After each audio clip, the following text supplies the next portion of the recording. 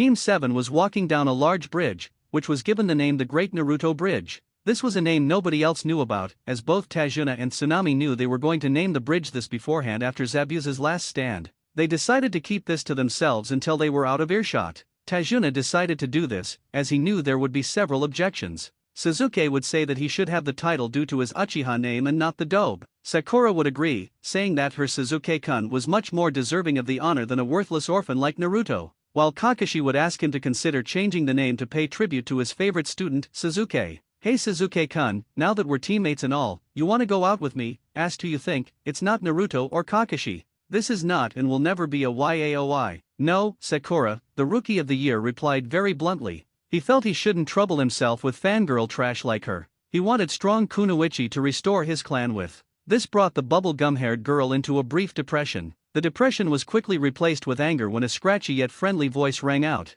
"I'll go out with you, Sakura-chan." Naruto tried to console his crush after she had once again been rejected by the emo preteen. It didn't get him very far. In fact, the most it had gotten him was a painful punch to the head. "I would rather date the Kyuubi than you freak of nature. Why would any sane woman ever want to go out with you? Your own parents didn't even want you." Sakura screamed what she thought was the honest truth to the blonde. However, this was nothing more than a hurtful insult that was embedded into her by the civilian Naruto-hating lifestyle. This brought the blonde into a much deeper depression. He was used to such things after getting thrown out of the orphanage at the age of 2 for starting a fight that was merely him standing up for himself to some 10-year-old children of shop owners. However, the pain never got any better. In fact, it only got worse, and at this point, he only had 3 straws left in the cup of his patience. Sakura had just removed one, leaving only 2. After about 5 hours of walking, they had reached the mainland. Unfortunately for them, it was getting dark. "Alright, team, it's getting dark, so we should probably camp here for the night," Kakashi told his students.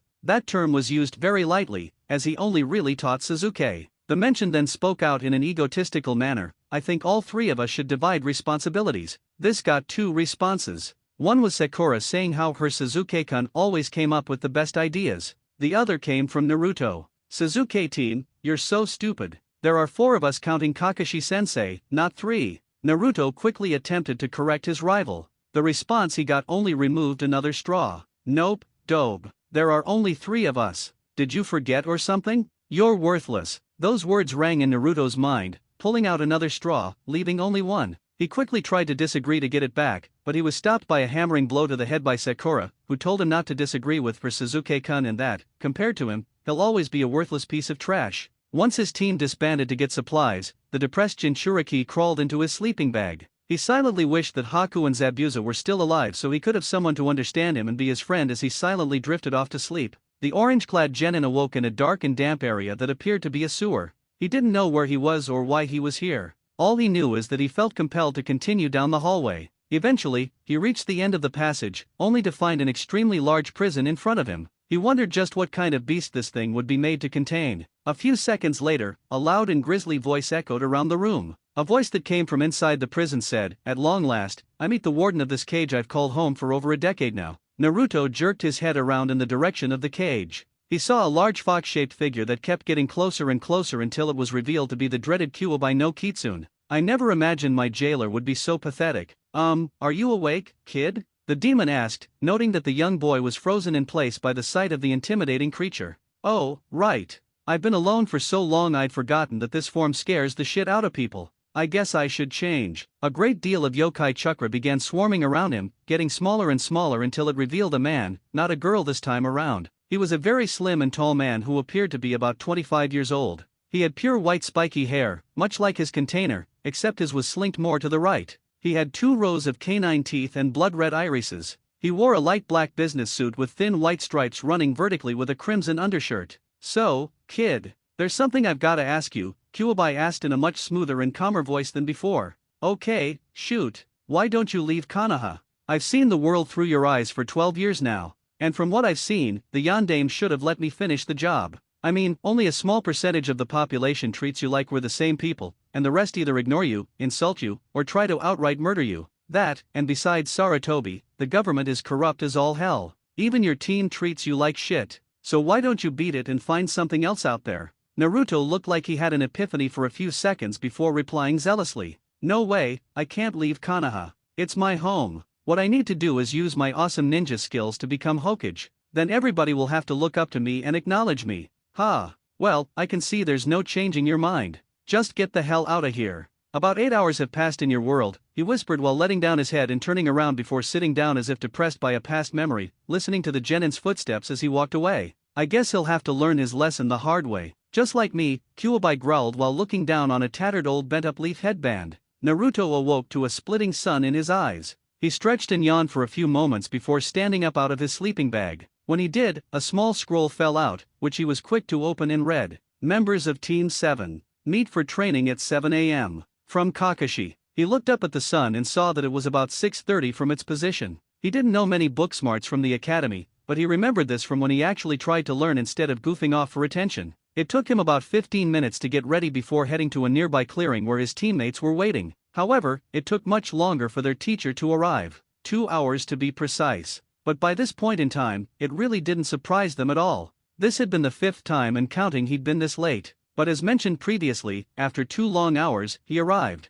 I'm sorry I'm late, but I had to calm down an angry grizzly bear who was about to eat a hiker. Because of the ridiculous and outlandish excuse, he got the typical response from 2 of his students. You liar. With a quick chuckle of amusement, the Jounin then began briefing his team on their training. Sakura, you need to work on your strength and endurance. Naruto, you need to work on your chakra control. And Sasuke, you're coming with me. I'm going to teach you water walking. Wait a minute, how come Sasuke gets to learn a new jutsu when I'm stuck with chakra control? Naruto quickly objected. Because out of all of you, Sasuke has made the most progress. He came up with the plan to beat Zabuza while he trapped me, and he was the one who beat Haku. All you've done is screw things up and goof off. When you're up to his level, if that day ever comes, then I'll teach water walking. The team then disbanded, with only Naruto frozen in place, thinking to himself. He gave everything I did and everything I fought for on this mission away to Sasuke, just to make an excuse to train him. He really doesn't care about me. Maybe Kyuubi's right. As soon as that idea crept into his mind, Naruto rushed to his tent and began packing his things.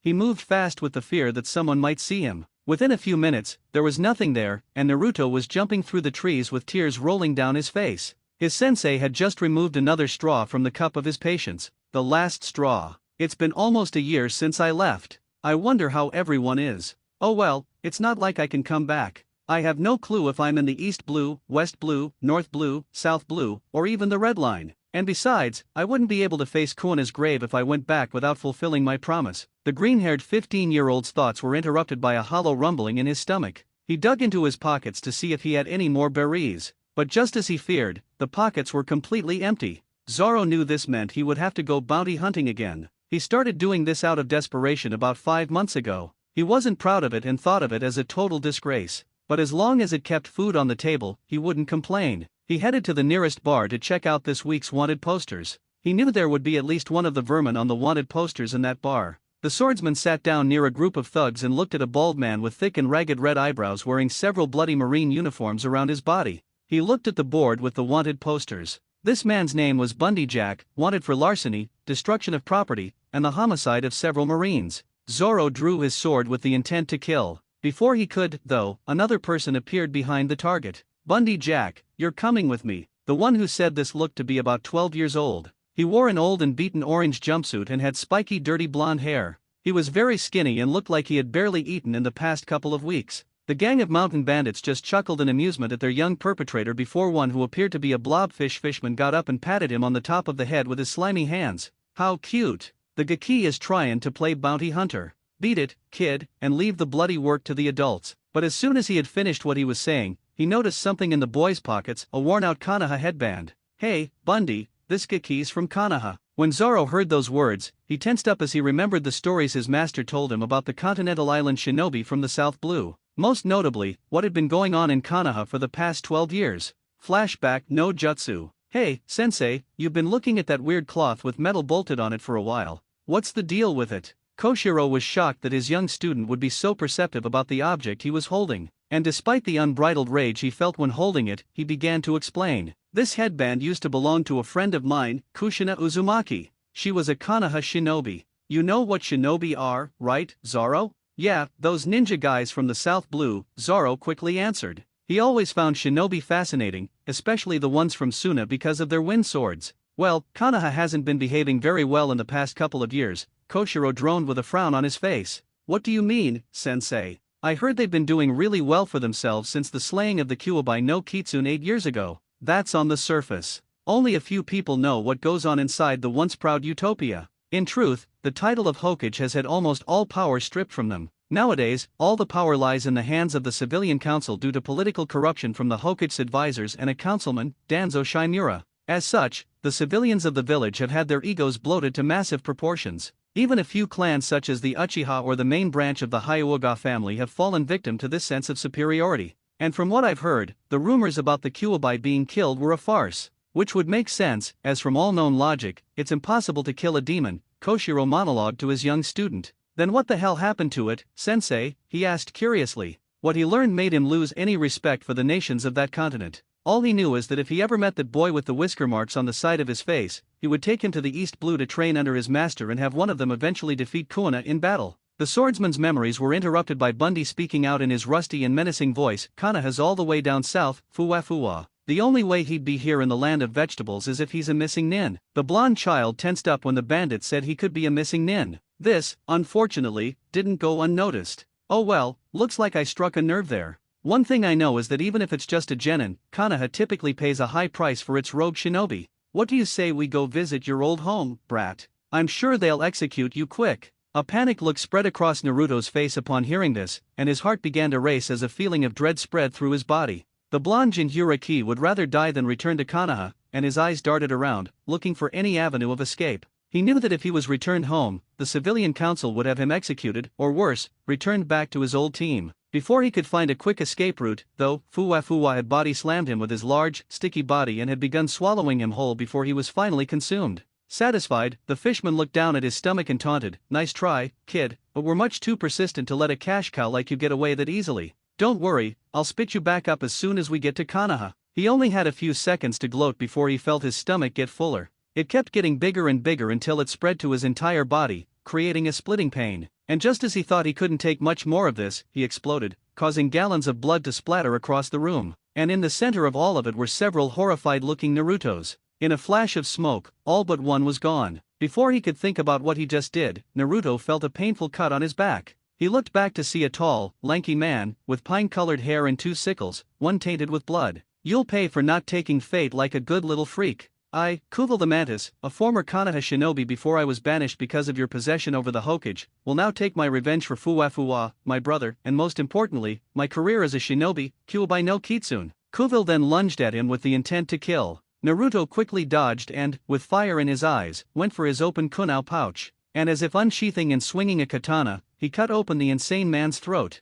"I am not a demon." The banished ninja then fell to the floor before writhing and gasping for air until he finally died. After the Jinchuriki's glare died down, he looked at the man's corpse and the fishman's blood that was dripping down the stained wall of the bar. This sight turned Naruto's glare into a look of extreme disgust and guilt. "What have I done? Oh dear lord, what have I done?" The distraught missing nin felt a hard hand on his shoulder. But it wasn't a hand of anger or hatred like he had felt so many times in the past. It was a hand of comfort and an offering of friendship. The man's voice didn't represent that feeling. "Don't worry, kid. You get used to it real fast. It's never fun, though, but you gotta do what you gotta do." Naruto looked to where the stranger had gestured with the tilt of his head. Every other mountain bandit Naruto hadn't killed himself had been slaughtered by Zoro, including the once proud Bundy Jack. The green-haired teenager picked up the dead body of Kuval and began walking towards the exit. He told the child to take in the rest. It would be impossible to take in Fuwa, though, as after Naruto's escape, there was no body left intact. "By the way you slit this guy's throat with that knife was really clean and solid. You've got potential to be an excellent swordsman. What's your name?" He almost instantly replied, Naruto Uzumaki, Rorono Zoro. "If you want to learn about the art of swordsmanship, meet me by the blacksmith at 12 o'clock. We'll begin your training then." Naruto didn't ponder much about the decision. It hadn't been since Haku that he'd felt this way about someone. And besides, he was one of the few people in the world who believed he could do something other than screwing up, and the only person who believed him he could actually see. When this thought drifted into his head, he began thinking about the people back in Konoha who he could genuinely call his precious people, as said by the aforementioned Haku. Jiji-sama, Irika-sensei, Konohamaru, Hinata-chan. Wait, Hinata? Where did that come from? Nowhere, Naruto. "And be sure to tell everyone that Ninja of Santoryu is the greatest story ever," said a mysterious voice in his head. "Ha ha. After some time, he spotted Zoro approaching with a gym bag. Naruto's mind snapped back to the present, and he steeled himself for the upcoming session. He wasn't sure if he'd be any good at what lay ahead,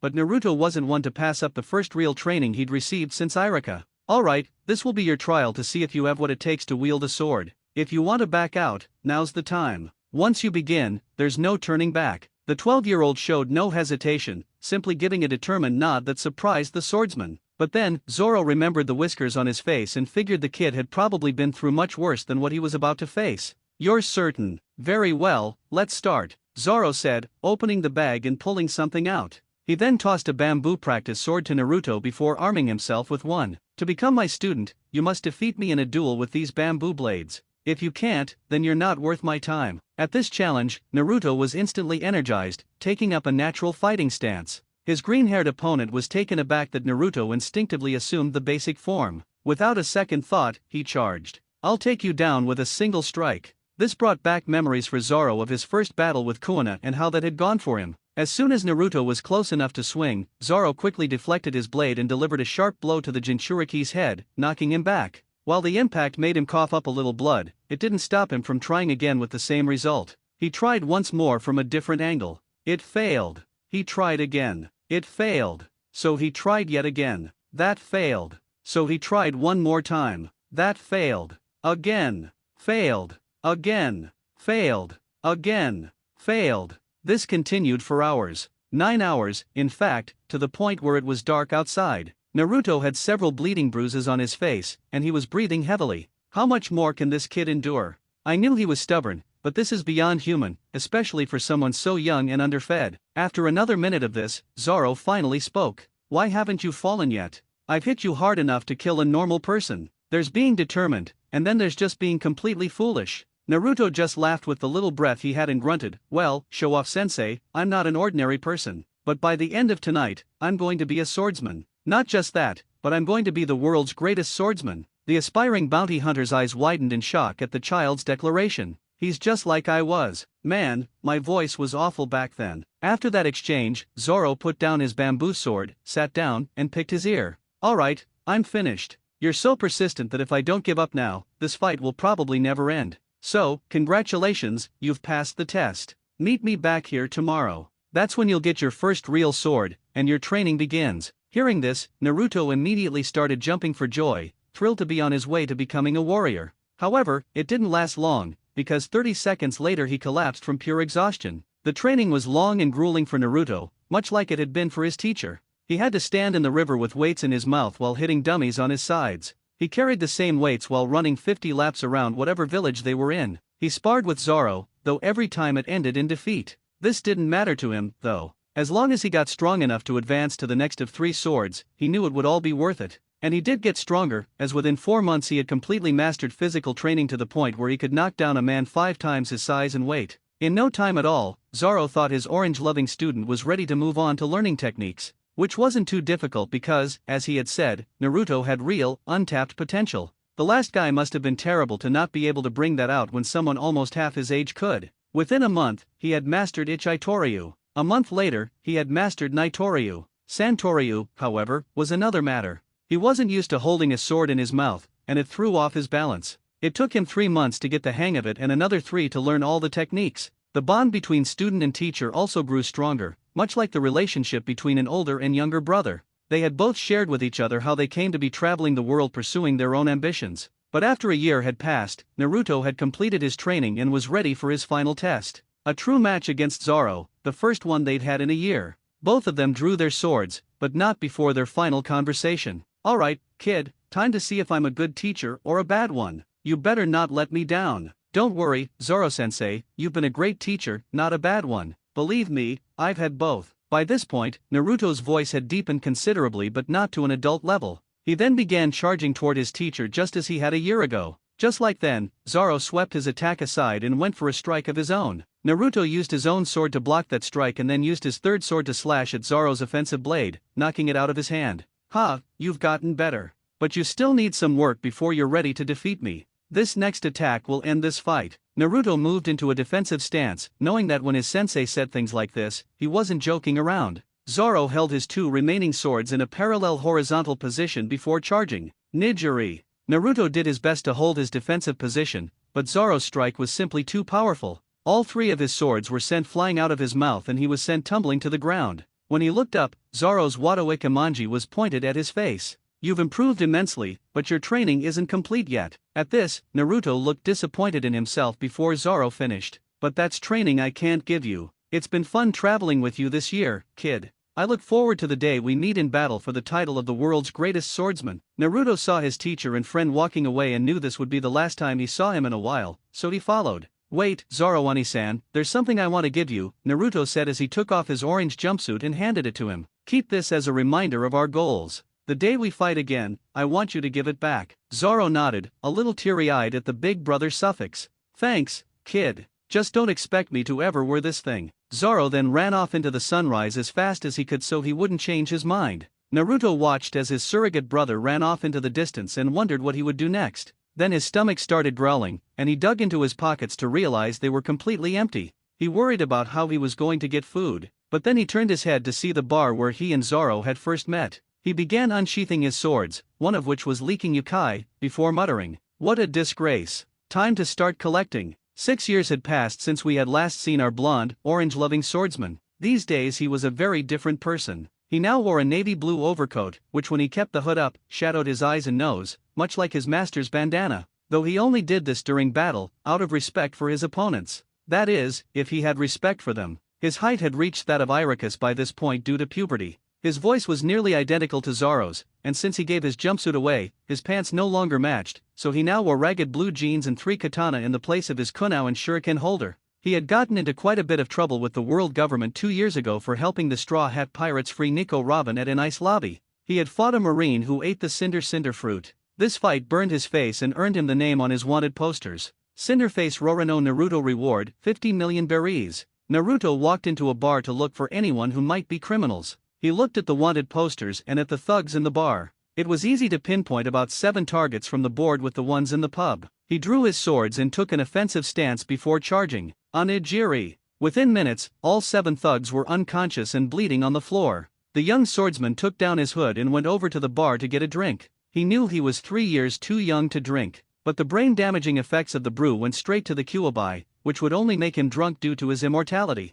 "Hey, kid, aren't you a little too young to be drinking sake like that?" A lazy yet familiar voice droned toward the blonde bounty hunter. "Only by about 3 years. And besides, I'm already on the run from the Marines, so I don't have much to worry about." He turned around to look at the lecturing man, only to tense up and realize why he seemed so familiar. It was Kakashi, his favoritism using, former so-called sensei who was the final straw that broke the camel's back 6 years ago. Well, if it isn't our naughty little runaway dobe, Naruto. Time to come home and resume your role as Sasuke's rival. You've probably gotten at least a little stronger in your time away from what I've heard about the attack on an ice lobby, but you're most likely just as inferior to Sasuke as you once were. Oh well, that doesn't matter now. Time to return Hoa. Because of these remarks, a sword was pressed up against his neck. He looked up to see a very pissed-off Naruto who looked like he could kill him at any moment. The swordsman looked down on the man with a sharp gaze, but something seemed off about him this time. He knew Kakashi favored Sasuke, but there was at least some level of subtlety to the favoritism. This was unbelievable.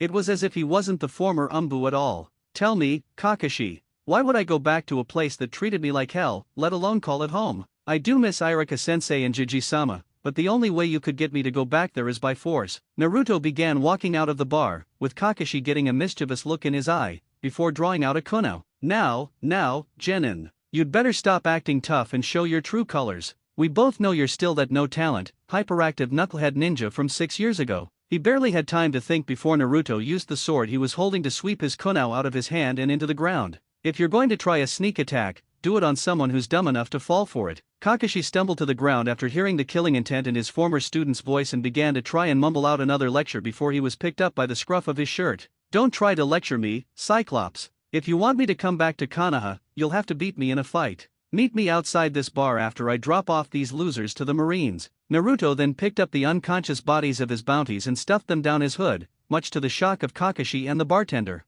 The most shocking thing was that when they went down, it was like they weren't there anymore. The two opponents faced each other in the dirt arena drawn into the ground with the sheath of a sword. Naruto drew 2 of his swords into a Naitoria position while Kakashi just pulled out his book with an aloof look on his face. I see you're reading that damn book again. I feel like I should give a quick warning, reading that book during this fight will very likely cost you your life. Kakashi remained uncaring and merely taunted, "Meh, I wouldn't worry too much about it. Just like 6 years ago with your weak attacks, it shouldn't matter if I'm reading." Instantly after he finished speaking, the book was bisected right down the spine, and Kakashi had to duck from an incoming sword. He threw several shuriken at Naruto, all of which were quickly deflected. The Jounin retreated and made several hand signs before yelling, "Earth-style rock shower." He placed his palms on the ground, causing several cannonball-sized spheres of rock to fly out at the swordsman. Naruto unsheathed his third sword and began cutting into all of them before none remained. "You know, Kakashi, you really should announce your attack while you use it instead of before, like this."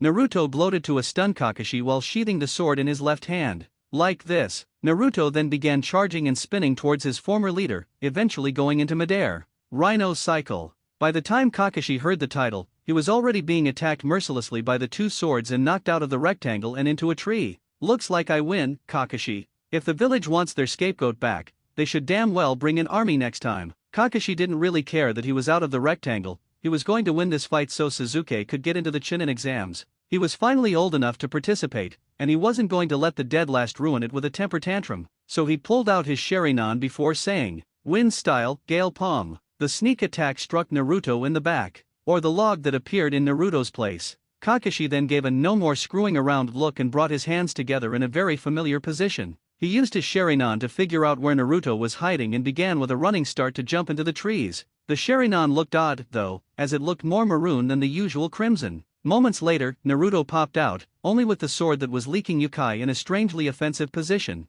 Heh, just as I thought. If he was smart, he would have used a defensive position. It just goes to show you that some people just never change. I can't wait to show both one-eyed fools the heads of their students after the exams. Lightning Slicer. It appeared that Kakashi had the upper hand, but the moment Kakashi's hand met with the sword, the attack was nullified. "Nice try, Scarecrow, but it's my turn, so say goodbye." Somewhere on an expedition to the Leaf, a 21-year-old man wearing face paint sneezed. "Itaryu, Lion Strike." Naruto then pounced to the ground with Kakashi falling a few seconds after him. With a sheath of his sword, the blonde-headed hunter began walking off into the distance. "This match is over, Kakashi team. Don't get up again, or next time I'll aim for your heart." The downed and bleeding Jonin could only push himself up and look at the man walking away from him and think, "Damn that Zoro. Thanks to him, he's gotten too strong for his own good, and our plots are in jeopardy. Looks like I'll have to go with Plan B." "Fine, Naruto, you can leave if you want to, and carry on with your bounty hunting. But keep in mind, the civilian council gave me leverage for what would happen if you didn't return to help Sasuke with his quest." Upon hearing this, Naruto tensed up and turned his head in the direction of the words.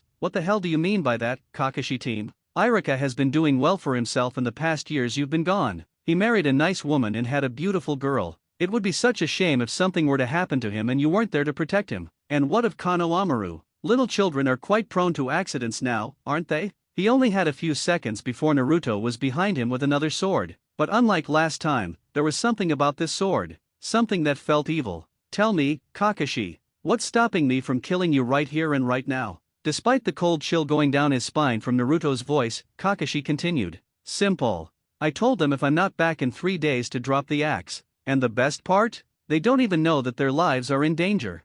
Irika could be playing piggyback with his daughter today and be 6 feet under tomorrow. So what is it, Naruto?" One could hear the swordsman's teeth grinding together before he finally spoke. "Fine, you win. I'll return to Konoha. But on my conditions, and my conditions only. If there are any civilian mobs trying to kill me again, I won't hesitate to slaughter every last one of them. And I'll only stay if I lose the Chunin exams. If I'm promoted, then I get to take leave to seek my own goals. Then I think we have a deal. We should get going right now, Naruto. The civilians will be happy you're back." Kakashi lied blatantly once again. "Yeah, they love me. The scars and burns on my back prove it, and they aren't from a nice lobby, Kakashi team. BUP, BUP, BUP. Now that you're part of Team 7 again, you have to show me respect. So do it. Call me Sensei." And for the third time that day, Kakashi had a sword pressed up against his neck. "Don't push me, team. There are only 2 people in this world I'll ever call Sensei, and you aren't either of them. Now let's get to the Leaf before I decide to change my mind about keeping you alive."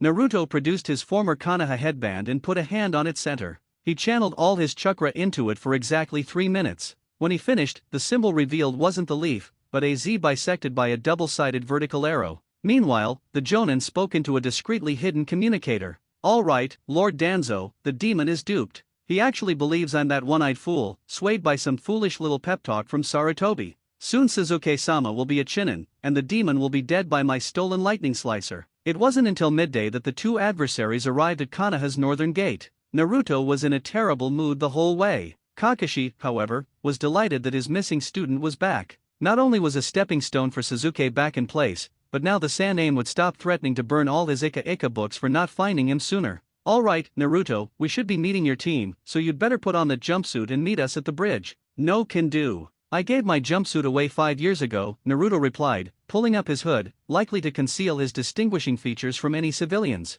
Now if you'll excuse me, I have some personal business to take care of. See you around, Kakashi team. Naruto then ran past the main gates and toward the academy. The fake Kakashi was deeply annoyed by the swordsman's resistance, while Kotetsu and Izumo were both shocked and amazed by the changes the former goofball had brought with him. Irika-sensei, I don't wanna run. Running is for deadlasts like Renja. Now, May, we all need to run so we can get strong enough to make our village proud. Don't you want that? Irika pleaded with his preteen student, who had been the top kunoichi in the class so far. I don't want to become a ninja for those dumb reasons only idiots would follow. I want to become a ninja to be near Gen-kun, the young white-haired girl said, or rather, shrieked. At this, the 28-year-old school teacher pinched the bridge of his nose before activating his signature big head jutsu. Get running before I bury you. Once she saw this, the arrogant child began running toward the track at lightning speed. When he was sure she wasn't coming back, he laid down on the nearest bench with a sigh. For 15 long years, it had been the same old routine since he was given the position of teaching the new recruits an arrogant rookie of the year, a hyperactive deadlast, and a top kunoichi with the wisdom of an acorn. You'd think he'd enjoy the deadlasts, but they only reminded him of Naruto.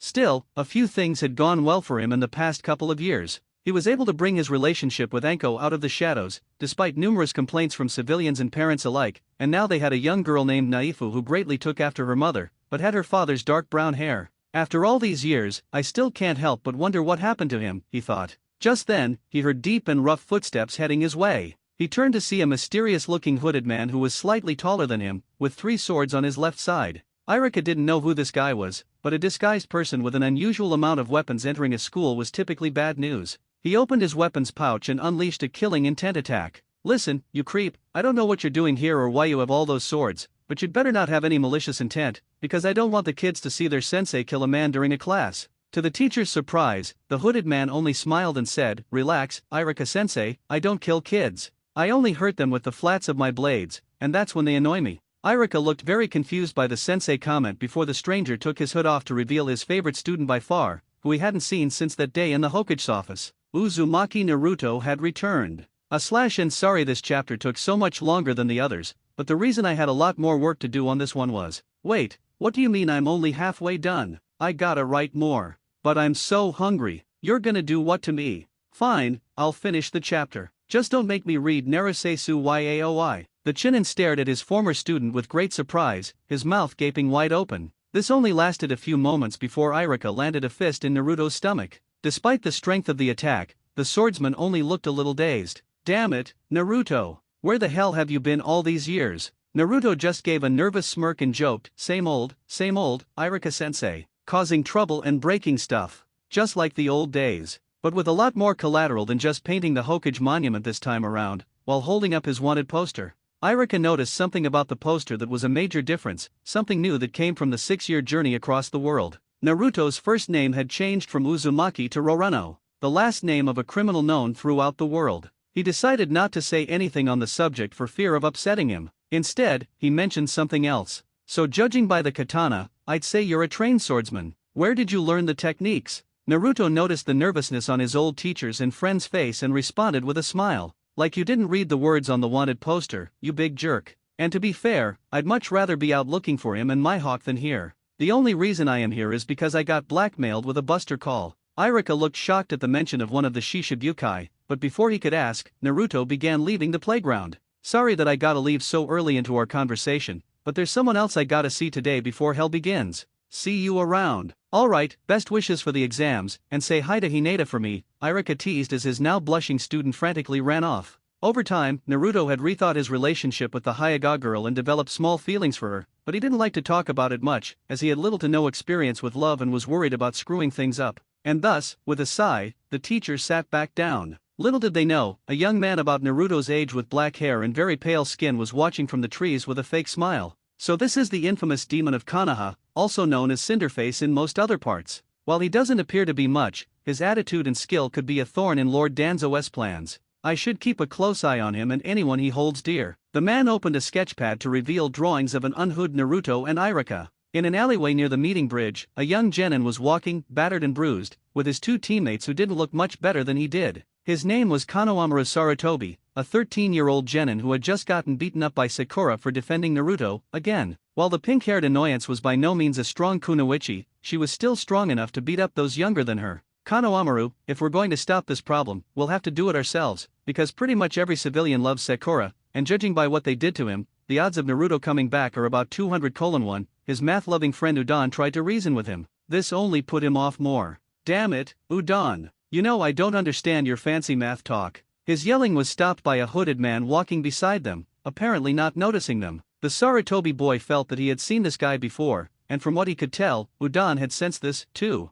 Mogi, however, just looked flat-out love-struck. This wasn't anything new to either of them, as this usually happened when she met an attractive guy. So Konohamaru got that look in his eye when he was about to do something insane, which he inherited from his old boss. He turned to his teammates and said, "What do you say we find out a little bit more about this mystery guy?" Naruto was walking down the alleyways of Konoha with his hood up once again, looking for the ramen stand. Although many things had changed about the blonde, one thing that hadn't was his taste for ramen, and even after 6 years, he could still say that they had the best ramen he'd tasted. But his venture came to a halt when he heard a shuffling noise from behind him. He looked behind him to see a rock in the shape of a square, which caused him to go deadpan. That is quite literally one of the dumbest things I've ever seen, from myself or anyone else. In response to this, Naruto drew out one of his swords, which still had its sheath on it, and gently tapped the box, causing it to explode. When the smoke cleared, there lay the Konohamaru brigade, covered in smoke and ashes. When the swordsman saw who was under the poorly made and thought-out disguise, he smiled at the one in the center. "So it's you, brat. I probably should have realized it earlier, considering how many times you did this back when I lived here. What the hell are you talking about? I've never even met you before, you big jerk." At this, the man took off his hood, and when he saw what was under it, he began crying tears of joy and hugged him. "Boss, where were you all this time? Things have gotten even worse around here for you while you were away. People have been trash-talking you and screwing with your apartment and stuff." This didn't seem to faze him much, like the punch from earlier that day. "Relax, kid, while most your age don't seem to know it, this kind of thing happened all the time back then. And if they're still doing this kind of thing, then that shows they haven't learned a bit. Whereas I have learned a lot, meaning those morons are all clearly outmatched. Well, if you're really as good as you say you are, then why don't you prove it, right here, right now? What do you say to a game of ninja?" Konohamaru said with a smirk. "So nobody recognizes me. I'm a grown man, you know." But as they were talking, another presence approached. A more evil, annoying presence with a giant forehead. "Ninja playing ninja? That's so lame. And you call yourselves shinobi?" Sakura hadn't changed much over the years. She wore a typical schoolgirl uniform, as she thought the normal outfit that was typical for kunoichi was too unattractive for her Sasuke-kun. Her pink hair was also as long as it was 6 years ago, with more angle to it. "Great, you. I hoped I wouldn't run into you for at least until tomorrow," Naruto griped. One of the many things that had changed about him was his feelings for Sakura, which went from a huge crush to a burning hatred for the pink-haired disgrace. "What the hell are you talking about, Buster? I've never seen you before in my life. Shows how good of a ninja you are when you're too ashamed to even wear the leaf headband. Sasuke-kun could wipe the floor with you," Naruto simply scoffed. "Please, that loser's pretty much a world noble in disguise as a shinobi. The only thing the Uchihas actually earned was the tree-walking exercise and a good slap across the face." This comment infuriated the pink-haired girl beyond belief. She raised her fists and charged in one of the most pathetic fashions ever seen by human eyes. "Time to pay, asshole. Prepare to feel the wrath of Sasuke Uchiha's future wife." This attack got her kicked into a tree almost instantly, ending the so-called match. "Yeah, go, boss. You showed that pink-haired forehead monster who's boss around here." Konohamaru cheered for his idol and partial mentor. Unfortunately, the forehead comment struck a nerve with the barely conscious Sakura. "What did you say to me?" She immediately gave chase to the Konohamaru brigade while Naruto stood behind and began to slowly follow. When he arrived at a certain point, Sakura, Mogi, and Udon were standing worried, and Konohamaru was being held up by the scruff of his neck by a man wearing a black kid uniform and purple war paint. Behind him was a dirty blonde girl with her hair pulled back into 4 pigtails and a giant fan on her back. "You've got a lot of nerve bumping into me like that, Kiki. I never really liked kids that much, so don't try to worm your way out of this, Kankuro said to his victim, visibly annoyed. Sakura then began begging, please, he didn't mean anything by it, he was just being a dope not looking where he was going. Just set him down so I can beat him up. Kankuro didn't look very moved by this statement and merely pinned him down, with his fist raised. All right, half pint, time to take your medicine. His fist only moved a few inches before it came to a halt, as he felt something pressed up against the back of his neck. Put the brat down, makeup boy, or otherwise I've just found a new pincushion. Kankuro immediately loosened his grip once the killing intent hit him. He knew this killing intent, because he felt it every day, and it frightened him to no end that somebody else could have it too. All right, you win, take your little brother and go. His words were cut short when he felt a small pain on the back of his head. What are you sand village worms doing here in the leaf? Sasuke said from up in the tree while Sakura cheered him on while Temari ogled both him and Naruto. That didn't stop her from explaining while her brother was still frozen from the fear of Naruto killing him. If you must know, we're here for the Chunin exams. Since our last member is 18, this is the first year we've been able to compete. But what I'm more concerned about is why this village has Rorono Naruto in its genin rank. Sasuke's eyes widened when he heard the name, as well as Sakura's, while Naruto just gave an annoyed glare to the Sand Kunoichi. But before he could say anything, another body of killing intent arrived. Kankuro, you're a disgrace to our village.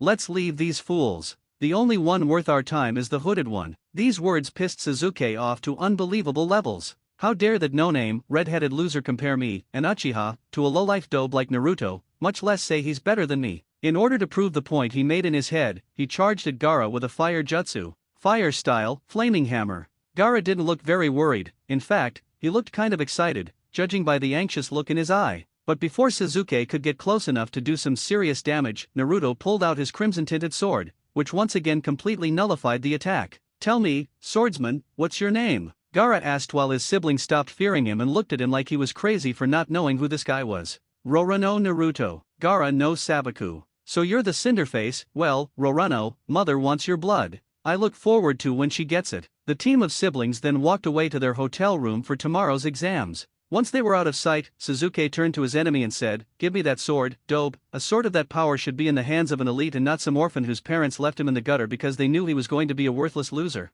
Yeah, Sasuke-kun deserves that sword much more than a worthless loser like you, Naruto. Sakura quickly agreed with her crush. Though Naruto was pissed off at them for the hurtful insults, he didn't really show it and instead fought back. Sorry, team, but you couldn't carry the weight of the sword, let alone any sword. If you won't give me the sword, then I'll take it, dobe. The Uchiha brat grabbed the sword by the handle, but when he did, it burned his hand in the second degree. He screamed in pain, falling back onto the ground. Sasuke-kun. Naruto, you bastard, what did you do to him? Naruto remained stoic and replied, I didn't do anything, the sword did. I'm the only one who can touch it without getting burned. Now if you'll excuse me, I'm going to go eat dinner to recover from this migraine of a day. The swordsman walked off with the brigade running in the opposite direction while Sakura was occupied with the injured Sasuke. He wasn't happy to be back at all, but he decided he would enjoy the things he did love about the shithole. And besides, he wasn't one to turn down a challenge of skill. It had taken hours for Naruto to get any sleep his first night in his old apartment.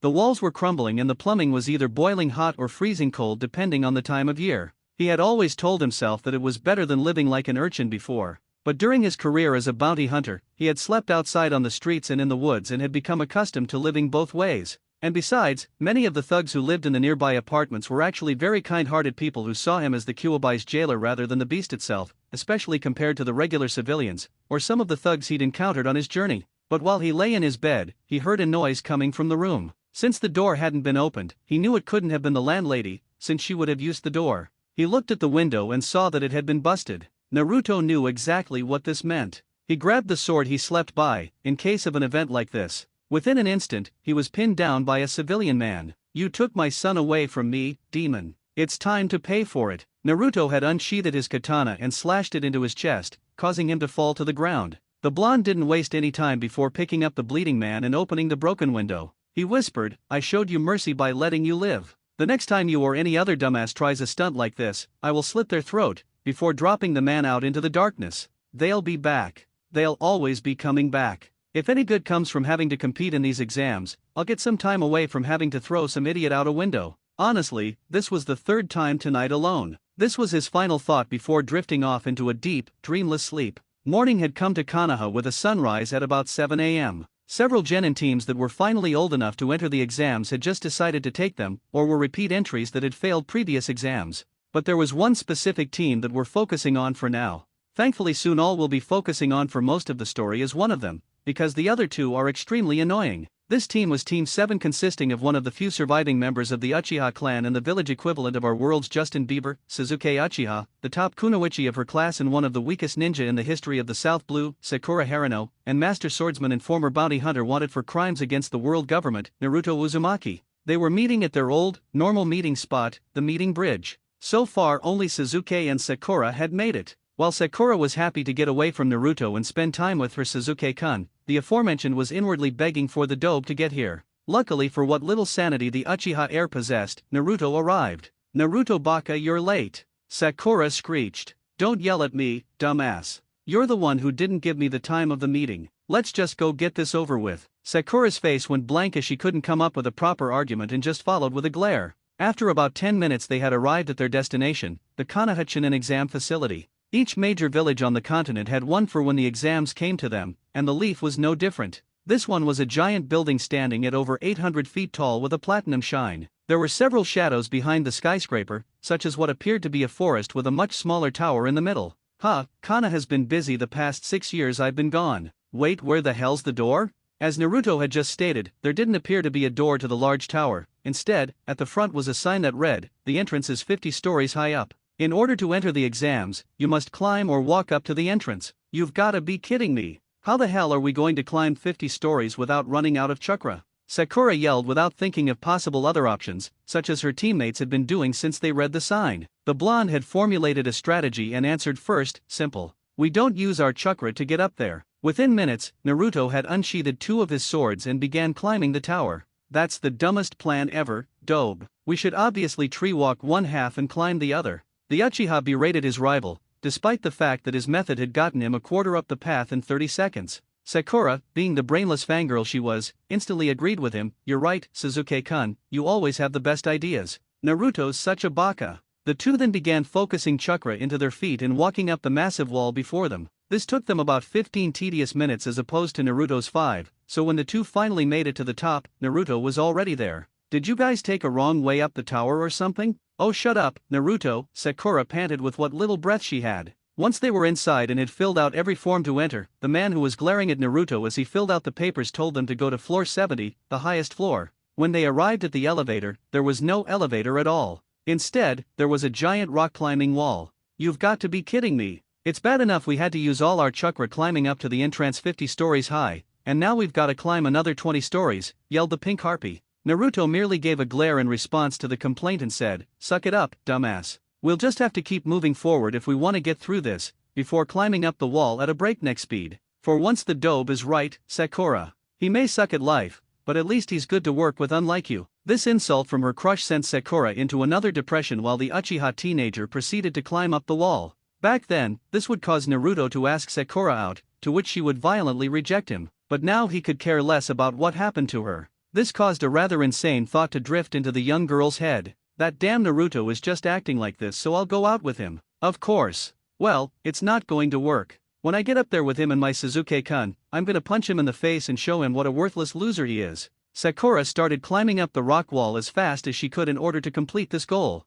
Unfortunately for her, this wasn't very fast, but she eventually made it up after about 10 minutes, where Naruto and Suzuki were already waiting, glaring at each other with a deep hatred. The moment she saw his whiskered face, she clenched her fist and charged. "Naruto, I'm gonna kill you." This was anticipated, though, as Naruto stepped to the side, causing Sakura to miss fantastically and slide down the hallway, where she met with a different scene. 2 guards about her age were blocking the door, causing a huge crowd to form around the scuffle between a slightly older genin team and the guards. "We climbed 70 stories for this. Why won't you let us through?" said a bun-haired girl wearing a white blouse and baggy red pants, with several scrolls attached to her waist. The ones blocking the door looked awfully familiar to most of the Leaf Shinobi in the crowd, but most just brushed it off. "You wimps will never be strong enough for the exams. You should just go home and cry to your mommies," the examiner with the bandage said before he was slashed into by a gray blur and fell unconscious. Everyone in the room looked at Naruto like he had several screws loose for doing what he had just done. "What the hell, Naruto?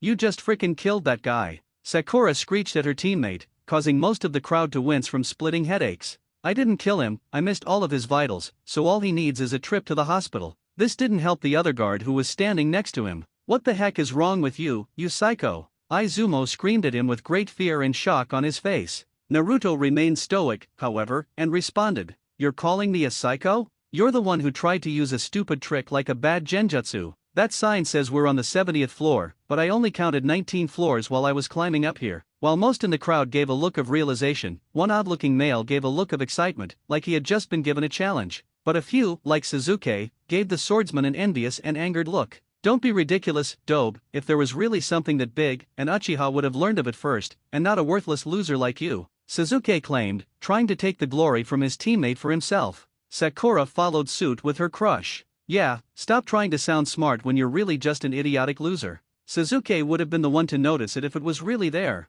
Izumo, however, just gave a defeated sigh and admitted, "Sorry Pinky, but your teammate is completely right," before releasing the genjutsu and the transformation, revealing him to be one of the guards at the north gate. "Nice job, Naruto, your perceptiveness has improved greatly, you and everyone else here have almost passed the entrance exam. Just head to the elevator, that's where you'll receive your final test before it truly begins." Most, including Sakura, looked like they were going to complain, but Izumo picked up Kotetsu and rushed to the infirmary before anyone could. So the teams just decided to head down the hallway to the elevator. But one team from IWA continued to follow Naruto with killing intent leaking out of their pores. This didn't go unnoticed. "I know you're there, dumbass." The team turned around to see several weapons coming their way, all of which were blocked by a katana. "Why the hell are you here following us? Don't you have anything better to do, like go to the elevator?" Their leader gave Naruto an arrogant smirk and rasped, "Oh, we are going to make it to the elevators so we can become Chunin. But only after we teach you a lesson for making us look stupid in front of the examiners."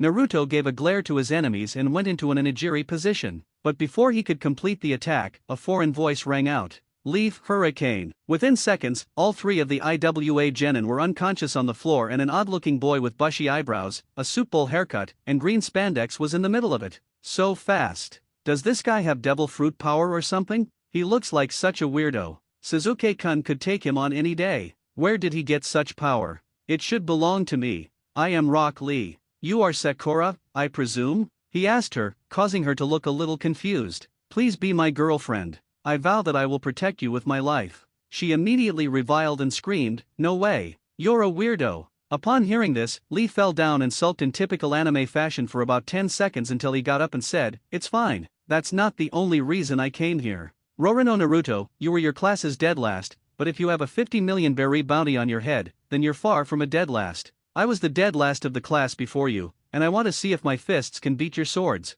I challenge you to a duel. Sorry, bushy brows, but we should probably save our strength for the upcoming exams. But I will fight you when the exams are over. That's a promise." Naruto declined his request. Though he looked slightly disappointed, he almost instantly shook it off and cheered, "Okay then. If we cannot fight here, then I shall make you my eternal rival." What the hell are you talking about? "Yes. I have finally have a true eternal rival. I can't wait to tell Gai-sensei." He yelled excitedly before another shinobi about his age showed up. Something was very familiar about this guy, which Naruto pinned instantly. He was a member of the Hyuga clan, judging by the clear lavender eyes, who had long dark brown hair which was tied in a loose ponytail, with a one-button white shirt as well as white pants and a dark gray apron. The bun-haired girl from earlier was also there. "Lee, stop chatting with the competition, we need to get going in order to make it before the first exam begins, otherwise they won't let us in." "Hi, Niji." Lee gave a nice guy stance and ran off to follow his team towards their elevator, and Team 7 followed. Inside the elevator, where the buttons should be, there was absolutely nothing. In the center of the room, there was a large metal wire, and in the back, there was a sign that said, "Tug the wire to pull the elevator up to the final floor." Sakura didn't take this very well, to say the least. "We've got to do more work to get to the exams." "Are you kidding me? The guard said there would be one more test before we can officially enter the exam, dumbass. Now move out of the way so we can get this shit over with." Naruto countered her whining. "Please Dobe, like somebody as weak you would be able to even lift the elevator, much less pull it up a story." Sasuke once again insulted his teammate, not knowing that a few seconds later he would send up the elevator with one pull before it slowed down with a lock and the ding of an elevator. Naruto just gave the air a boasting glare before heading off into the room. Little did he know something much bigger than the exams was happening with his return. Two figures were standing in a dome-shaped room. One had bandages covering most of his body, with pale brown hair and a wrinkled face, and was standing before a giant bloody post. The one that was tied to the post didn't seem to be in very good shape, as he had been beaten and tortured by the jutsu of the man in front of him. He had silver hair and two different-looking eyes, one that was a Sharingan. The lower half of his face was covered by a mask for reasons that nobody really knew except for himself. This is the power of the great and mighty Kakashi of the Sharingan. So pathetic, if you truly lived up to your title, you would have broken out of here when we put you in here 6 years ago. Despite the numerous insults from the members of Root over the years he'd been a political prisoner, Kakashi had been silent, likely out of shame for his past actions. Obito, Rin, Minato, Naruto. Every time he would lose someone he had to protect because of his own stupidity, he tried to go looking for him when he had his epiphany. Sadly for him, this took Sarutobi demoting him to Tobutsuka Jonin and getting the cold shoulder from most of the other Jonin, even Guy. But Danzo started sending Root after him during his mission, but he managed to kill all but one, the one that looked exactly like Obito. He was released from his thoughts from another punch to the chest. Pay attention to me when I'm talking to you, demon-loving piece of shit. To think I wouldn't have had to send food to impersonate you, if you had just followed your goals as Uchiha-sama's teacher instead of trying to look for that demon trash. Just then, static could be heard behind Danzo on the two monitors behind them. Two figures were displayed on the screens before them. One appeared to be a very snake-like man with long black hair, while the other was an odd-looking man with swirl-shaped wrinkles on his face and a hole on the left side. "Excuse me, Kakashi, but I have to take this," Danzo said while walking up to the monitor. "Hello, men, I assume your missions are going well." The wrinkled one answered first. "Yes, Danzo, I've made it inside the organization to learn more about this man with the Rinnegan and how we can retrieve it from him and the Sharingan from Itaki. I have successfully procured the package, and I plan to deliver it to Sasuke-kun during this skin exam while under disgas," the snake-like man reported to Danzo. "Now what of your progress, Danzo?" "I have used the image of Kakashi Hatake to trick the demon fox back into the village so he can make Uchiha-sama Chunin before we turn him back into the demon, and use him as our weapon to destroy all those who'd challenge us." Danzo responded to his snake-like partner, but with a smirk, he explained one of his side plans. "But just to make sure he knows who's boss, I'll have to set an example for what will happen if he tries to go against us." Sai. "Yes, Danzo-sama?" Sai had instantly appeared. "I need you to take a job for me. Here's what you have to do." Though the corrupt politician was whispering in his servant's ear, it was still loud enough for Kakashi to hear. His eyes widened at hearing what Danzo had planned for his target. "Danzo, you can't.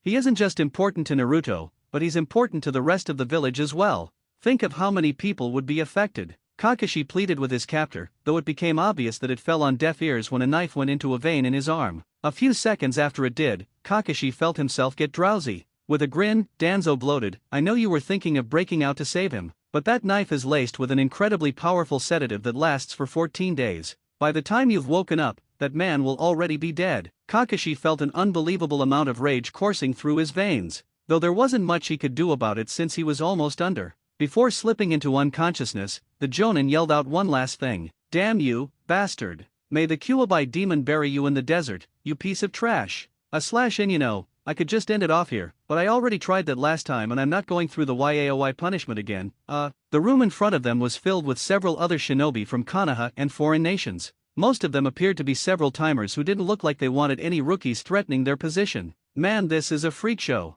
Good thing I have Suzuki-kun to protect me. Maybe if I'm lucky, one of them will kill Naruto.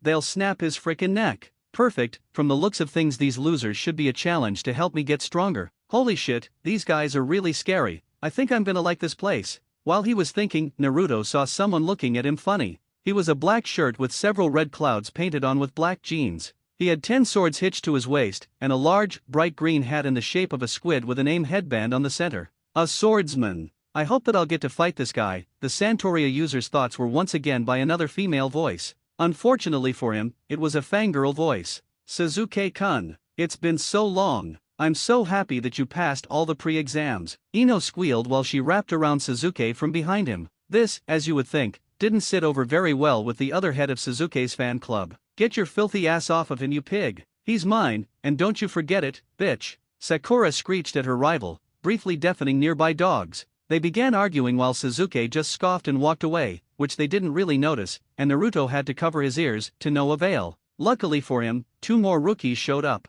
"Would you two stop being so troublesome? You're both drawing unnecessary attention to us." Naruto immediately recognized the 2 of them. They were 2 of his fellow dead lasts in the academy. They had a small friendship back in the day, supported by the fact that their parents didn't mind Naruto's burden. Koji's hair was now at a much longer length, which had grown out over the years spent away, and he wore a large red shirt that was plated with silver armor with the symbol for food, and as normal, was eating a bag of potato chips. Shikamaru wore his father's old sack coat, which had long since outgrown him, and the same ninja pants as before. Apart from that, not much had changed aside from his height. Naruto realized his hood was still up from the confrontation with the IWA ninja, so they probably didn't recognize him. But Shikamaru noticed the stranger and began asking questions. "Hey Robin Hood, who are you and why are you with those two losers? In fact, your headband isn't from any village I've seen." Naruto gave a grin to his old classmate but didn't say a thing. He figured as long as no one recognized him, he might as well have a little fun with it. This only lasted a few seconds, when the voice of the final deadlast rang out. Well, looks like the gang's all here. Except the hooded guy seems new. What, did you finally decide to replace that loser Naruto? Hearing the veiled insult, he released a sword from its sheath. However, another, more feminine voice cut through the tension. "Kiba-san, I don't think you're being very fair. Naruto-kun really did beat Mizuki by himself." Hineda's stutter was barely noticeable now, a far cry from 6 years ago. Naruto's emotions were in turmoil. "Damn it. I'm happy to see her again, but she's the only one here I can't fight, and she probably feels the same way. This could be a huge problem if we end up having to face off. If I reveal my identity, she'll be too hesitant to fight me. So for now, it's best to stay undercover. As long as those two idiots don't call me by my name, I should be fine. Sorry, Hineda, but that's just crazy. That guy's so stupid, he probably just got lucky and took him down by pure accident." Kiba tossed another indirect insult at the swordsman, fueling his anger even more. The dog lover noticed the swordsman's rising fury. "What's the matter, Batman, gotta take a shit or something?" After the more direct jab, a man in a green hood which, while not covering as much as Naruto's, still obscured his identity and thick black goggles spoke up. "Are you really so dense, Kiba? The man you've been insulting is right in front of you." The class members who weren't in on the secret had a range of reactions.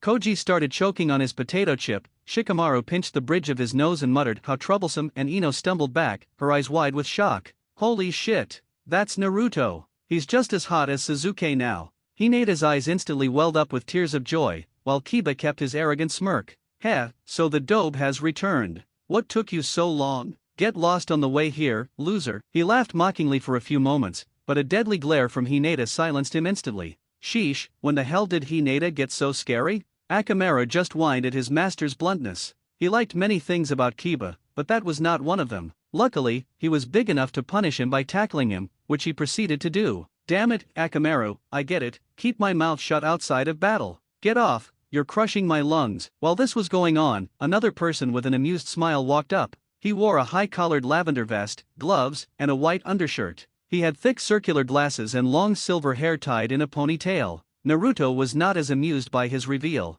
"What the hell is your problem, revealing me like that, you bastard? Who the hell even are you, anyway?" he said while taking off his hood, as there was no point in keeping it on now. The man was slightly offended by this but remained stoic. "Why, Naruto, don't you recognize me?" "How can I? You're dressed almost exactly like my disguise." "It's me, Shino," he droned while curled up against the wall, rubbing his finger on the ground and sulking. Naruto thought for a moment, stroking his chin before he realized.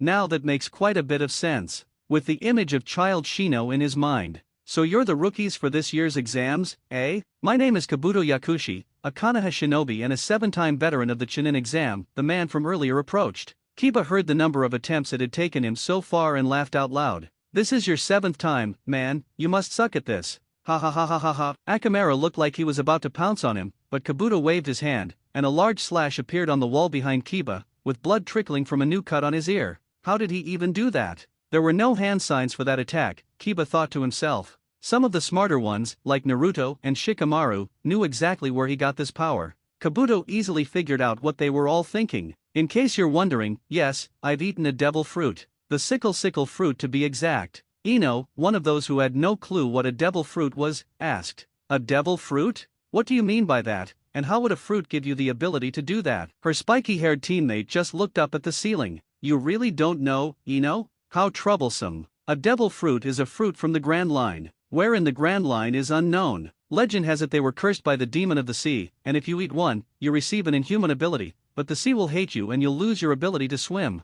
Not worth it, in my opinion, way too troublesome." The strange man put his hand behind his head and shyly said, "Yep, that's the gist of it." Just then, he noticed a group of AIM ninjas staring at them with intense killing intent, one of whom seemed to have been watching Naruto earlier. "Those are Rain Ninja. they've got pretty nasty tempers, but then again, these exams make everyone pretty edgy. But they're probably not very happy with us since there are so many Leaf Ninja that it dwarfs most of the others here. His knowledge made Naruto suspicious, so he asked, wait, how are you getting all this information? You know more than anyone here does or should. So explain.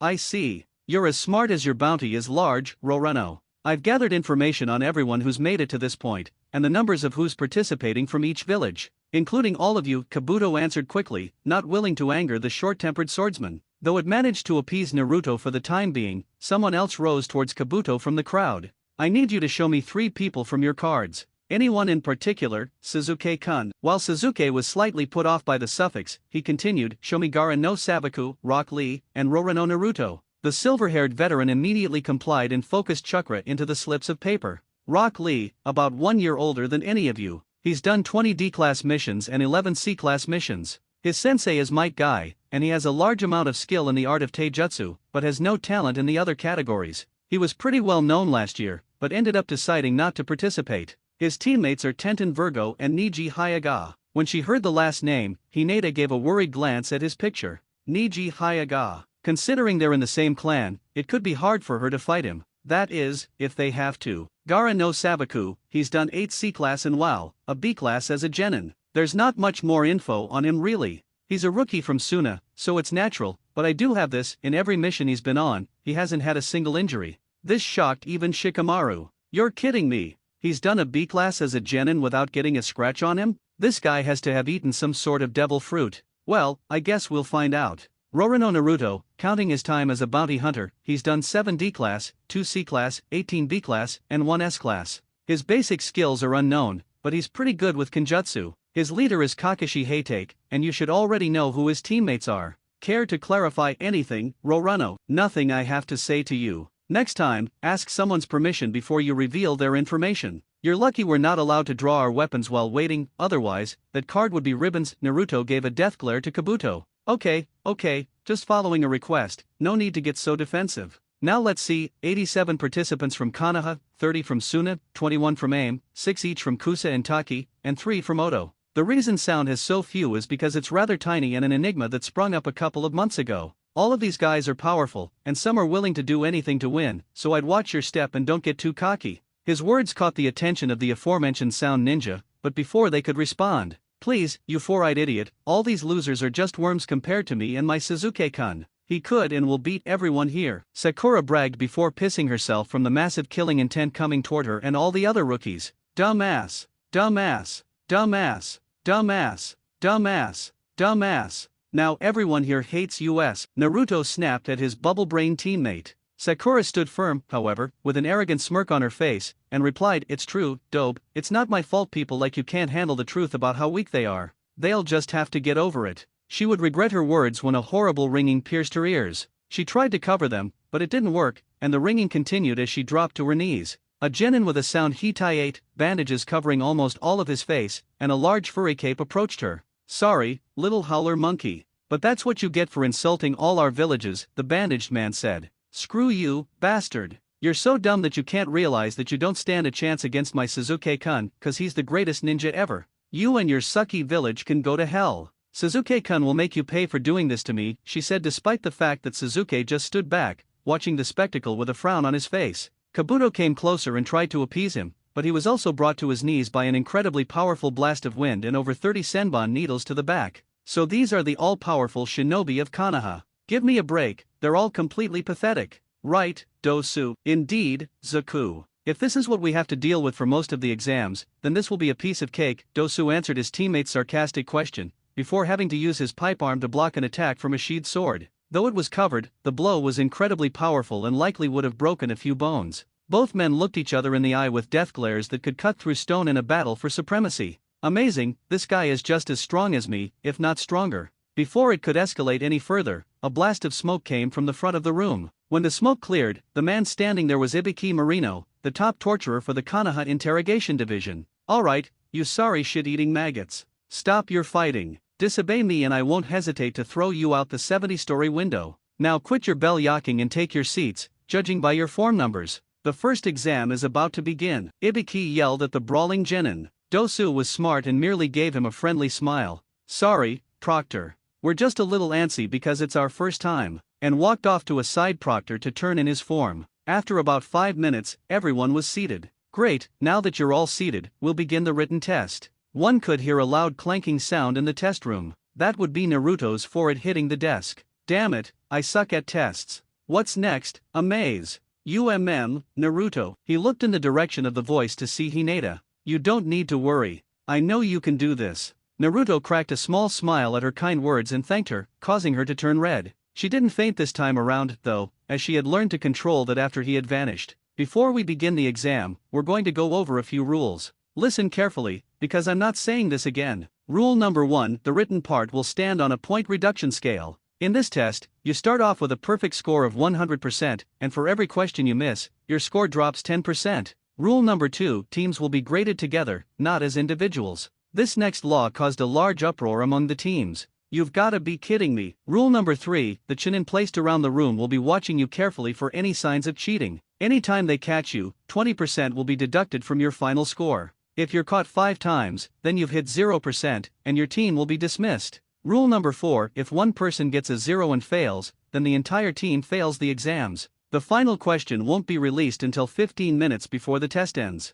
You have a total of 1 hour. Now get busy. The chunin exams are now officially on. The moment Ibiki announced the beginning of the exam, the sounds of pencils hitting paper were audible throughout the room. Naruto was currently looking through the paper for any questions he could answer. Most of these were way too complicated for even a ninja who's been in the village for a while. Damn, 9 questions down, and most of these aren't even in the same language I know. Since I can't answer any of these, I have 2 choices. Either give up and wait for the 10th question or cheat and not get caught. As a ninja, we're supposed to steal information, so this should be a piece of cake. I just need to come up with a plan. Many others besides Naruto had already figured out the secret behind obtaining the answers. Most used their Kekii Genkai to cheat, such as Niji's Byakugan or Shino's bugs. Some used weapons or tools, like Tenten using mirrors, while some used surveillance jutsu, like Gaara's third eye technique. It wasn't until Kankuro asked to use the restroom when an idea sparked in his head. Yes, I've got it. As long as I keep my cool and be patient, this plan will go amazingly. I just need to wait until Mummy Boy gets back from the can. Sure enough, the puppeteer did after some small banter with Ibiki, and that was the signal for his strategy to go into action. Proctor, I need to go use the restroom. With a groan of frustration at having to do this again, he sent him to one of the restrooms in the hallway. Alright, kid, take care of your business so we can head back and finish the exams, the guard who was assigned to watch him said before he got knocked out by a fist to his chest. The first stage of his plan was completed. Now on to the second part. The time limit until the 10th question had just run out. When he got back from the restroom with the man guarding him in tow, there seemed to be a routine with him answering the questions. First, he turned his attention to the guard without turning his head, closed his eyes for a moment while the guard wrote some notes down onto his pad. After he was done, the guard closed his eyes for a few seconds, and Naruto and the chunin's eyes snapped open at the same time. Naruto then furiously began writing the answer, with the process repeating until all 9 questions were filled. So this is the power of the legendary Cinderface. I don't know what this guy's method is,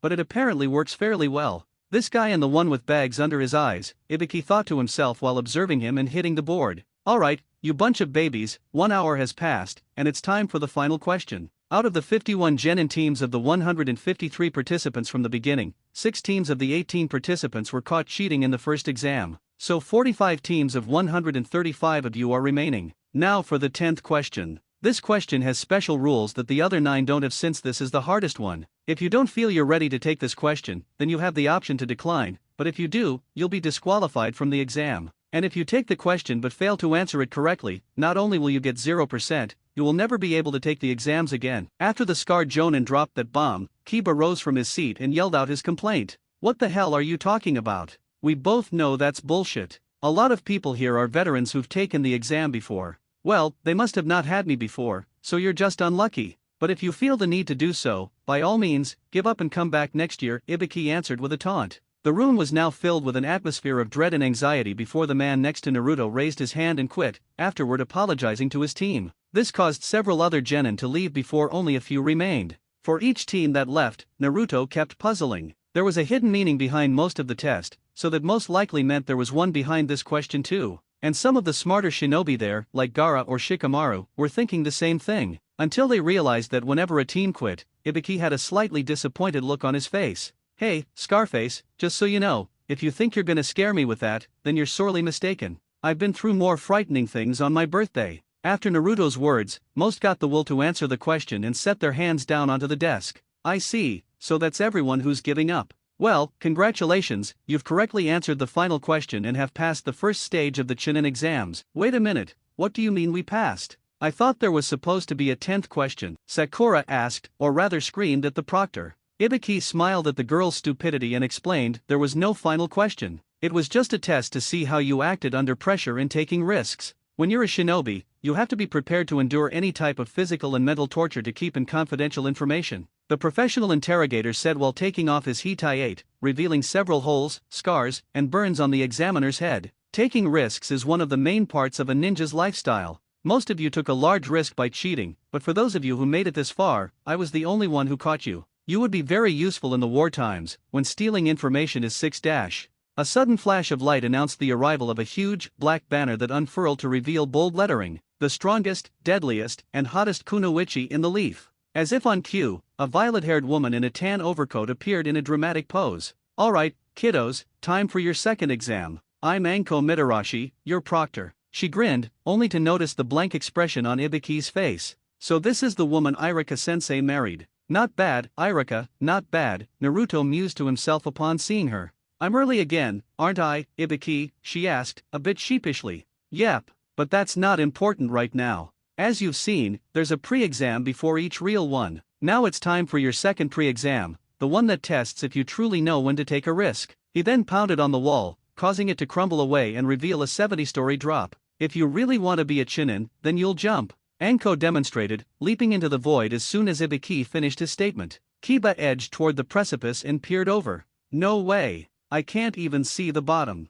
There's a chakra mirror halfway down. We could be jumping straight to our deaths. Unfazed by this warning, Naruto took the leap. Did he just? You think you're tougher than me just cause you can jump off a stupid building? I can do that, too, you big jerk. Kiba shouted at his rival before following him over the edge. Most of the Konoha 12, along with at least half of the other contestants, jumped after him. Sakura and Suzuki, however, remained. No way am I jumping off that ledge. Anyone who did is a stupid idiot who doesn't even deserve to be in my shadow. Sakura, shut up. The only way I'll make Chunin is by jumping, so it makes sense that I jump, Suzuki retorted before doing just that. Of course, my Suzuki-kun. You're obviously the smartest one here, the girl swooned, then followed her obsession over the edge. Once the room was empty, the lone figure who had been observing Naruto approached Ibiki. They truly are a promising group of kids, aren't they? I'm sorry, sir, but it's time for me to go. The figure then vanished in a puff of smoke, leaving behind a notepad that Ibiki promptly picked up.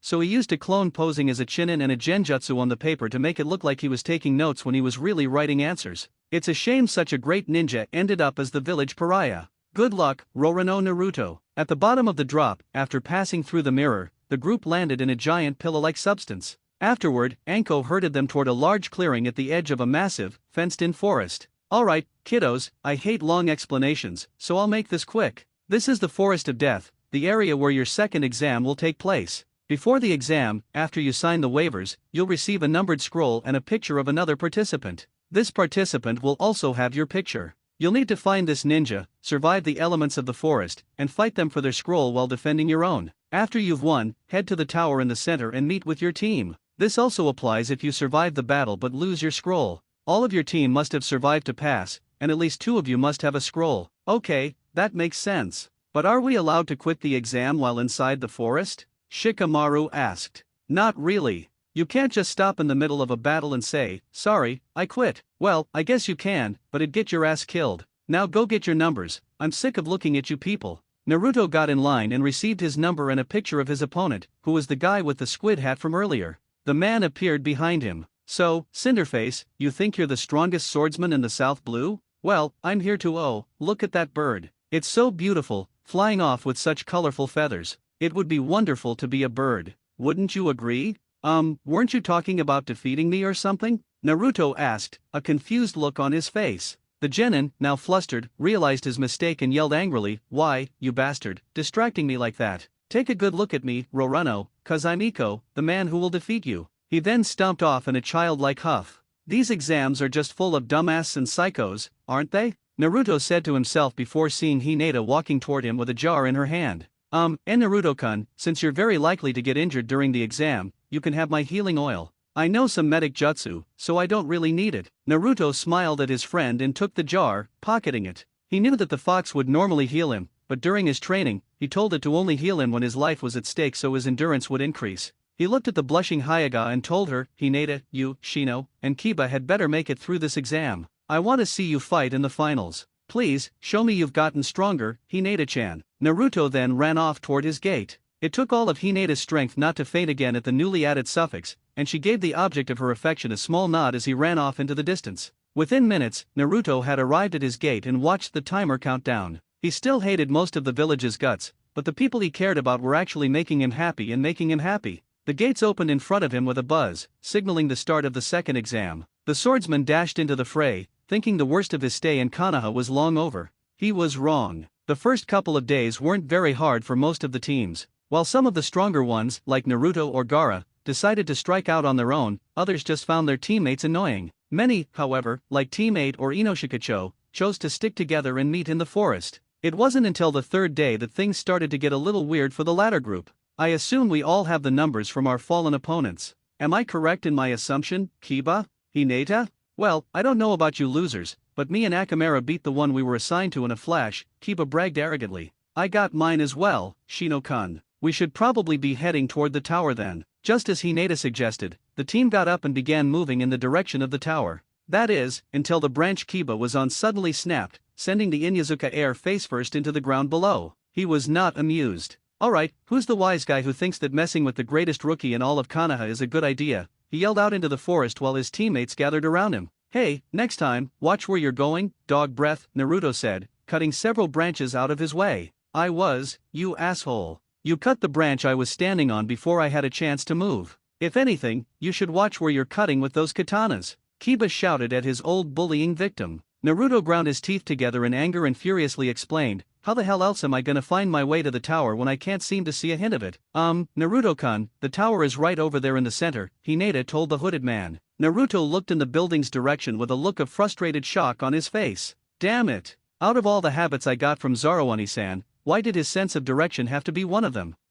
He paused when he heard a strange sound nearby, along with several pounds of killing intent. He approached a hiding spot between some bushes, with Team 8 following suit, and saw a team of rain ninja versus the red-haired sand shinobi from earlier. The landscape had been relatively untouched, suggesting that the battle had just begun. You had horrible luck getting stuck with me, you browless freak. I was in the top 3 at the AIM Academy, which means I'm one of the strongest ninja here. Just give your number now, and maybe I'll let you leave with your life, the scarred one said haughtily. Still, Gaara kept his soulless expression and robotically droned, you will die here today. All of you. Mother wants your blood. At the rather insane statement, Shijir gave an irritated scowl and drew the tan umbrellas from his back, throwing them up into the air. Ninja Art Senbon Rainstorm. Within seconds, the weaponized needles blanketed the clearing, from the ground to the trees, stopping right at the edge of the bush and grazing Naruto's cheek. The arrogant ninja gave a triumphant smirk, which fell after seeing a shadow in the rubble. When the dust cleared, Gaara stood with the same emotionless gaze as before, completely unfazed by the attack, as a shell of sand covered him from the needles.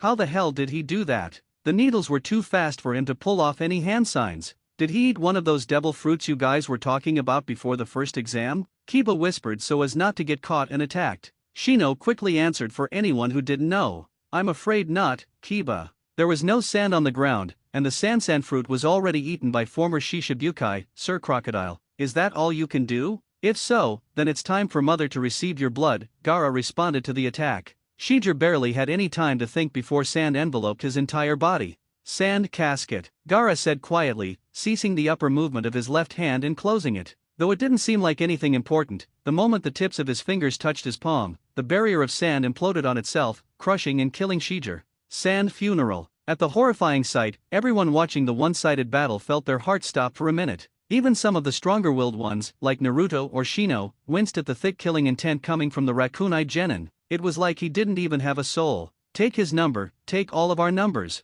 We quit, we're not strong enough to go up against monsters like you, the one with the black eye marking said. Unfortunately for them, Gaara wasn't the most merciful person. No, it's not enough. It's still not enough. Mother needs more blood. The deadly sand flew toward them as they were frozen in fear. But at the last possible moment, a blade, a long, furry, lime green tentacle shot out, causing the sand to fly away before it could hit the terrified genin. And the person on the other end of the sword was Iko, with 7 other swords entangled by the tentacles of his hat and 2 in his hand. Really, you guys? I knew you guys were weak, but I didn't know you were cowards. You don't deserve to be a part of the Akatsuki. Just go to the tower and wait for the 5 days to be up. They were insulted by this, but by this point, they had the courage to argue and just ran in the direction they were told. You helped my prey get away. You will pay for this. Mother wants your blood. Iko just gave an arrogant smirk before twisting his swords into a saw blade position with the 2 handheld swords in front being spun in different directions. Juryu slicing saw blades. Once again, the sand exploded upon impact.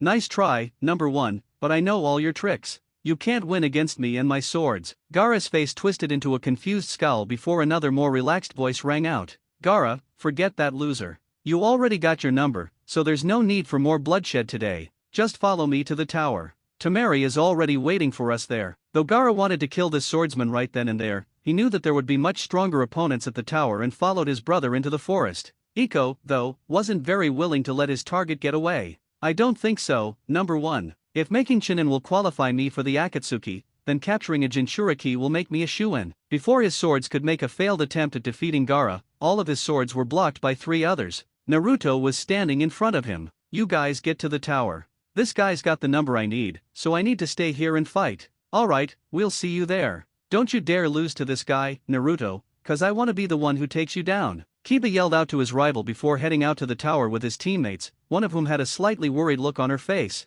Be careful, Naruto-kun. Sasuke was not happy. In fact, he was pissed. He had been out for 3 days looking for the same girly-looking man named Shior. He felt that if anything, Shior should have found him on the first day, given him his number, and bowed before him. Damn it. Why is it so hard for me to find one guy? I'm an Uchiha. There you are. It took a long while, but I finally found you, Sasuke-kun, a chilling voice from behind hissed. He turned around to see the target of his search ready for battle. Turning on his Sharingan, Sasuke boasted, you should just give me your number now. There's no use defying me, I am an Uchiha after all. Shior was smart, however, and knew which button to push his opponent. You're 18 years old, and yet you still have only 1 tomo in your eyes. Pathetic. I heard your brother had all 3 when he was 3 years younger than you. Maybe you're just, I don't know, inferior to him. Just a thought. This obviously pissed off the Uchiha to the point where he charged with a kunao, which he proceeded to heat with the flaming hammer jutsu. Fire style, welder's knife. The grass nin anticipated this and leaned back, causing Sasuke's attack to miss completely. When he was close enough, Shior extended his tongue around his opponent's torso and swung him into the trunk of the tree they were on. Like my power, Sasuke-kun? It doesn't matter if you can predict my movements if you're too brash to avoid them, Shior taunted. With another scowl, Sasuke charged again. You know nothing compared to me, you piece of trash. Fire style, flaming hammer. The Kusa Genin jumped down to a nearby lake with a smirk. When Sasuke saw this, he repositioned himself to jump after him. Both focused chakra into their feet so they could stand on the surface of the water without falling in. Stop running from me and face your fate, you coward. Just accept that I'll always be better than you, Sasuke said before charging at Shior with several pounds of killing intent around him. This didn't seem to bother him too much, as he merely smirked and performed his own attack. Water style, giant vortex. Once the water had begun spinning, the snake-like man jumped from the water to avoid being caught. Sasuke, however, didn't see the whirlpool in time and was caught. It appears that Fu hasn't yet taught him the relationships between chakra natures. If he had, then Sasuke-kun would have avoided the water at all costs. Maybe this will be easier than I thought. Naruto and Iko stood in the clearing with swords drawn. The air of killing intent between the 2 swordsmen was incredibly heavy, as if a battle to the death was about to take place. The blonde-haired genin stood firm in his battle stance and asked between the sword in his teeth, "Alright, Squidhead, before I kick your ass, I have a few questions to ask you. Like what the hell is this Akatsuki you want to join so badly?" Well, to answer your question as to what exactly the Akatsuki is, it's an organization dedicated to the cause of holy shit. Is that a giant snake? That thing could swallow both of us whole at the same time. Wait a minute. As I was saying before you so rudely interrupted me, the Akatsuki is an organization dedicated to temporary peace. How would we accomplish such a goal? Well, I'm not telling you. Fine, you've convinced me, I'll tell you, but only because you asked so nicely. Is this guy really a threat to me? Naruto thought with an irritated look on his face. Our goal is to create a super chakra weapon from the chakra of the 9 great Biju. Once all have been collected, the weapon will be complete, and we will give 2 weapons to 2 hostile nations, which will in turn destroy each other. After war has been abolished, we shall get rid of crime by executing criminals with the weapon. But in order to retrieve the Biju, we have to capture all of the Jinchuriki that hold them. Unfortunately, the process kills them, but it's for a worthy cause, don't you think? And since I'm sure you're going to ask me, I ate the nerve fruit. That means that any part of my body, including my clothes, can be controlled down to the very last cell, as long as it's in contact with my skin. Naruto thought about a familiar foe from an ice lobby and knew he'd have to watch his movements to avoid being hit. But when he was done planning, 5 sword-holding tentacles burst from the ground. Though he managed to block 3 of the swords with his own, 2 managed to cut into his skin before retracting back into the ground. Go Toryu, Scorpion Stinger. Before Naruto could ponder what had just happened, Iko explained it himself. Nice thinking. You were so focused on my swords in front that you forgot that the swords on the back of my hat could easily be moved. Real smart, Cinderface, your grades in the academy couldn't have been more wrong. Unfortunately for him, by the time he was finished mocking him, Naruto had vanished into thin air. Don't ignore me, you filthy bastard. The Nin angrily yelled before hearing a noise from the ground. Moments later, Naruto popped out of the ground with a confident look. With all 3 swords drawn, he began attempting to strike down his opponent. Though each time he just barely blocked them, Iko had a freaked out look on his face. How the hell did he do that? I didn't see him make any hand signs. Does he have a devil fruit power, too? He wondered to himself before noticing the hole left by his most recent attack had gotten much bigger. He used the hole I made from the scorpion stinger. That clever bastard. In an attack, Iko put the 8 swords he held in his tentacles into a circular position with the blades facing outward. Hataryu, Squid Pot Stance. Naruto was prepared for the attack and blocked the multi-sword stab, but afterward, Iko opened up his swords, sending Naruto in where they readied their respective attacks. Santoryu. Naitoryu.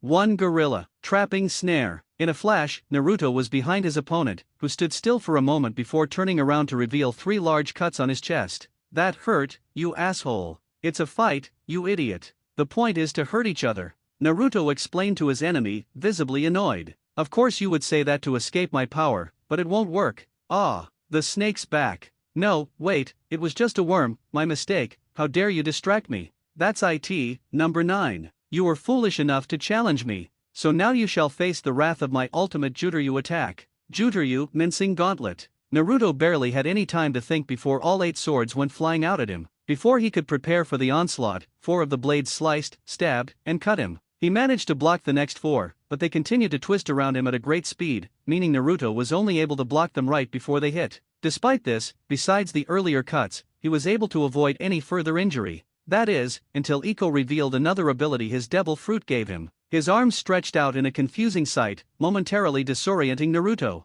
The Rain Shinobi knew well that this would happen and, taking advantage of the moment of weakness, he speared his opponent.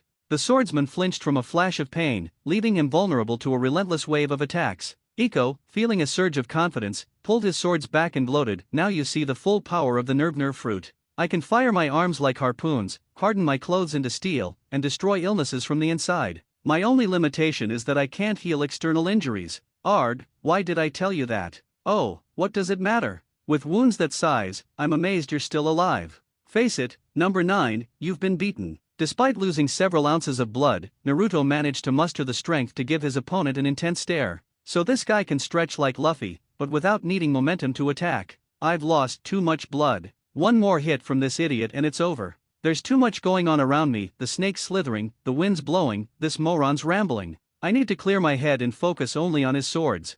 Focus solely on their rhythm. What's the matter, Cinderface, giving up? I thought you were stronger than that. Oh well, it's not like it really matters. You're still getting the Kyuubi removed by me, Iko said, preparing to bombard Naruto once again. Taking the Kyuubi out of me won't do shit. Only his soul is sealed inside me. I put his chakra somewhere else years ago, Naruto answered, remaining stoic while positioning his swords in a bull-like stance. Though confused at first, Iko soon realized where the chakra was sealed, judging by the energy radiating from the object. W8, you sealed all of the Kyuubi's chakra into that red-tinted sword. Holy shit, that's really cool. Stop gushing over it and get serious. We're in the middle of a fight, you know. Iko instantly snapped back to attention and gave Naruto a look that could be seen in a lion hunting its prey. You're right. If that's the case, I'll just have to take that sword of yours, along with your carcass. Jutoryu, Mincing Gauntlet. Clear your mind. Focus only on the swords of your enemy, he thought to himself before charging at the enemy with the same bull-like position as before. The sound of swords clashing was non-existent during this round of attacks, as Naruto was careful not to hit the enemy's swords, even with his eyes shut. When Iko saw this, he merely gave an arrogant grin and once again stretched his arms out.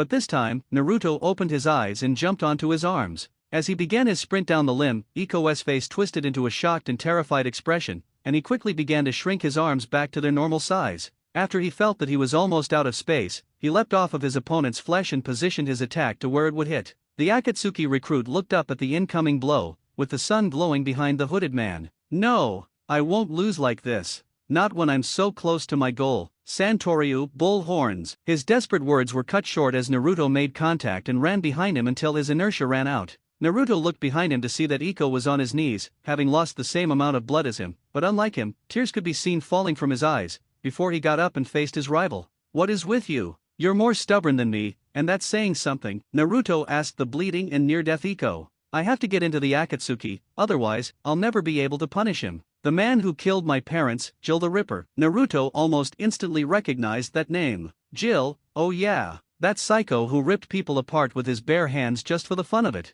I heard he was caught by Admiral Kizaru about 10 years ago and sentenced to the Inferno Hell level of Impel Down with 75 consecutive life sentences. That's right. I looked for him since I was 3 and even gave my ability to swim so I could kill him, but then he was captured without a death penalty. But once Lord Pain has accomplished eliminating war, he'll empty out all the prisons and kill every inmate, including him. Iko explained his motives for joining AIM before giving Naruto another glare. But there was something different about this glare. This one seemed respectful. "I know what I'm doing is crazy, but I'm not strong enough to live knowing he's still alive out there. Both of us barely have enough blood to stay alive for much longer, so please, for both of our honor, let me finish this battle." Naruto gave him his own respectful smirk from his bleeding mouth and responded to his request. "All right. I have to admit that while you are batshit insane, you are an honorable swordsman. I will complete this match, but keep in mind that the loser will die from blood loss." Iko gave an understanding nod and readied himself for the final stand with the same stance he used to block Gaara's previous attack, while Naruto put the swords in his hands in a parallel position over the one in his mouth. After a few more seconds of patiently waiting, Naruto charged and Iko began spinning his swords. Jutoryu, slicing saw blades, Santoryu, tiger hunt. Once their swords had met for a brief moment of time, the opposing swordsmen had their backs facing each other, with the victor decided. Only a few moments passed before all 10 of Iko's swords shattered, and his bleeding body fell to the ground. "Well, I guess this is it. At least know I fell to a worthy opponent. Just take this and get to that tower, you jerk." With what little life he had left, he took his scroll out of his pocket and held it up for Naruto to take. "And by the way, since you killed me, it's very likely that Lord Pain is going to send a pair of major members after you. I don't want to see your ugly face for a while, so you better not get yourself killed." And thus, with his final words complete, Iko let his body relax as his eyes rolled back into his head, and his heart slowed to a stop. The ex-bounty hunter looked over the corpse of his foe and closed his eyes for one last time. He then sheathed Kurama and began digging a hole with his other 2 swords. The digging and burial process took about 30 minutes. Like any swordsman would want, he buried him with the broken remains of his swords. After chopping down a few trees in order to form the grave marker, Naruto headed out in the direction of the tower, trying as hard as he could to not get lost this time. On the shore of a lake inside the forest, the waves washed up the soaked, barely conscious body of Sasuke Uchiha, still incredibly disoriented from Shior's previous attack. "You've got to be kidding me. Why is this guy so hard for me to fight? I'm an Uchiha, I was the rookie of the year in my graduating class. Not some clanless dobe like Naruto. This trash should kneel before me like the shitstain he is." The arrogant teenager was broken from his ranting thoughts when the target of his anger walked up to him. "So this is the power of the almighty Uchiha. Pathetic, a criminal, and a weakling. It's sad that the Uchiha have such dobes for their heirs. I'm not a dobe, I was always better than Itachi. I am the greatest shinobi in history." Sasuke screamed in a tantrum-like manner while drawing several explosive kunao and jumping back while performing several hand signs. Lightning cannon. As the name suggested, several thousand volts of electricity went flying from the Uchiha's mouth. He stood on the water with a confident look, which turned to rage-filled shock when he saw someone emerge from the ashes. It was the same man as before, but with a different and grotesque detail. Almost a quarter of his face had been melted off. Instead of muscle or bone, however, under was a sickly white layer of skin, with yellow eyes and purple markings. "Impressive, Sasuke-kun, but I'm afraid our business here is done. I am one of the 3 Sannin Orochimaru, though recently I've taken up a job offer. The Santetsu Foundation, which you will soon come to, seeking power." Before Sasuke had time to react to the odd scene, the Sannin's neck stretched out, getting him close to bite the neck of the unfortunate young man, knocking him unconscious. The leftover wound formed a seal in the shape of 3 tomos circling each other. Well that was easier than expected. I guess Fu really is weaker than Kakashi. Better go tell that old fart I completed my assignment, he pondered to himself before heading out into the forest, leaving no evidence he'd been there behind. That is, besides a sealed box addressed to Suzuki. The sun had been shining brightly on the dawn of the fifth and final day in the Forest of Death. Both Naruto and Suzuki had already arrived at the tower the previous morning. The Uchiha had been in differentiating moods between anxiously excited to incredibly pissed off. Naruto didn't really seem to mind or care, though, as he spent most of the day tending to the scratches his swords had received during his previous battle. Sakura, though, had never returned from her battle in the Forest of Death. Though neither of them really cared for their annoying teammate on a personal level, they still wanted her to have made it out alive, Naruto so he could get out of Konoha again and resume his journey, and Suzuki so he could get stronger. Both fortunately and unfortunately at the same time, she had arrived at the door in a really beat-up shape with several cuts covering her body. Suzuki-kun, I need you to kill that sand bitch who denied my superiority over her. Because of her, we failed the exams. Actually, dumbass, we did pass. Both me and Uchiha team got our scrolls, Naruto told her as he held up his bloody scroll to the shock of both of them. Please, Dobe, there's no way a loser like you could have won a fight. You probably just stole a scroll from a corpse you found like a coward or something. That must be why it has all that blood on it. Suzuki tried to discredit the swordsman while he and his stalker smirked at what they thought was reality before Naruto made an obvious argument. And you call me stupid. It would make no sense to grab a numbered scroll from a corpse because you have to have gotten a certain number, a number that only your opponent would have. To take one off a body that had fallen in battle would be entirely pointless. Suzuki retained his arrogant smirk and responded to the thesis. We'll see about once we scan our numbers, loser. He walked up to the scanner and put his scroll against it until it turned green. Naruto then proceeded to walk up to the scanner with his scroll in tow, ignoring the insults and jeers of his teammates, such as, I don't know why you're even trying to pretend like you're telling the truth, Naruto Baka. You could never match up to what my Suzuki-kun could do, from Sakura, and placed his scroll on the scanner. One could see the wrinkling of Naruto's smirk and the hearts pounding of the two idiots when the scanner turned green. And another obstacle down, only one more test to go. If they're as strong as Iko or the guy in the bandages, then this should be fun. How did he get that number all on his own, when that gay-ass snake had to give his to me after he beat me? I know. It has to be that damn red-tinted sword of his. Once I get a hold of it, he'll be left with nothing again as he should be, and I'll have the power I rightfully deserve as an Uchiha. How did Naruto get his number? He's supposed to be just a dobe. If this keeps up, Suzuki-kun won't become a Chunin. This is good. Something I've wanted for years to happen will finally come true. Naruto has to die in the final exam. Then Suzuki-kun will fall in love with me. After the green color on the scanner faded away, the large doors, which signified entrance to the tower, opened up. Naruto instantly began rushing, so as not to get lost in some ridiculous way, being followed by a sword-eyeing Suzuki and Sakura releasing all the killing intent she had in her body at him, which was so little that it wouldn't scare a baby prairie vole. The room they entered was a small stadium with a pit surrounding it that had no bottom to be seen and was shaped like a dome.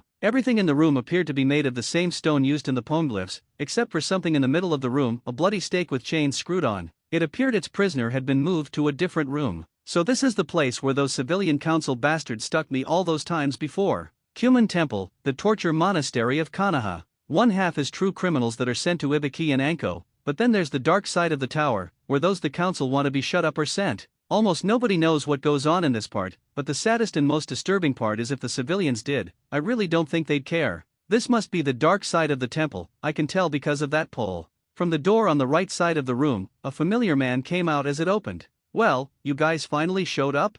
I was beginning to wonder if you guys died in the forest. Not a chance. Well, I don't know about these two idiots here actually. So you're the proctor for the final pre-exam, Irika-sensei? Naruto asked his old teacher and friend. Well, it depends on the room. But in a sense, I could guess you could say I am. But now let's get down to the rules of this pre-exam because since this is the last and hardest of them, you will each have a match against a prisoner. Only 2 out of 3 of you have to win your matches, but these aren't just ordinary prisoners you'll be facing. What makes it so hard is that you'll be facing prisoners from the depths of hell itself, the undersea prison, Impel Down. While Sakura seemed terrified at fighting someone who had been banished, she calmed herself by telling herself, it's okay, Sakura, you should have no trouble fighting this dirt. The only people they'd be able to beat are Ino Pig and Naruto Baka. If anything, they'll bow before your beauty and superiority. The males of the team, however, seemed very excited at this idea as Naruto clicked Kurama from its sheath with a grin he'd inherited from his brother figure, while Suzuki thought, great, this would be an amazing time to test out my new devil fruit power. A loud noise, which sounded as if it was metals grinding against each other. A drawbridge was opening up to the opposite side of the arena while a bridge on their end slid to the square. When the drawbridge finally reached its end, 3 hooded figures stepped out from the corridor, each of a different height. Alright, the Hokage has already decided all of your opponents with a few helpful suggestions from our wise and great civilian council. Irika read off of a paper, though it was clear he was grinding his teeth through it the entire time. Sakura, you're up first. The weak Genin winced at being chosen to go first before repeating her previous words to herself all over again. She stepped into the arena, confident that it would really happen, and this was fed after the one of smallest stature stepped forward. With an arrogant smirk of her own, she mocked her opponent emptily. You should just give up now. There's no way possible you could ever stand up to the top kunoichi of her class, especially if one with such beauty and talent as me. The hooded man just scoffed and revealed himself to be someone Irika hoped to never see again and someone who had long since been erased from Naruto's mind. Mizuki. Still an arrogant bitch as always. Sakura. I wish I could fight the one here that I respect, the one who I want to kill more than anyone else I've ever met. Mizuki spoke in a raspy voice for the first time in years, while pointing at Naruto. However, he had fallen asleep with a bubble coming from his nose. Pay attention to me, bastard. Oh well, if I can't kill you, at least I'll have the satisfaction of killing one of your teammates instead. He responded to the target of his hatred's laxness while a strange aura surrounded him. Sakura's misplaced arrogance faded away into horrified shock at the transformation before her. Mizuki had turned into some sort of hybrid between a man and a tiger. Like my little trick I picked up in prison, bitch? I'm lucky that idiot chef mixed up foods, otherwise, I wouldn't have this, the power of the cat fruit tiger model. Now time to die by my claws. He boasted his new power before attempting to strike a killing blow. However, right before he could do us all a favor, I withdraw. You're too big of an idiot to realize I'm superior, just like Naruto Baka or the sand bitch, she cried cowardly before running across the bridge. Once she was across the bridge, she looked over to Suzuki as if expecting a compliment. However, all she got was a rightfully deserved cold glare. After what could barely be called a match, Mizuki retreated back into his human form and allowed his sea-stone cuffs to be re-administered before retreating back into the hallway, mumbling, I can't believe I left Wild Beast Hell for this. At least I can train there. Suzuki stepped across the stone bridge while the one who appeared to be the tallest came forward. So you're the last member of the famed Uchiha clan. I was hoping I'd get to fight one of the stronger ones. Oh well, at least I'll have a little fun before I go back to getting cut all the time. The man took off his hood to reveal teal flat-top hair that was even taller than his head. He had a very defined and muscular face with no eyebrows and a black goatee and carried a long silver staff with a rounded end. This guy's a complete idiot, using a weapon that's a natural conductor of heat in a fight against the air to a clan of fire jutsu specialists. I won't even need my powers in this fight. The moment Irika gave the signal to go, both opponents charged at each other with a fury unlike almost any other, the prisoner spinning his staff at a sonic speed while Suzuki threw several red-hot shuriken while charging his own attack. The staff wielder deflected all of the shuriken and got into a blocking stance before Suzuki's fist connected.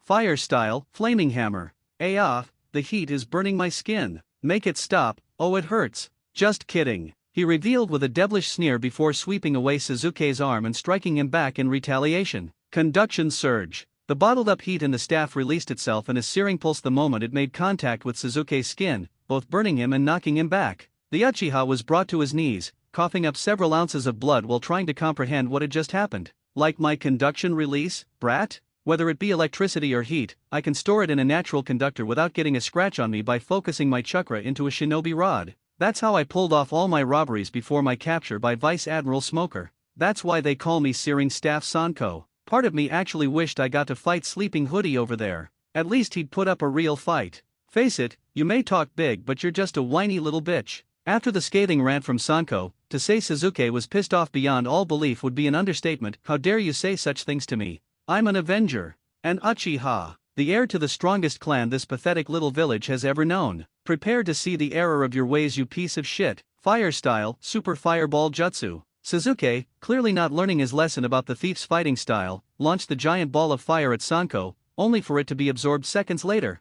The silver staff became a burning crimson color. You just made the biggest mistake of your life, Uchiha. With that, Sanko rushed him with a frenzy of burning strikes that were invisible to a normal person, giving him little time to dodge or plan his next move. Hellish Cyclone. Once all the heat had been released, Sanko jumped back into a defensive position. The bruises and burns on Suzuki's body were so plentiful that he could barely stand or see straight. Damn it, none of my fire jutsu are working on this guy. That last attack took off a lot of my chakra. Looks like I have no choice but to use that power. He focused some of his energy into his hands, which seemed to shine a little bit afterward, and began charging once again. The imprisoned man smirked at this and taunted, so you're going to ken it with the fire jutsu and attack me head on. That won't work either. My staff is as strong as steel and as light as cloth. This ends here, Uchiha. Silver bullet. Sanko flexed his muscles and pushed his staff in a straight strike which went right through the Uchiha brat. But to his surprise, he kept moving, showing no signs of pain from being impaled by the staff's flat edge. Shit, he's a Logia user. Superiority hammer.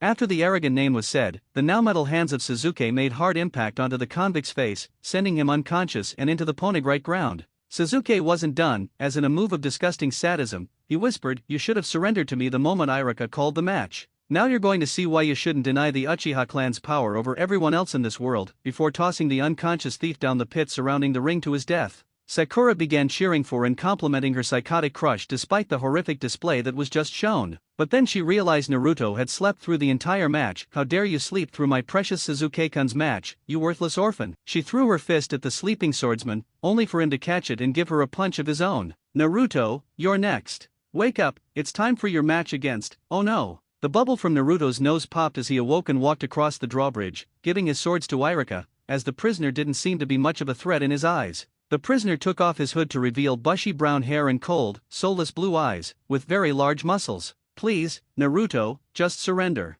Fighting this guy isn't worth it. I don't know if you know who this is, but this man is a complete and total monster who ripped people apart with his bare hands simply for the fun of it before his capture by Admiral Kizaru 8 years ago. The serial killer Jill Dahmer, otherwise known as Jill the Ripper." Irika warned his favorite student out of fear and insecurity. What he didn't know is that Naruto recently came across someone whose life was ruined by this murderer, someone who was a very honorable swordsman. The killing intent emitting from Naruto was enormous, enough to kill a normal human being within 2 feet. However, Jill was definitely not a normal human and demonstrated this by sending out his own killing intent and shattering one of the few rocks in the room that wasn't made of Ponigrite with a simple grip. "Don't feel bad that you're going to die here, Dobe. You weren't worthy enough to exist in this world anyways. Yes, Naruto's going to die a horribly painful death and I get to watch. Then me and my Suzuki-kun can be together forever. This bastard. Finally, I'll be able to hear the screams of my victims, and feel the wonderful sensation of pints of blood and chunks of flesh on my hands once again." Jill droned and shook anxiously before Naruto began walking towards the evil and twisted man. Mutoryu, thieving apparition.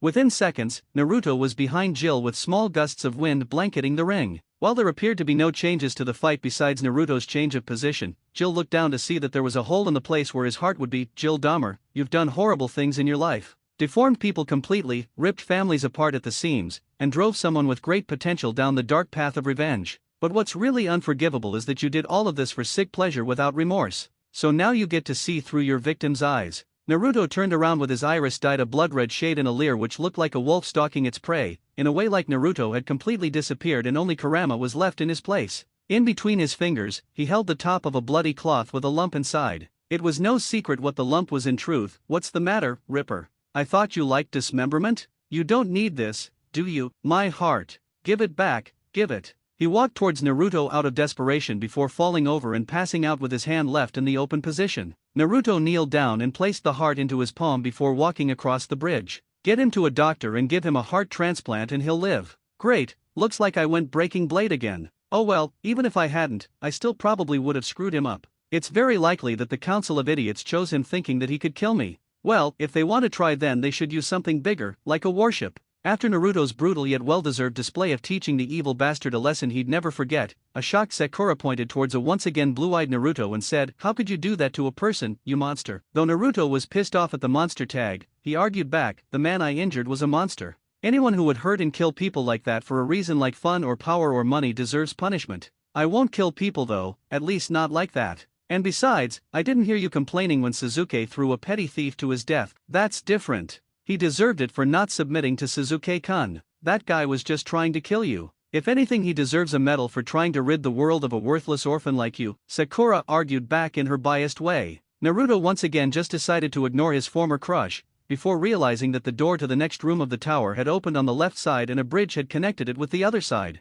"Well, you guys have passed the final pre-exam, so the third exam awaits you down that hallway." The dysfunctional team began walking down the hallway, but Naruto was stopped by Irika grabbing his shoulder. "Naruto, you did a good job choosing to keep Jill alive despite his transgressions. But I know that in the future you'll fight enemies that your heart just won't be able to spare. I've faced them as well, but don't hold back on your opponents, pass this exam and surpass me. Oh, and keep a close eye on Suzuki, with his psychosis growing, he could become more and more dangerous." "You got it, Irika-sensei." Naruto then began running down the hallway thinking about what the next challenge in the exam would be. Congratulations on making it through the second exam, as well as the final pre-exam. Usually, the pre-exam kills at least a couple of the teams who make it that far, but all who did so passed. Though some did pretty much suck. She looked at Sakura when she said that. Every one of the rookies had made it out as well as the Suna siblings, Team Orochimaru, and Team Kabuto. A noticeable difference was that Zuko's arms had been completely shattered after a disastrous fight with Chuji after calling him fat.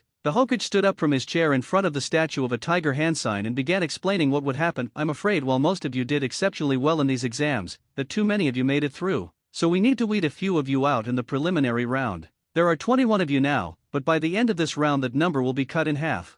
If you are not sure you're entirely up to the task of going through 2 more tests, then please leave now and come back again in 6 months. Though Sakura wanted to quit, she decided to stay so she could try to make her Suzuki-kun fall in love with her and sabotage Naruto, Ino, and Temari's chances. What was really shocking though was how Kabuto quit. Naruto was curious as to why but decided to keep his mouth shut. Sarutobi then began explaining the rules again. Now that he's gone there will be 10 two-person matches. This should take about 2 hours at its most, and though killing your opponent is frowned upon, it technically isn't against the rules. The only weapons allowed are kunao and shuriken. No katana allowed.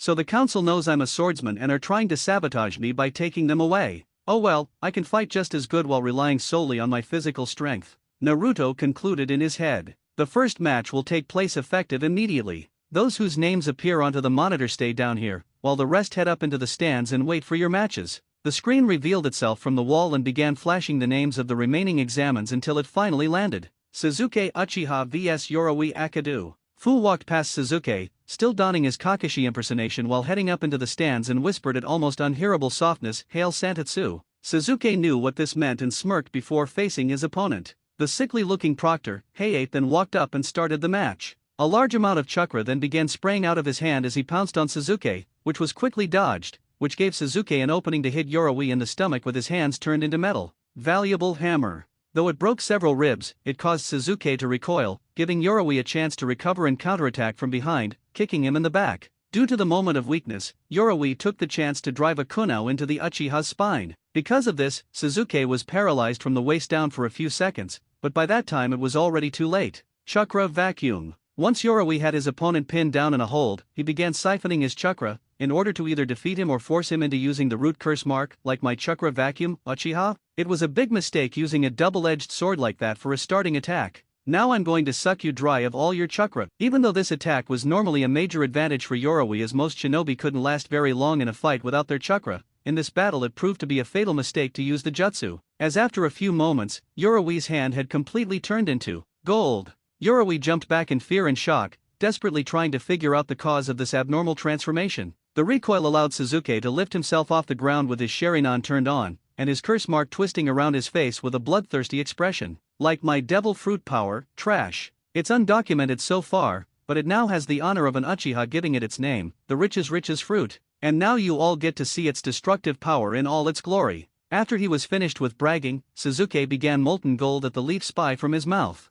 Golden Lotus Volcano. Though he barely managed to avoid the deadly natural projectiles, Yoroi was still slowed down by the weight of his auric hand. Damn you, Orochimaru, why didn't you tell me that he had a devil fruit power? Oh well, from what I know gold is a natural conductor of electricity, so focusing lightning chakra into these shuriken should fry this bastard like an egg. He threw 8 shuriken charged with electricity with his normal hand in a last resort, but he was in for another bombshell when the shuriken merely passed through him, with Sasuke having holes on him with visible gold on the inside only for them to refill moments later. Shit, he's a Logia. I grow tired of this pathetic fight. An Uchiha like me deserves a much stronger opponent than you. You have committed the crime of challenging your better, and your sentence is death. Sasuke sneered and slammed his fists down onto the ground, which created a ripple that ruffled up the surface. A golden fist came up from the ground and knocked Yoroi into the air. The hand then opened up and completely enveloped him before dragging him back to the ground and melding into the shape of a mooing bull. Brazen bull. Within minutes the gold became a red-hot color and Yoroi's screams of agonizing pain could be heard throughout Kuman Temple,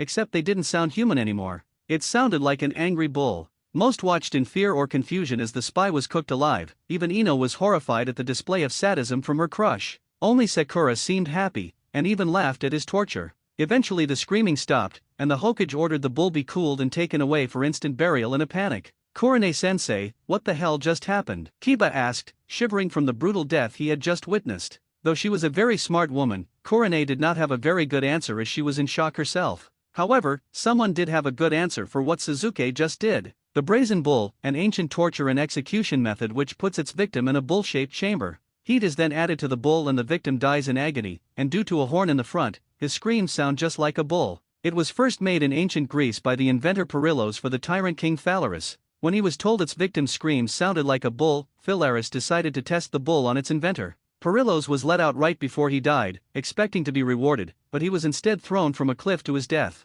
Phalaris sent several Grecians to the fires of the bull before he was overthrown and died inside it himself. Naruto explained, sitting down in a relaxed position. Please, Naruto Baka, how would an idiot like you know about something that happened before the red line was created? Sakura once again tried to discredit him, but she quickly shut her mouth when she realized he had the same look in his eye from when he nearly killed Jill the Ripper earlier that day. Kurane knew why Naruto was in that mood and why he knew of the brazen bull, being a veteran shinobi. Though Naruto was calmly relaxing on the outside, on the inside he was remembering the terrifying experience of being forcibly stuffed into a brazen kyuubi by drunk civilians on his birthday and passing out from the painful burns only to wake up in the hospital to those glares the next day. After brutally killing his opponent through means of his devil fruit power, Suzuki collapsed from the extreme strain put on him by his curse mark. In response to this, Fu, still in his kakashi disguise, picked up the unconscious Uchiha and shunshined him off somewhere else. The remaining contestants seemed either horrified or interested after Suzuki's ill-gotten win, and after a short, heated conversation between Kurane, Naruto, Kiba, and Sakura, Hayate announced, "Alright, now that our interesting first match is over we have to, we have to move on to the next match." The sickly proctor then pressed the button which activated the random selection. Shino Aberame vs Zaku Abumi. A brutal display. Despite his wounds, Zaku's confidence was unshaken as he scanned the room. "So, I wonder who the poor schmuck I'll be facing is," he announced, his gaze settling on the figure cloaked in green. As their two Jounin senseis glared at each other, the opponents descended the stairs. "Alright, as soon as you're both ready, the fight will begin," Hayate's voice rang out. "Wait, that's the guy Chuji crippled in the second exams. How annoying, how's he even going to fight?" Shikamaru mused in his own unique way about the upcoming match. Tough luck for this sound jerk. Aside from that red-headed lunatic in the corner, Shino would be the last person I'd want to face in this exam. It'd be a complete and total stomping, even with someone as awesome as me fighting. Kiba bragged about his best human friend's strength. Just before the match began, the sound Jonin instructor vanished in a puff of smoke. Shino then tried to warn his opponent of what was to come. "I'd hate to end our fight before it starts, but if we go through with this, your defeat won't be something you can simply recover from. Withdraw and your survival will be guaranteed. Sorry, weirdo, but that chubby kid didn't do as much damage as I let on. In fact, I think I can still move my right arm a little," Zuko revealed, slowly pulling his arm out of its cast. With his good arm ready for combat, he charged at the Aberame, but his strike was swiftly blocked. "You couldn't defeat me even if you could use both of your arms." This taunt visibly angered Zaku, who began to suck air into a hole on his palm. Bursting air cannon. Though it appeared the blast had taken Shino out at first, he quickly rose from the dust, shocking Zaku to an extreme extent. He didn't have much time to ponder how his attack failed when a strange crawling sound filled the air. The sound came from the beetles crawling out of Shino's collar. What the hell is wrong with this guy? There are beetles crawling out of him like crazy. He must have eaten a devil fruit. Or is this some kind of freaky jutsu like that fat guy's? "Well, now that your little horror movie stunt is over, what are you going to do?" Zaku asked once the march of bugs came to a slow halt, only to realize an entire swarm was coming from behind him. Swarm. If you're wondering what's happening, these beetles are a rare type that attack prey in an incredibly large swarm and suck it dry of its chakra. With an army this size, you'll be a living skeleton in 30 seconds flat. The only thing you can really do is forfeit at this point, as fighting two opponents at once with your handicap would be nothing short of impossible. If you attack me, the swarm will charge you while you're open. But if you attack my friends, I can easily defeat you while you're preoccupied. Either way, you will suffer a slow and painful death. It's always best to have an ace in the hole. Frustrated and enraged, Zuko pulled his left arm from its sling and pointed both of his air cannons at Shino and his swarm. "I'm not going to lose like this, not ever again." "You're right, when you're fighting, you should always have an ace in the hole, right?" So he was faking this entire time. Interesting. "Time to die, bug freak." Zuko screamed in frustration as he prepared to activate his jutsu. Bursting air cannon. Though it appeared Zuko had this in the bag, that changed when he fired off the cannons. Both of his arms were blown off his body, causing him to scream in agony as everyone in the stands looked on in fascinated horror, similar to the reaction when the last match ended. If you're confused as to what happened, look over at what used to be your arms. He did as told and saw that several beetles were crawling out of the holes in the dismembered flesh. When you were distracted by my little seminar, I took the liberty of plugging up those pesky vents in your arms. Both arms, just to be safe. You see, while an ace in the hole is good, two are better. Frustrated and confused, Zuko wanted to kill the entomologist, but as he no longer had any arms to fight with, he could only cry, "You bastard!" before several painful pricks pierced his back and the life drained from his body as he fell back, dead as a doornail with several harpoon-like stingers in his back. I deeply apologize for being the cause of your premature death, but seeing as your arms are no longer of any use, you can't really be a shinobi anymore. So I decided to spare you the shame of returning home in such a sorry state by sending several cone snails after you. Just one sting is bad enough to put your life on a thread, so as you can imagine, 5 would be enough to kill you instantly. Winner of the second match, Shino Abarame. Hayate said as the medics loaded the sound cadaver and its severed arms onto the stretcher, and Shino headed up into the stands, though he was stopped by someone nearby who wanted a few questions answered. Hey Shino, there are a few things that concern me, like the fact that you attacked using cone snails when normally Abarames can only make bonds with chakra beetles. Care to explain? Naruto confronted Shino on the anomaly.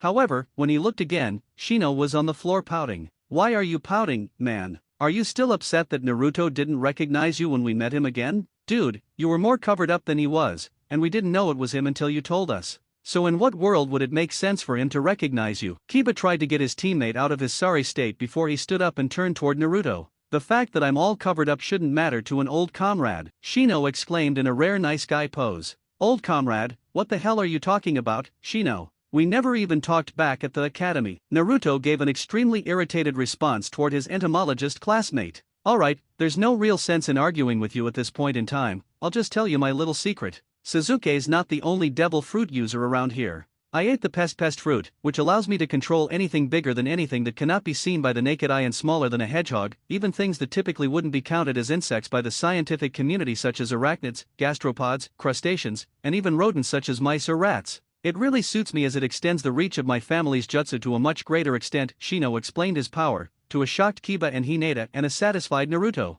Wait a minute, Shino, you had one of those freaky fruit powers all this time and never told us, Kiba asked, confused as all hell. Before Shino could give a response, Hayate called, alright, now that that's over, it's a hachachich. It's probably best that we move right on to the third match. He then once again pressed the button which started the drawing process until it landed. Kankuro Sabako vs Misumi Tsugiri. Looks like it's my time to shine, Kankuro thought as he walked down the stairs to his opponent. Sorry, makeup boy, but I'm nothing like Yoroi. I won't take stupid risks in a fight, even against children. A bit of advice, give up the moment I begin my attack. If you do, it will be over quickly. Misumi tried to dissuade Kankuro from fighting. This didn't seem to deter the odd-looking boy, who merely took the wrapping off of his back and said, funny, I was just about to say that, but minus the quick and painless part. Alright, if you're done talking, then let's begin the third match, Hayate said and walked to the side. Kankuro responded to the call immediately and swung his fist at Misumi, though it was quickly caught. Let me do you a favor and make this little skirmish quick. You can't end it if I end it first. Misumi made a really bad comeback before twisting his arms and the rest of his body around Kankuro.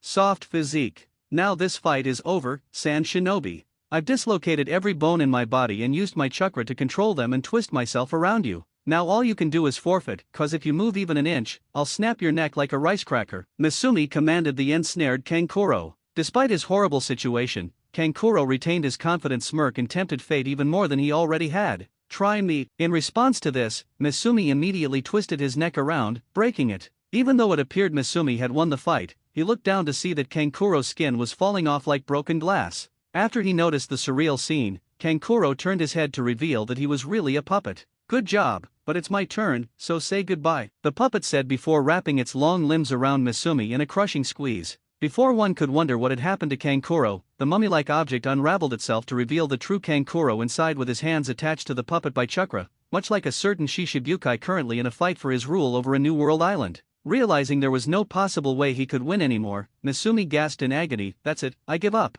You win, just stop it. But if your bones are all crushed, think about how much more effective your freaky little jutsu will be. The cat-headed Sunanin kept pulling the strings of his weapon tighter and tighter before all of Misumi's bones snapped, killing him instantly. Winner of the third match, Kankuro Sabaku. Hayate officially finished the match as the medics loaded the third corpse of the day onto their stretcher. Man, this Chunin exam is a frickin' bloodbath. This is the third guy that's died so far today. It's a good thing I'm so amazingly strong, otherwise I'd be worried for my life, Kiba said confidently despite the fact that his legs were shaking. Hey, that's what this career brought you. Believe it or not, most shinobi aren't the kind, honorable people most believe them to be. Some prefer to leave their opponents alive, while some prefer to kill them. No use judging them if they aren't harming people who didn't sign up to put their life on the line like we decided to do 13 years ago. Naruto gave Kiba his words of wisdom. While some were shocked at Naruto's profound words, some just thought he was blowing hot air. But one thing was for sure, there would be much more bloodshed later that day than ever before. A secret meeting. In a dark, dome-shaped room somewhere else inside the tower, two men sat on thrones.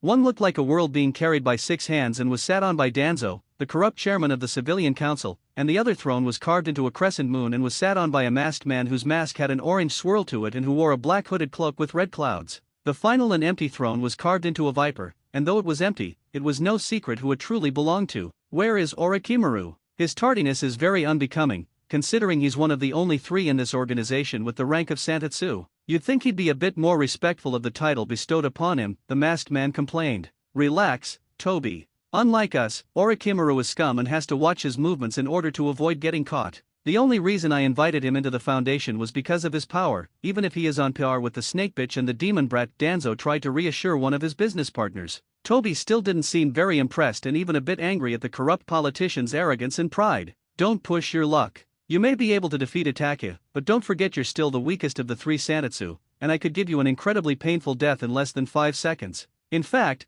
I don't really think Orochimaru would appreciate what you have said to him. You better keep quiet, Toby. After all, a man of my greatness could easily have you labeled a missing nin and put to death in this very tower if I choose to, because of my grip on this village's government. Danzo tried to deter Toby from spilling the beans, which only got him a glare that said, "Shut up, or I'll kill you slowly and painfully, you stupid, ignorant old man." Now, you guys, we soon be arguing like this. After all, teamwork is important, as taught by my ever-so-great Sarutobi-sensei, who never made the mistake of favoring me over his other students, not knowing of my true desires. If he did, I bet it would be one of his biggest regrets to this very day. Orochimaru quipped as he walked into the room and sat down onto his throne. I have successfully completed the task I was assigned to and delivered Sasuke-kun the devil fruit. His display of power was rather amusing to watch. Though now I'm a few men short. Now, Danzo, when Swood Fu get here with Sasuke-kun? I'm growing a tad impatient. He should be arriving any moment now. Fu is one of my strongest and most reliable root members, so much so that I didn't even have to use my emotional seal on him. How do you think he earned the rank of Nitetsu so fast? Danzo answered a restless Orochimaru while the aforementioned henchman walked into the room with an awakening Sasuke,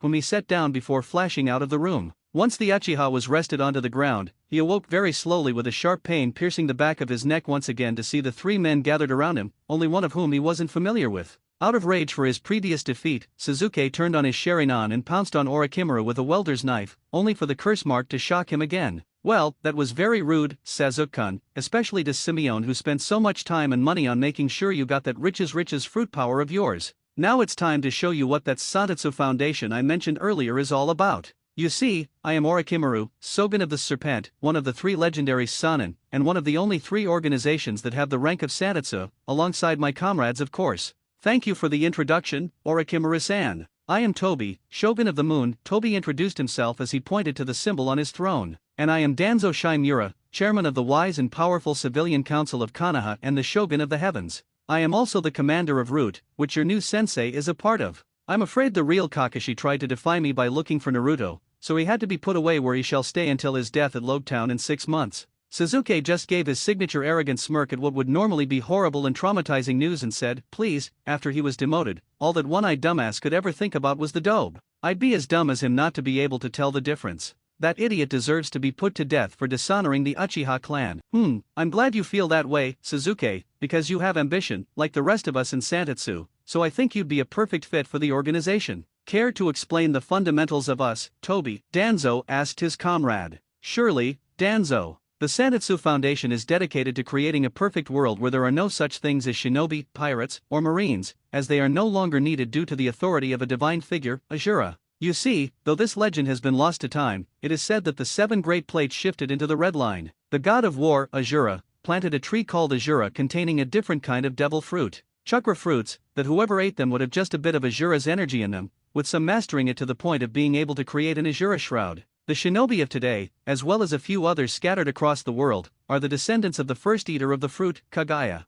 The backlash, however, was a brutal one. A demon with the same name as the tree with 10 tails rose and began rampaging. It would take 23 years before the beast was divided into 9 pieces and sealed into stone, where it remains to this day by the son of Kaguya, Sage Frankenstein. Though a few have managed to master the Azura Shroud, none have managed to truly gain the godlike powers of Azura like Frankenstein had. But from texts found in the wreckage of O'Hara, we've discovered a way to revive the power of the war god. You'd have to construct a massive tower laced with several chakra vents and seals with a large receiver at the top, which is connected to a lacrima which contains a fuel source of the 3 great eyes of the god, the Sharingan of the Uchiha clan, the Byakugan of the Hyuga clan, and the Rinnegan of the Senju clan. Our targets for the Sharingan are Itachi, and our target for the Rinnegan is a man called Pain, of whom almost nothing is known. We have already retrieved the Byakugan from the corpse of Hisashi Hyuga. Toby, struggling for breath after Danzo's long speech, was cut off as Danzo continued, "Naturally, we need to clear a spot for the tower, a spot Konoha would be perfect for. After all, this place of shattered tools can barely handle an attack from 1 Biju, let alone 2. Once the project is complete, I'll become the god of war and reshape the world as it should be, with the noble and deserving, like us, in command, while the weak and vile are damned to hell, just like the demon fox, the snake bitch, or Itachi. With that much power, I could even revive your entire clan in a single moment. All you have to do is join our ranks to take down that single bag of shit Hokage. And because you're so powerful, we won't start you off at the mookish rank of Shotetsu. You'll be a Nitetsu, the elite of our foundation, and in the event one of us dies, you'll take over their vacant spot. Now, doesn't that sound nice, Suzuki-san?" Suzuki responded with a devilish sneer that spoke for itself. But from a corner of the corridor, another shinobi not affiliated with the organization watched on, horrified. This man was Ibiki Marino. "They're going to kill Naruto. They're going to kill Sarutobi. They're going to kill Anko, my little sister. No, I'm not going to let what happened to Idate happen to them. I have to warn the Hokage. Now for your first assignment as a Nitetsu, kill the vermin hiding behind the doorway. Would you do that, Sasuke-kun?" Orochimaru ordered. Ibiki's eyes widened to an extreme width before he took off at full speed. "With pleasure, Orochimaru-sama." Although Ibiki was sprinting towards the arena as fast as he could, especially after he heard casual footsteps coming his way, his movement came to a painful halt when his feet stuck to the ground with an incredibly painful burning sensation. He looked back to see that his feet had been welded to the floor by heated gold. "Golden Lotus Volcano. How amusing how you think you can escape my wrath. The moment you stood against an Uchiha, your fate was sealed, especially one of my stature." Suzuki taunted his prisoner as he used his devil fruit power to prepare the killing blow. Titanic welder's knife. Ibiki still didn't falter, preparing to fight back. "You underestimate me, brat. You may have a devil fruit power, but I'm a captain in the Godai 13. It will take a lot more than cheap tricks to dash." Kamui. Crash wave. Before Ibiki could unleash his own attack on the arrogant Uchiha, a hand reached out from the wall and struck him with a powerful wave of force. "Suzuki, don't get too cocky. If it weren't for your cursed seal, you'd stand no chance against this man. Now finish him off before we're spotted." With pleasure, Tobi-san. Seeing himself trapped between a rock and a hard place, Ibiki made a last-ditch effort to warn them by screaming at the top of his lungs, "Naruto, Anko, you need to run." That was the last thing the interrogator could say before his blood spattered against the temple walls. "Alright, let's begin the next match, and try not to kill each other this time. Our morgue workers are busy enough as it is," Hayate said, giving a small cough and activating the monitor. "I wonder who I'll be set up to fight. Hopefully, it will be someone I can bring myself to fight," Hinata wondered out loud. "Face it, Hinata, you'll probably get some weirdo with devil fruit powers. This exam is filled to the brim with them." Naruto looked up at the Inyazuka and made a comeback. "Hey, some of my best friends on the Grand Line have devil fruit powers. And besides, at least they're housebroken, unlike you." "Hey, what's that supposed to mean, asshole?" Before Naruto could speak again, he saw a matchup that was sure to be one of the most disappointing of the exams. Sakura Harano vs Ino Yamanaka. Well, this should only last about 5 minutes. "Alright,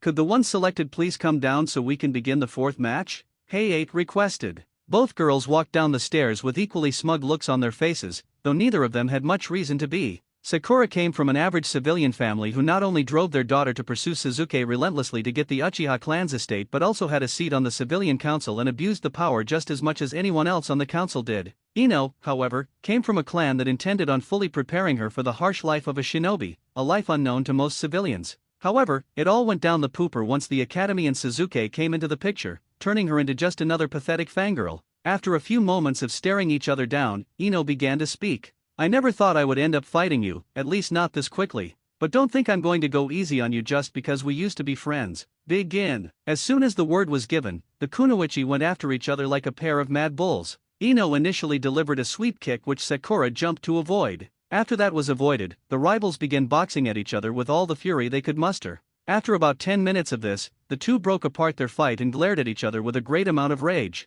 Eventually, Ino gave a vain grin and boasted, "You should just give up now, forward. We both know I've been training harder and no more jutsu than just the basics they taught us 6 years ago. Everyone here has improved a bit if they haven't shown it yet, even Naruto seems to have gotten stronger. All except you. That's why Sasuke-kun is mine." "Oh yeah, you pig? I've always been superior to you. Everyone in this room should be bowing to me. Next to Sasuke, I'm the best of our class. You're just saying all those things cause you know I'm better and you're jealous of my skills as a kunoichi and ultimate beauty. That's it, forward, you're going down." And in less than a minute, what had been a decent match had been turned into nothing more than a pathetic catfight with hair pulling, screeching, biting, and clawing while rolling on the floor. This disgrace to the art of women's shinobi fighting lasted for about 30 minutes and started to make some of the foreign genin and jonin in the audience sick to their stomach. Sarutobi could only pinch his nose and hold his head down in shame. Kiba started chanting catfight for a brief amount of time, resulting in a sigh from Hinata and a tackle from Akamaru. Eventually, this humiliating display became too much for one of the prideful kunoichi in her position in the audience, Tenten.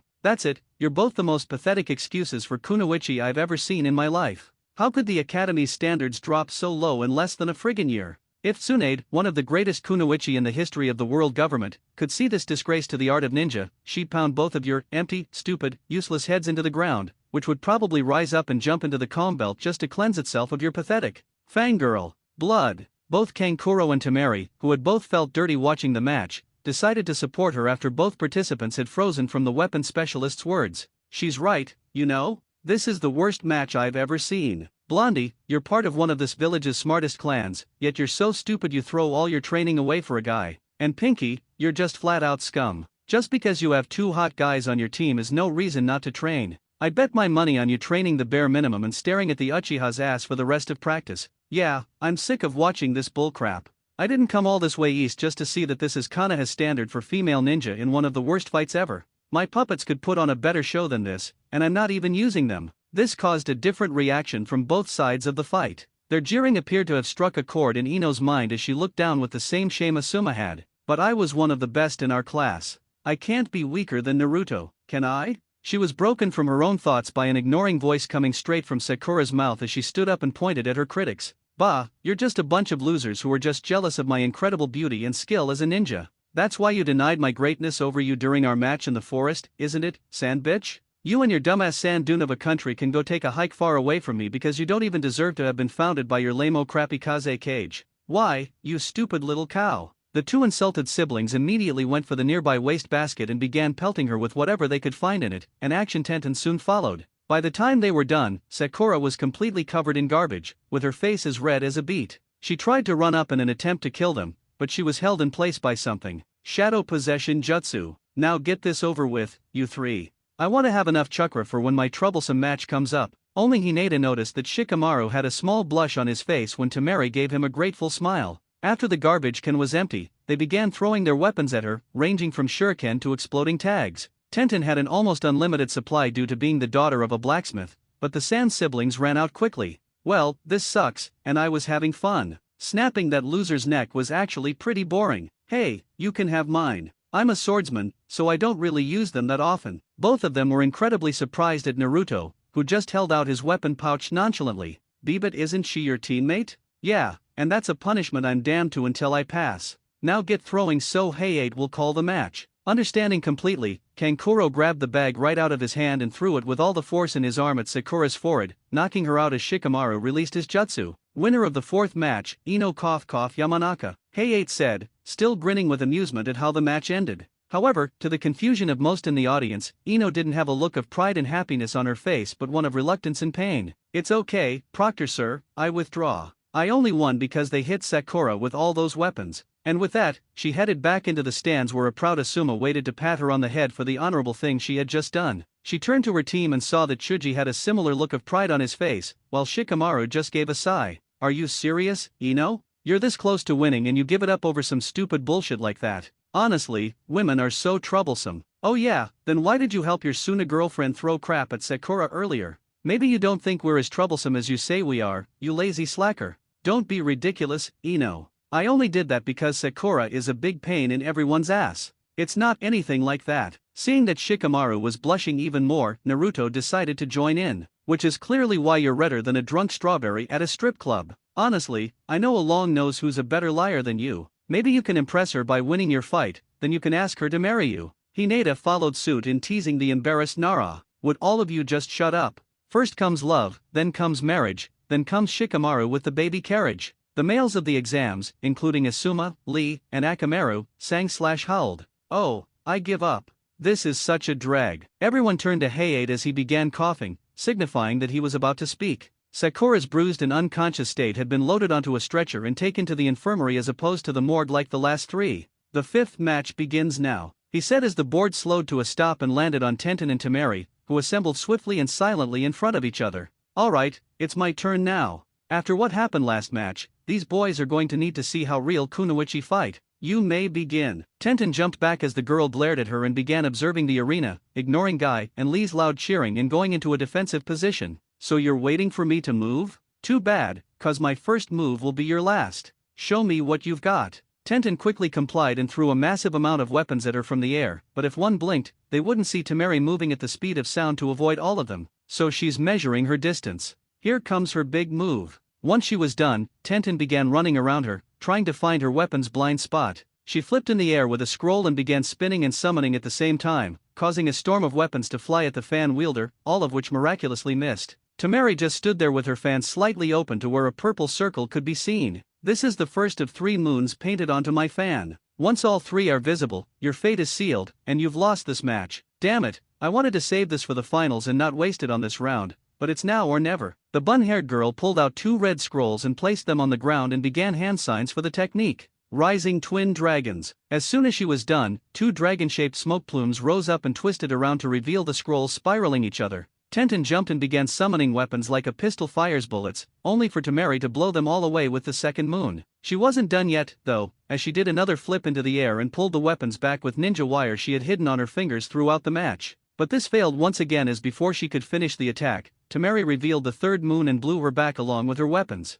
It's all over now. She then pulled her fan around her and vanished into thin air. Tenten looked around the arena in fear and desperation to see that her opponent was flying over her on her fan. Upon landing, she swung her fan harder than ever, creating a slicing vortex trapping Tenten inside. Wind Scythe Jutsu. She fought valiantly, but she'll never escape from that twister jutsu, Niji said, concerned for his teammate as she fell onto Temari's fan and coughed up more blood. Man, this chick is crazier than most of the people I've met as a bounty hunter. You've got some weird taste in women, Shikamaru. Drop it. Hayate coughed for a bit more before announcing, winner of the 5th match, Temari Sabaku. Now we're officially halfway done with the preliminaries. I'm going to go get some Dr. Pepper from a vending machine or something. Temari tossed Tenten off of her fan, intending to injure her further by sending her flying onto her own weapons, but Lee caught her at the very last second. Now wait a second, I know that she lost the fight, but that's no way to treat an opponent that's fought as youthfully as they can. You should be ashamed of yourself. Oh, shut up, you weirdo. Get out of my sight, and take that sack of garbage you call a teammate with you.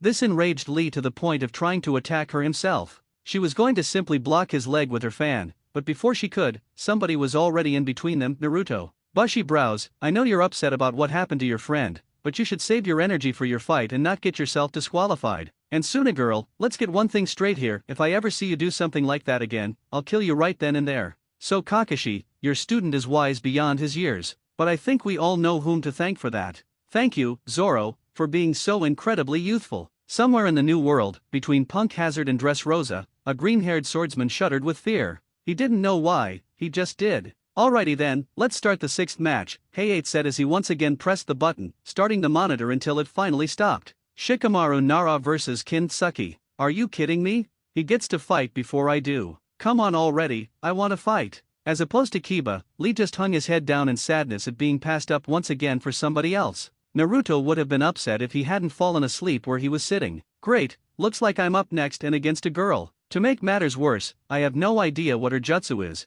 and she's already seen the basis of all of mine. I just have to keep this going until I have enough chakra to activate the jutsu I set up during Sakura and Ino's match. Remember, Kin, Ponytail Boy controls shadows. Watch the shadows closely. Are you serious, Dosen? I'm not dumb like that pink-haired hussy. Avoiding that sucky technique will be a piece of cake. Ready, begin. Might as well stall for time as long as I possibly can. Shadow Possession Jutsu. Kin immediately responded to the move and jumped away while throwing belled senbon needles. Shikamaru ducked to avoid them when he heard the bells, and they stuck into the wall. Belled senbon? Well, aren't you original? Let me guess, next you're gonna throw two types of senbon, ones with bells, and ones without them, so while I'm busy dodging the ones with bells, I'll be hit by the ones that don't. After explaining this to his opponent, he began avoiding every senbon thrown at him, but his movement crashed to a halt when he heard a ringing from behind him. The bells from the senbon hanging from the wall were making noise on their own. He looked closer to see that the bells had wire to them. Right when he had realized she was pulling them with her own finger using the wire, it was already too late, and he had been hit.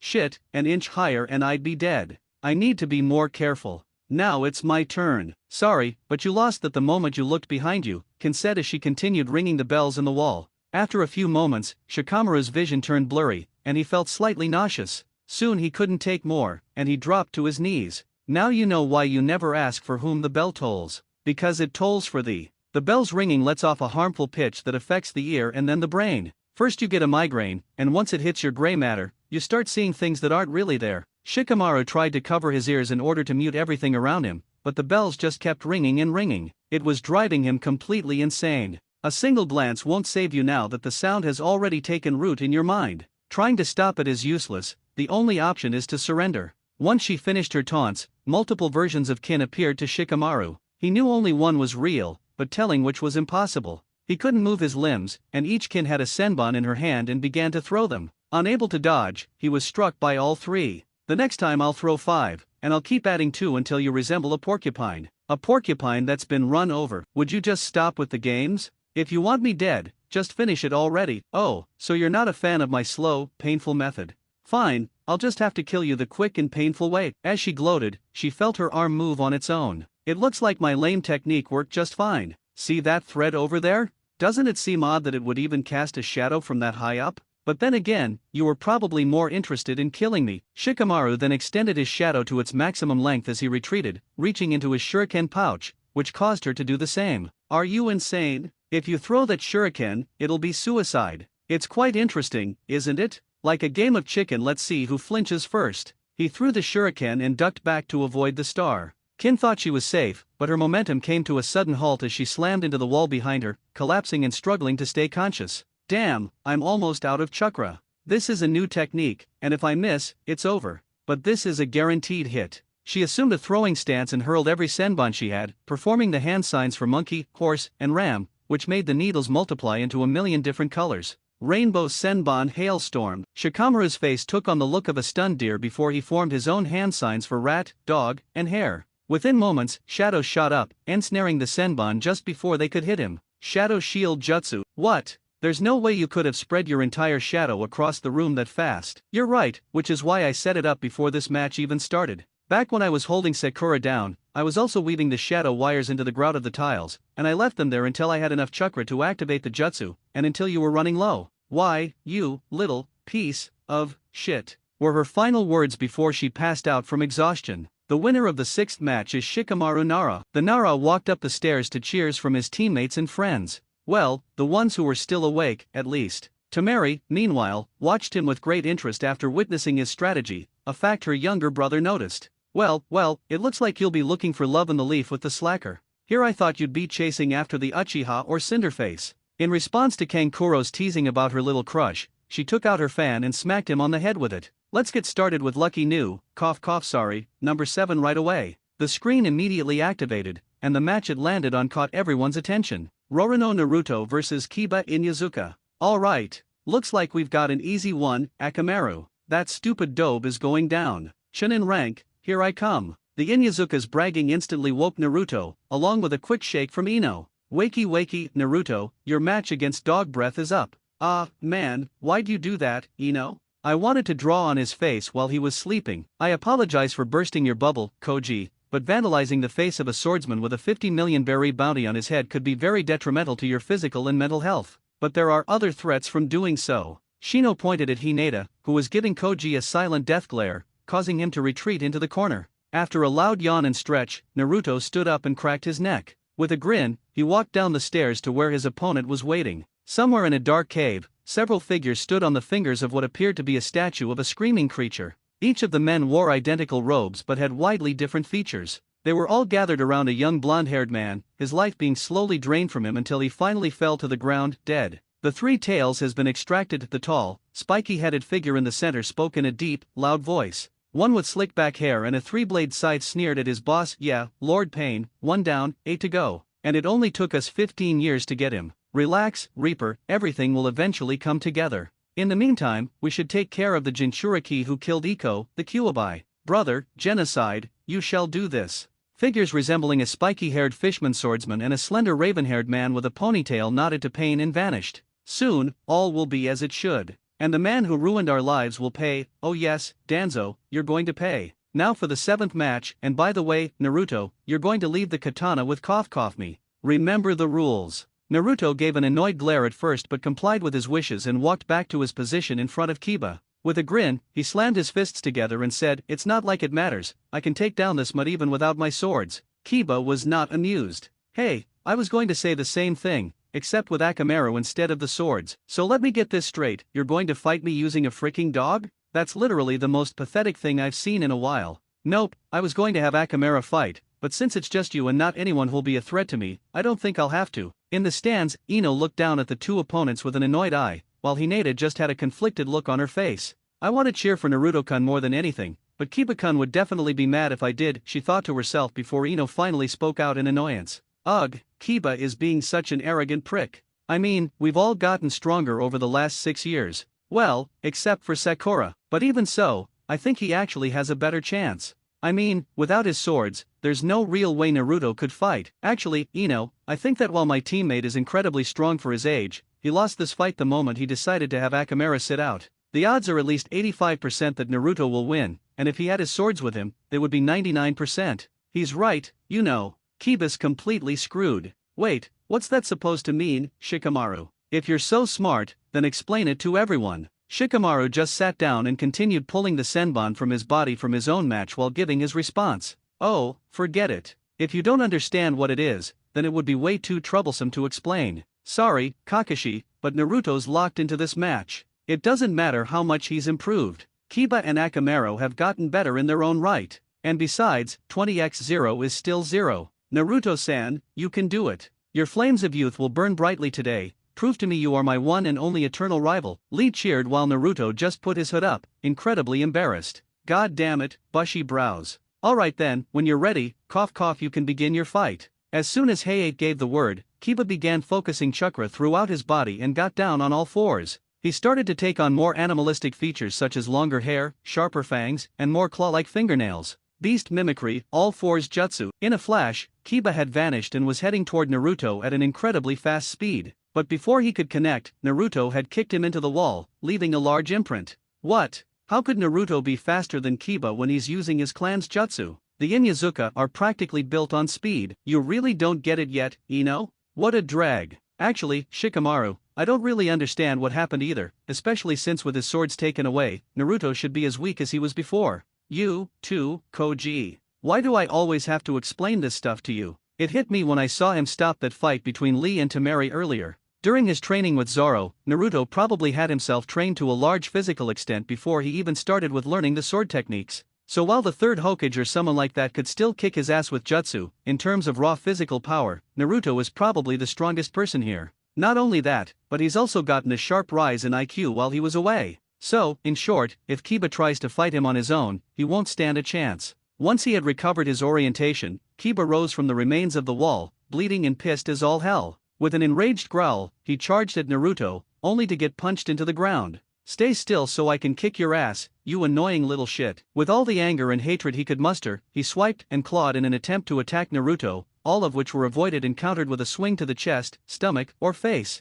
By the time it was all over, Kiba was bloody, bruised, and aching. He tried to throw a punch at him, but it was caught and returned, sending the Inyazuka flying into another wall. Thinking he was down for the count, Hayate decided to call the match winner of the 7th match, Roreno Naradash. "No, I'm not done yet. This is so embarrassing. I wasn't planning on having Akamaru fight until the finals since I got you, but I don't think I have a choice. Akamaru, time for your treat." Akamaru bounded over to his master with a large amount of zeal in his step and ate whatever he had in his hand. After he ate it, the canine started to shudder, and his fur began turning red like Tabasco. He turned toward Naruto with a look that could kill and charged at him at an even faster pace than Kiba's first attack. Naruto didn't have time to move before Akamaru had tackled him to the ground. What the hell? Were those food pills? Naruto said after he finished coughing up blood. Hell yeah, they are, and if you think Akamaru's bad while he's on those things, just see how fast I can go. The very moment he took the pills, his animal-like features that he got from the beast mimicry jutsu became more pronounced, as did a more gravely voice. Akamaru landed on his master's back while he was crouched down on all fours and transformed into an exact copy of him. Beast mimicry, man-beast copies. Both clones pounced at Naruto, who seemed fully prepared for what was coming toward him and put his hands into a position as if he were holding his katana, despite the fact that they were still with Hayate. Mutoryu, Tiger Hunt. The non-existent swords knocked Kiba and Akamaru back with cuts on their transformed and strengthened bodies. Once he was back on his feet, Kiba turned to Hayate and began complaining. Hey, Proctor, he just used a style of swordsplay. He should be disqualified since you said that no swords were allowed. Sorry, but he's technically within the rules since he didn't use physical swords. Fine, I'll just use another way of fighting him. Even if my man-beast copies won't do anything against him, I've got two other jutsu that are sure to do the job. Akamaru, it's time for that move. The still human Akamaru gave him a smirk, showing that he knew what to do and got back onto his master's back. The real Kiba threw several smoke bombs at Naruto, completely blinding him. The pair separated and charged with enough momentum to begin spinning in a dangerous ball of claws. Beast mimicry, fang over fang. Naruto stumbled around in the smoke, getting cut and tackled several times over by the two Kibas. Remembering a similar experience during his fight with Iko, he closed his eyes and let the rhythm of his opponent's movements completely immerse him. Once he had decided on a plan of attack, he twisted his torso as far as he could and let loose as if pulling a trigger, spinning himself around at an incredible speed, blowing all the smoke as well as his attackers away. Mutoryu, Dragon Twister. Man, Kiba's totally getting his ass kicked down there. Naruto sure has gotten a lot better since the academy. Is this even the same idiot who would always play pranks on Irika-sensei and never stand a chance in sparring? Ino wondered aloud. Nom nom, hey, maybe he was failing on purpose like Shikamaru. Either that or the Grand Line is the best place in the world to train. You've got to be freaking kidding me. Naruto was supposed to be the easiest fight in this exam, but he's totally killing me out here. I guess we have no choice, Akamaru. We'll have to use that technique. And I really wanted to use it against Suzuki or Niji in the finals. Shadow Clone Jutsu. Once there was another Kiba, Akamaru ran under his master like he was a horse, and the Kiba clone climbed onto the real Kiba's back. A shadow clone. This is probably some sort of new jutsu I haven't even seen while learning about Inyazuka jutsu from those scrolls on Water 7 that Ice Pops had for some odd reason. Alright, Pipsqueak, I'll admit you had a good run, but you're no match for my strongest beast mimicry technique, which I invented myself. Say your prayers because now you're history, Kiba said while doing a tiger sign. Beast mimicry transformation combo, Cerberus Wolf. A flash of smoke went out around the room, and when it finally cleared, Kiba was gone. In his place stood a giant three-headed wolf reminiscent of the legendary beast that supposedly guarded the gates of hell itself. Time to die, Pipsqueak. Beast mimicry transformation combo, tail-chasing rotating fang. The beast that was once Kiba began rolling toward Naruto at a frightening speed, giving him little time to move out of the way of the runaway train of an animal and even badly cutting up his left arm. He turned around to see that the wall Kiba had crashed into had been shredded into a disc-like shape.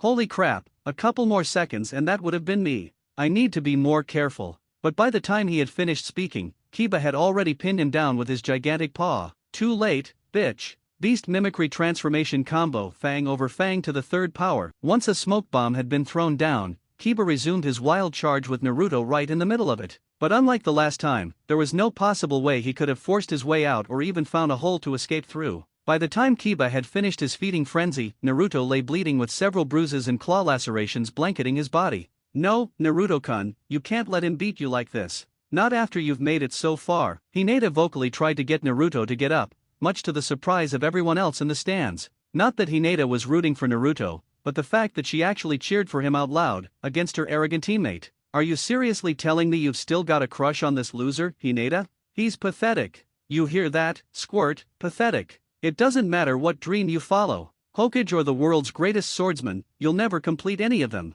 And you know why? Because you're just a sad, little weakling, and you always will be one. Ha ha ha ha ha ha ha. Right before slipping into unconsciousness, Naruto remembered all those years of being hurt, bullied, and nearly killed by the villagers as well as my asshole teammates. They always told me that my goals were worthless and that I would always be worthless. But then I met people who really believed in me like Gramps, Big Bro, Irika-sensei, Konohamaru and his Nakama, the Straw Hats, Hinata-chan, Bushy Brows, and even Inoshikacho, or Karama-san. And if I let dog breath beat me here, I'll let all of them down. I swear I will make all of them proud and prove every piece of shit who tried to make my life hell wrong. Despite the aching of his joints and the blood and sweat seeping out of every pore of his body, Naruto got up and stretched his limbs out in a come at me position. Huh, you're still a glutton for punishment. Oh well, more fun for me, even if I only have enough chakra to pull off one more jutsu in this form. Great, you unhousebroken pain in the balls. That's exactly what I was counting on. Now let's just get this over with. Beast Mimicry Transformation Combo, Fang over Fang to the third power. Big mistake, Naruto thought to himself with a grin as he prepared for another onslaught of scratches.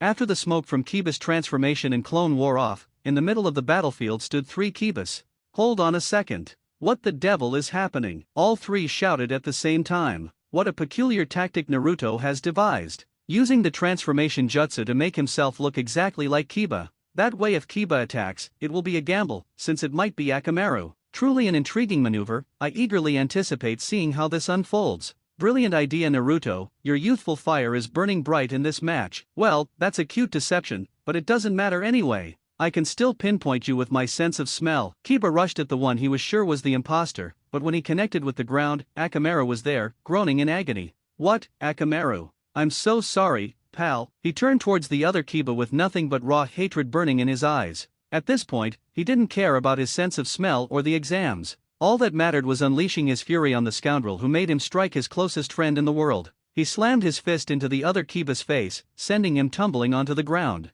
He exploded into smoke again to see that it was Akamaru once more. Before he had a moment to think, the Akamaru he had first hit had reverted back into Naruto. Very clever move, dog breath team. You should have kept your emotions out of the battle. That way, instead of letting what you saw fool you, you could have had time to think and realize that the other you had Akamaru's scent all over them, and that I had transformed into him after you hit me. Oh well, it doesn't matter now. Now Kiba was enraged beyond all logical reason. In just this one match I've been beaten, cut, humiliated, and mocked by this loser. But tricking me into hurting my partner is pushing things too far. I'm going to make him pay with the last resort I got from that octopus fishman. Kiba pulled out 2 dark gray pills with a red stripe down the middle and began chewing on them. As soon as he swallowed, his muscles began to pulse intensely and his eyes turned a deep, blood-red hue. Only Sarutobi and the Jounin knew what they were. Great, those energy steroids from those terrorists on Fishman Island. Neptune told me he got rid of all of them, but it seems Kiba somehow got a hold of them. Unfortunately, Hayate can't disqualify him since they're technically within the rules as food pills. But I will have to confiscate them after the exams due to the dangerous side effects of aging. Savor your final moments, Dobe, because after what you did, I have no intention of letting you live.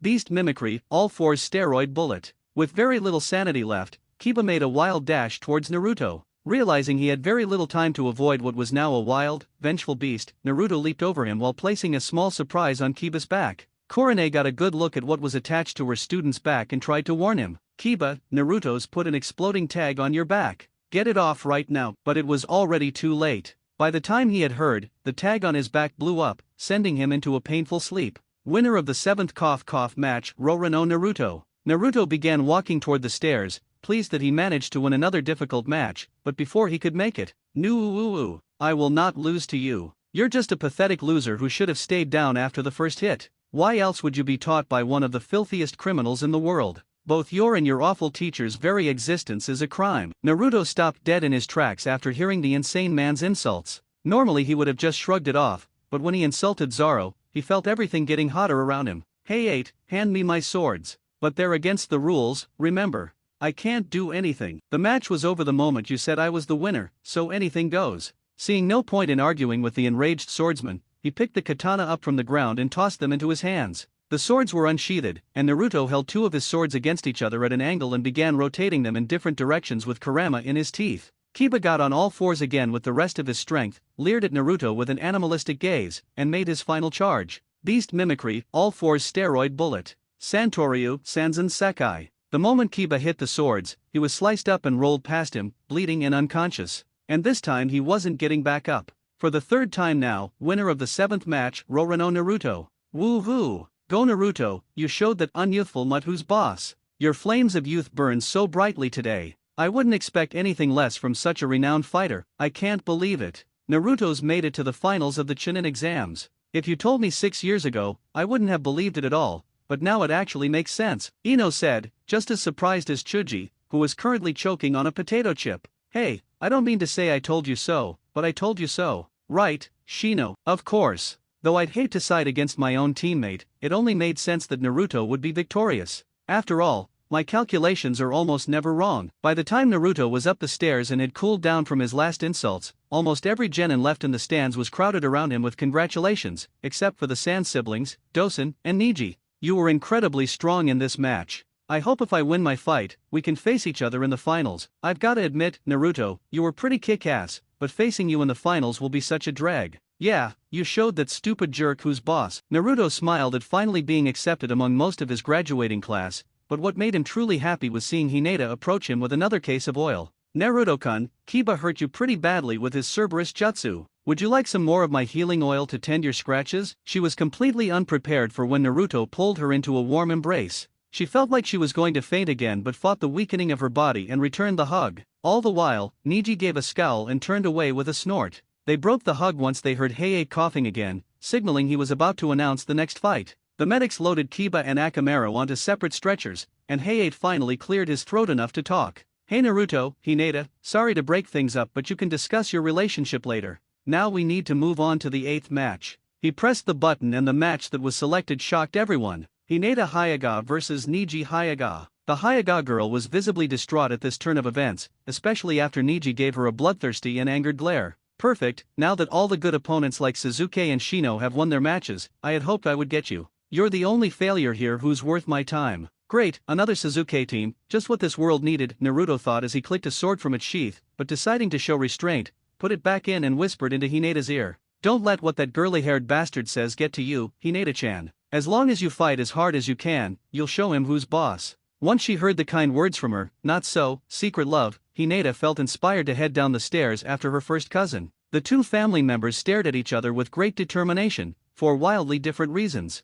Niji broke this to give an arrogant smirk, typical of a title holder of Rookie of the Year. When you are ready, you may begin. While Hinata began to move into the Hyuga fighting stance, Niji spoke from his arrogance. Before you go too far into this, Hinata, it's best that you forfeit now. You are a failure who was not meant to be a shinobi. You're too weak and afraid to hurt people. Not only that, but you are easily persuaded. You lack confidence and feel inferior to everyone else here. Even the pathetic ones like Sakura. You should have never entered these exams, but a team of 3 is needed to enter the exams, and you didn't want to let your teammates down. You don't really want to be here, which is appropriate since you should have never made it this far. No, that's not true, it's not. I entered the exams to prove to myself and my father that I've truly gotten stronger, she said while looking at Naruto, who was watching wide awake in the audience. Niji took notice of this. I see you have fallen in love with your year's dead last. Oh well, I guess that's fitting. After all, even failures like you and him have to find a way to breed somehow. Even with that massive bounty the world government's placed on his head, he will always be nothing more than a daub. That's because people simply cannot change no matter how hard they want to. Geniuses like me and Sasuke will always be geniuses.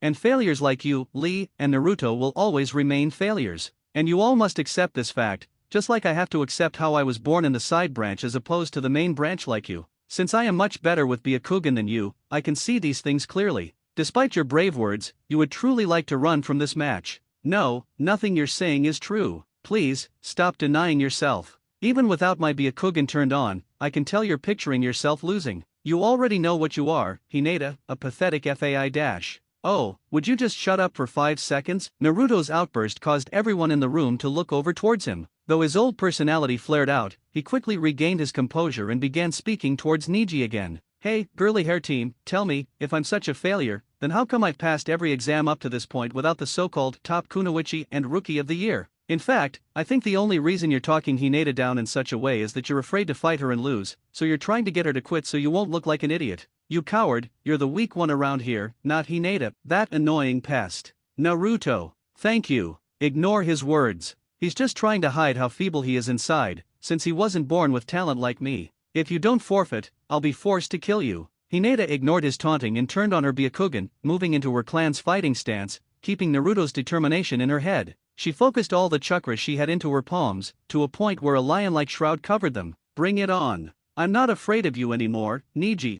So be it then, he said while admitting as much chakra as possible off of his body. Gentle fist style. Yes, my eternal rival, the signature taijutsu for the Hyuga clan and the strongest of any in Konoha. And it's what makes Niji one of the strongest genin in this village, if not the strongest. Gentle fist, one body blow. gentle step, twin lion fists. And thus the two Hyaga charged at each other with all the ferocity in the world. Hinata threw her attack first, which was blocked. Though it was blocked, it caused Niji to lose his footing for a few seconds, giving Hinata a chance to break a few ribs. After recovering, his attacks became synced with Hinata's with equally strong and dangerous jutsu, causing chakra to fly off their hands like blood. Every once in a while, they would have to avoid each other's attacks by moving out of the way. Eventually, while Niji was dodging, it gave Hinata another opening to finish him off with the lion in her right hand, which he narrowly avoided. This happened several times, each time only avoiding a deciding blow by only a couple of seconds. Eventually, she appeared to have hit him straight in the stomach with her left hand. Did she get him? Silence engulfed the arena as an answer was waited for.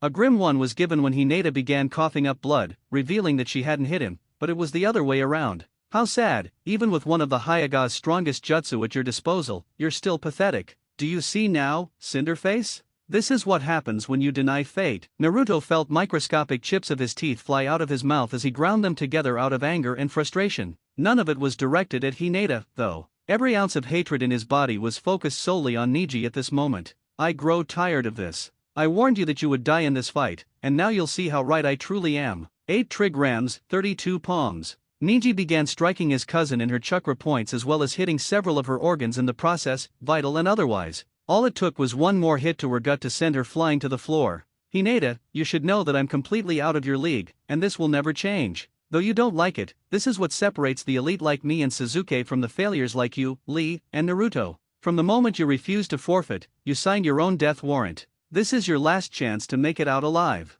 Give up. She struggled to speak as she coughed up more blood. No, I won't give up. Even if it costs me my life, I will finish the match. And I don't go back on my word. With what strength she had left, she stood back up, but then started coughing up more blood. Despite this, she started her fight with Niji back up. I'm not going to run away from this. I won't be a quitter anymore. Not with you watching. In 6 years you've gotten so much stronger, so I want to show you how much stronger I've gotten. You've always given me so much courage, so I want to repay that debt. Naruto, gentle fist, one body blow. Her thoughts finally stopped when he landed one more blow on her, causing a large pillar of chakra to go flying out the other end of her body. As she coughed up more blood, all she could do was collapse. You just don't get it. Even though you used such a powerful Hyaga clan technique, your blows were still ineffective. It's over. Up in the stands, Guy began speaking again. Though I don't think anyone here wants to hear this after how hard she fought, there's no way Hinata will survive that hit to the heart. Normally, the one body blow is an insta-kill attack,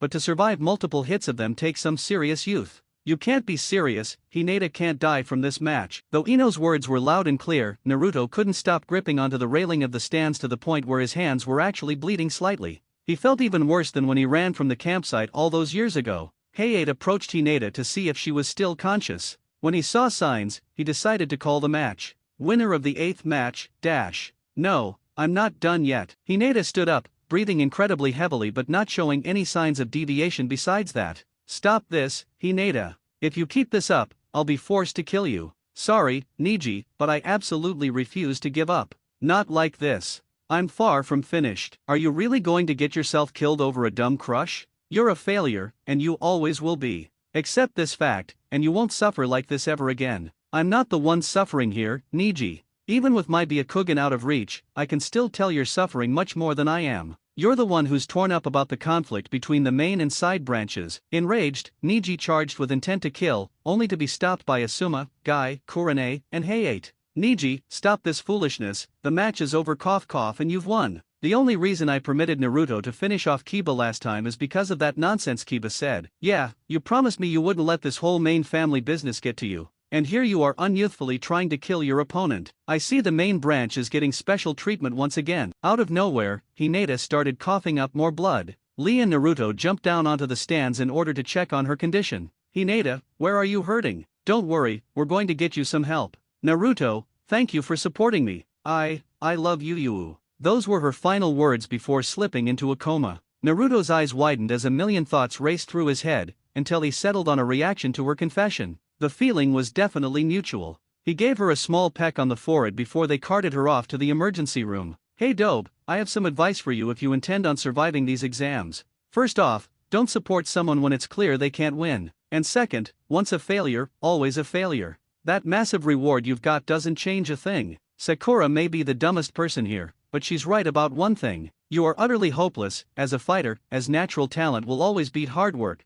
because you can't change who you are. Up in the stands, Shino and Team 10 were watching with great ire. Most notably Ino. Unbelievable, that jerk just had to ruin such a romantic moment. Hey Naruto, you better kick his ass for Hinata, or Billboard Brow and Suzuki will be the least of your problems. Naruto just glared at Neji with more hatred than he'd ever felt in his life. He felt his eyes go slowly red as breaking blades slowly enveloped him, but a friendly voice next to him calmed him down. Naruto, I personally apologize for my teammates' unyouthful words and behavior during the match. I hope in time you can forgive me. It's okay, bushy brows. It isn't your fault you got girly hair team for a teammate. And besides, I'm the one who should be apologizing to you. Cause if I get Neji in the finals, I'm gonna totally kill him. After everybody had cleared the arena from the eventful previous match, janitors had come out to sweep up the arena of any remnants of fallen shinobi. Shikamaru looked around at the remaining choices and began speaking to his husky teammate. "Aw man, Chuji, you're in a real drag at this point. Even with people like Naruto and Suzuki out of the running, you still got that mummy guy, Lee, and that weirdo from the sand. Just being in the same room as him gives me the heebie-jeebies." This wasn't very good for Chuji's morale, as he dropped to his knees from the fear of facing any of them. However, this was negated quickly with the promise of barbecue from Asuma. Nearby, a certain red-haired shinobi was shaking with anxiety. After watching that last fight, Mother's craving for more blood has gotten even stronger. I don't know how much more I can take without killing everyone here. Kankuro was observing his younger brother's slight change in demeanor, before he noticed a large amount of killing intent directed at Neji. Thinking through the repercussions of approaching the myth swordsman directly, he merely observed with a mocking grin, in hopes of unnerving him. With the arena finally clean, the competition could resume. Most of the remaining crowd, having already finished their matches, paid little mind to the announcement. All but two men, clad in green. All right, Lee, are you ready to show everyone in this stadium the power of youth? Yes, Gai-sensei, I know that this time I will be picked for sure. The board finally settled on a match that caught everyone's attention. Rock Lee vs Gaara Sabaku. Yes, I'm next. I'm next. I can finally fight. Lee cheered excitedly. Naruto walked over to his odd-looking friend and gave him a bit of advice. Lee, whatever you do, don't underestimate that sand ninja. He has a strange power to control sand like a third hand. He might have eaten a devil fruit. The taijutsu specialist simply turned to Naruto and struck a nice guy pose. That doesn't matter to me. In fact, I was hoping he had one, as that would mean this would be a much greater challenge. He jumped off the railing and into the fighting ring where Gaara had already transported himself using his sand. Once Hayate gave the signal, Lee charged at Gaara with great zeal, attempting to deliver a side kick to his head. Leaf Hurricane. The attack was blocked by a layer of sand, which then flooded over to grab Lee, who backflipped away from the incoming jutsu. The audience was surprised to see the sand leaking back into the gourd on Gaara's back while he stayed completely still. Are you kidding me, another devil fruit user? How many of these guys are there in these exams? You usually only see this many in the Grand Line. How troublesome. Not so fast. It's not like Suzuki or Shino, where their abilities were confirmed. He could just be someone with a strange Kekii Genkai, Asuma told his student as the match below continued. For an odd reason only Naruto knew, Shino appeared very uncomfortable while watching the sand, likely due to Gaara's display of brutality in the Forest of Death. Lee charged again, throwing several strong kicks and punches at Gaara, though all were blocked by the incoming sand. Seconds before he could be caught from behind, Lee noticed the trail of sand coming in and began slashing at it with a kunai he drew. This backfired, however, as he only barely managed to avoid the oncoming massive wave of sand. He jumped up to avoid the blanket of sand and threw 3 shuriken at Gaara, which were swept away by more sand. And that's why Gaara can never be hurt. Because the sand will always come to his aid no matter how much chakra he has. Pretty neat, eh? He failed to notice that while he was talking, Naruto had fallen asleep and had woken up mere seconds after he finished. I'm sorry, what were you saying? Listen to me when I'm talking, bastard. Gaara looked towards his exhausted opponent and began talking. Is that all you have to offer me?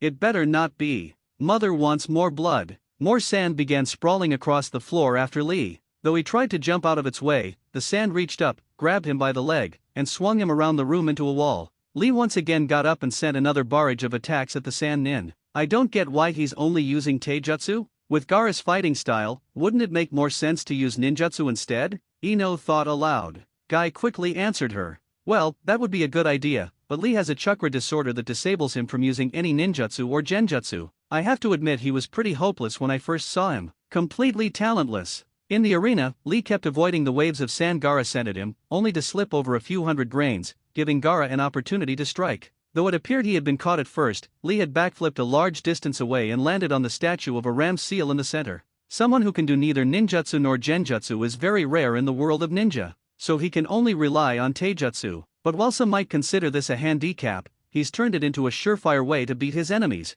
Guy then directed his attention to Lee and yelled, "All right, Lee, you can take off your weights." For some reason, Lee looked very confused at what his mentor said. "But Guy-sensei, you said that was only for when the lives of your loved ones were in grave danger." "Yes, I know, but since your opponent is very strong, I'll allow it just this once." The spandex-wearing genin's expression changed from befuddled to excited in a matter of seconds. He lifted up the legs of his pants to reveal training weights. He unlatched them, and they fell to the ground with a thunderous crash, revealing they must have weighed at least as much as a full nightstand. "All right, Lee, show him your stuff." It's funny, really, as he hasn't even shown the full potential of his power yet. To Gaara's surprise, Lee was down there in a nanosecond and barely stopped his strikes. Several of his punches blew the sand away and were inches away from making a connection. He could only watch as his shield was swept away. Lee flipped into the air before kicking Gaara directly on top of his head. No way. That freak actually managed to hit Gaara. Enraged at being hit for the first time in years, Gaara sent another wave as Lee charged at him, only for his opponent to begin making circles around him while taunting him with his location. Before he had time to react, Lee had punched him in the jaw, sending him flying back. Well, that was an interesting match, but it looks like the Sand Village is only taking 2 to the finals, Naruto concluded. Kankuro wasn't as supportive of the idea, however. "Now wait a minute, Cinderface, what's that supposed to mean?" "It means that he's screwed over. If he's never been hit before, he probably hasn't built up his physical strength, leaving him frail as a butterfly and weak against anything strong or fast enough to make it through the shield." Sorry, but you're a bit wrong there. Take a look." Kankuro pointed to where Gaara was kneeling after the last hit and revealed that pieces of hardened sand were falling off his face. Gaara looked and showed that his skin was protected by a layer of sand, as well as an insane and bloodthirsty look. He quickly regained his stoic expression as he replaced the sand shield. Naruto, however, was very surprised at what he just saw. "Wait a minute, what the hell was that? I know he doesn't have a devil fruit, but is he like a fabricated soul with a body made of sand or something?" "Wrong again, Cinderface. Normally he uses those clumps of sand as a defense, but in case anything gets through, he added a fail-safe in the form of a hardened layer of sand over his skin." "Really, does this guy have any weak points?" Despite the turn of events, Lee gave out a smirk and started undoing his bandages. After he was done, he started circuits around Gaara again, who just stood there motionless. Lee started kicking him up several times into the air. Lee winced from the pain of doing the attack but resumed anyway. Once Gaara was wrapped in the bandages, Lee began spinning the two of them around before they finally impacted on the tower's floor. Primary Lotus. Lee jumped back while Gaara lay there unconscious and defeated. Heiei approached the body to see if he could still fight, only for it to start crumbling into sand moments later. "What?" The real Gaara rose from the sand, laughing like a villain straight from a horror movie, and sent several twisting tendrils after Lee. He avoided all of them narrowly but couldn't avoid that tsunami of sand that came next. Crap, that last attack must have been a double-edged sword. Now he's in too much pain to move. Yep, your friend is only a plaything for Gaara by this point. Lee got up again, only to be blasted with more sand. He began running and avoiding the other blasts sent at him until he was hit off his feet again. All while Gaara watched with the same sadistic smirk. "Tell me, how much good do you think running will do? Time to finish this." Gaara sent out another arm of sand, but Lee moved with the same speed as before with a smirk, much to the shock of the sand siblings in the audience. Gaara angrily sent out more pillars of sand at Lee, who avoided all of them. "Man, there's only a handful of people I know with such a zeal for battle, and would smile at a good challenge. And they all sail on the same ship together. All right, it's almost time for the 8 gates. This is my final chance since my last resort can only be used with the signal from Guy-sensei." Lee then began screaming as a massive amount of gravity began surrounding him as his skin turned red and his eyes went white. "Naruto, Niji, Suzuki. All of them have made it to the finals, and I will not be left behind. The 3rd gate, Siaman. The 4th gate, Sha. Man." Lee charged at Gaara with even more ferocity than before, sending him flying at least a yard back as well as completely crumbling the stadium floor. Lee began knocking Gaara back and forth in an attempt to shatter his sand armor. He reeled his fist back and prepared for a final strike. The 5th gate, Timon. He hit Gaara once more but grabbed him by the sash on his waist and pulled him back for another punch to the gut, a punch that sent him flying into the ground. Afterward, he recoiled from the damage that had been put on his body and hit the ground below. Guy looked incredibly happy that Lee won, but that was until Shikamaru pointed at Gaara to reveal that he had turned his gourd into sand and used it as a cushion for the fall, and was about to deliver the killing blow to the downed Lee. "Lee, he's going to kill you. Quickly, use the gift the power of youth has given you." Use your devil fruit power. Guy yelled to his student while giving a nice guy stance, though his expression was a fearful one. Several in the vicinity's eyes widened from the odd-looking man's words, mostly from the fact that there was another devil fruit user, while Lee was shocked at his mentor for giving him permission to use it. He looked towards Guy but saw an approving look on his face. He then looked towards his opponent to see what was about to happen to him. Sand funeral. Gaara clenched his hand, expecting Lee to be killed instantly, but the leaf genin had vanished. He reappeared in front of him, blazing red once again, and delivered a hard kick to his chest, which his sand shield barely protected. Despite this, he still went rolling from his previous position. Once he shook off the attack, he was hit once again with a headhunter and was sent reeling back even further than before. The sixth gate command. Sped up gate extension. Lee did several backflips away and started vibrating violently, and his skin turned the color of his jumpsuit. He pulled the nearly unconscious Gaara into a stance before beating the sand shield off of him until Gaara was pale as a sheet and free of any sand. The green genin pulled his fist back and began gathering and releasing energy like breathing in and out of lungs. While he was doing this, a tiger-like aura began forming around him in the air. Up in the stands, Asuma had an incredibly confused look on his face. Wait, how is this possible? He's using a Gate 7 technique on Gate 6. This doesn't make any sense. Well, actually, it's a funny story. In his final year of the academy, an instructor attempted to kill Naruto by placing a devil fruit in his lunch, so the demon in the fruit and the Kyuubi would tear his body apart in battle. But this fruit ended up with Lee instead, so now, aside from an add-on to his already tremendous speed, he could now speed up the functions of his internal organs so he could perform a gate's functions a gate behind. So now he's the only shinobi alive who could perform the 8 gates functions without death. However, performing the night guy will leave him too exhausted to move for 48 hours, so it's a bit of a double-edged sword. Once he had finished talking, Lee was finally ready to release his final attack on the Sand Nin. Daytime Tiger. Lee punched Gaara with the tiger-like image and sent him flying into the wall. It appeared he had won and finally decided to allow himself a moment to rest. But out from the dust, a figure approached with an insane face. One half of the being looked like Gaara, but the other appeared entirely different. It looked like a large tan raccoon that had yellow eyes with star-like pupils and blue markings surrounding them. Only a few people in the audience knew what this meant. No, the demon within him's awoken. Ah, crap. So this is what the Kazekige's been up to. Wait, there's another one out there like me. Yep, he's Shikaku, the one-tailed raccoon. Me and its last Jinchuriki had a thing. It didn't end well, kid. No, I won't let you defeat me. He won't get out. Mother wants your blood, Baka. Mother wants your blood. The malformed Gaara began spewing out sand faster than the worn-out Lee could avoid, eventually getting him pinned against the wall. Once he was stuck, the sand began flooding into his lungs and suffocating him. Eventually, he could take no more and fell down oxygen-deprived and defeated. Winner of the 9th match, Gaara Sabaku. No, it's not enough. I'll rip you apart from the inside. Gaara began lifting his sand-covered arm up as if to activate the sand, but was knocked out by Guy before he could. Lord Hokage, I apologize for this, but I needed to save my student. No need for apologies, Guy. But I will need to tighten the seal on Gaara, Sarutobi said from his throne. While most of the remaining contestants just looked befuddled at what happened, Naruto just looked at Sarutobi with a look that said, "You've got some explaining to do, Jiji." To say the least, he was going to have an interesting afternoon. The doctors approached Lee's pale and heavily breathing body to examine him. Once they were done, they told Guy that Lee had several lung problems and was on the brink of death from the sand. He would have to undergo an immediate operation in order to survive, and if the operation failed, he would either die or be unable to work as a shinobi ever again. Naruto grew even more distraught after seeing another failure like him and Hinata carted off in uncertainty. Now it was only him, Shikamaru, and Chuji left in the exams who bore the name failure. Hinata-chan, bushy brows, don't worry, I will succeed. These pompous so-called geniuses will have to answer to the failures who made it into the next round in 1 month's time. Naruto was broken from his thoughts by an arrogant voice next to him. What a fool. Even in death, he never understood that destiny never smiles on failures,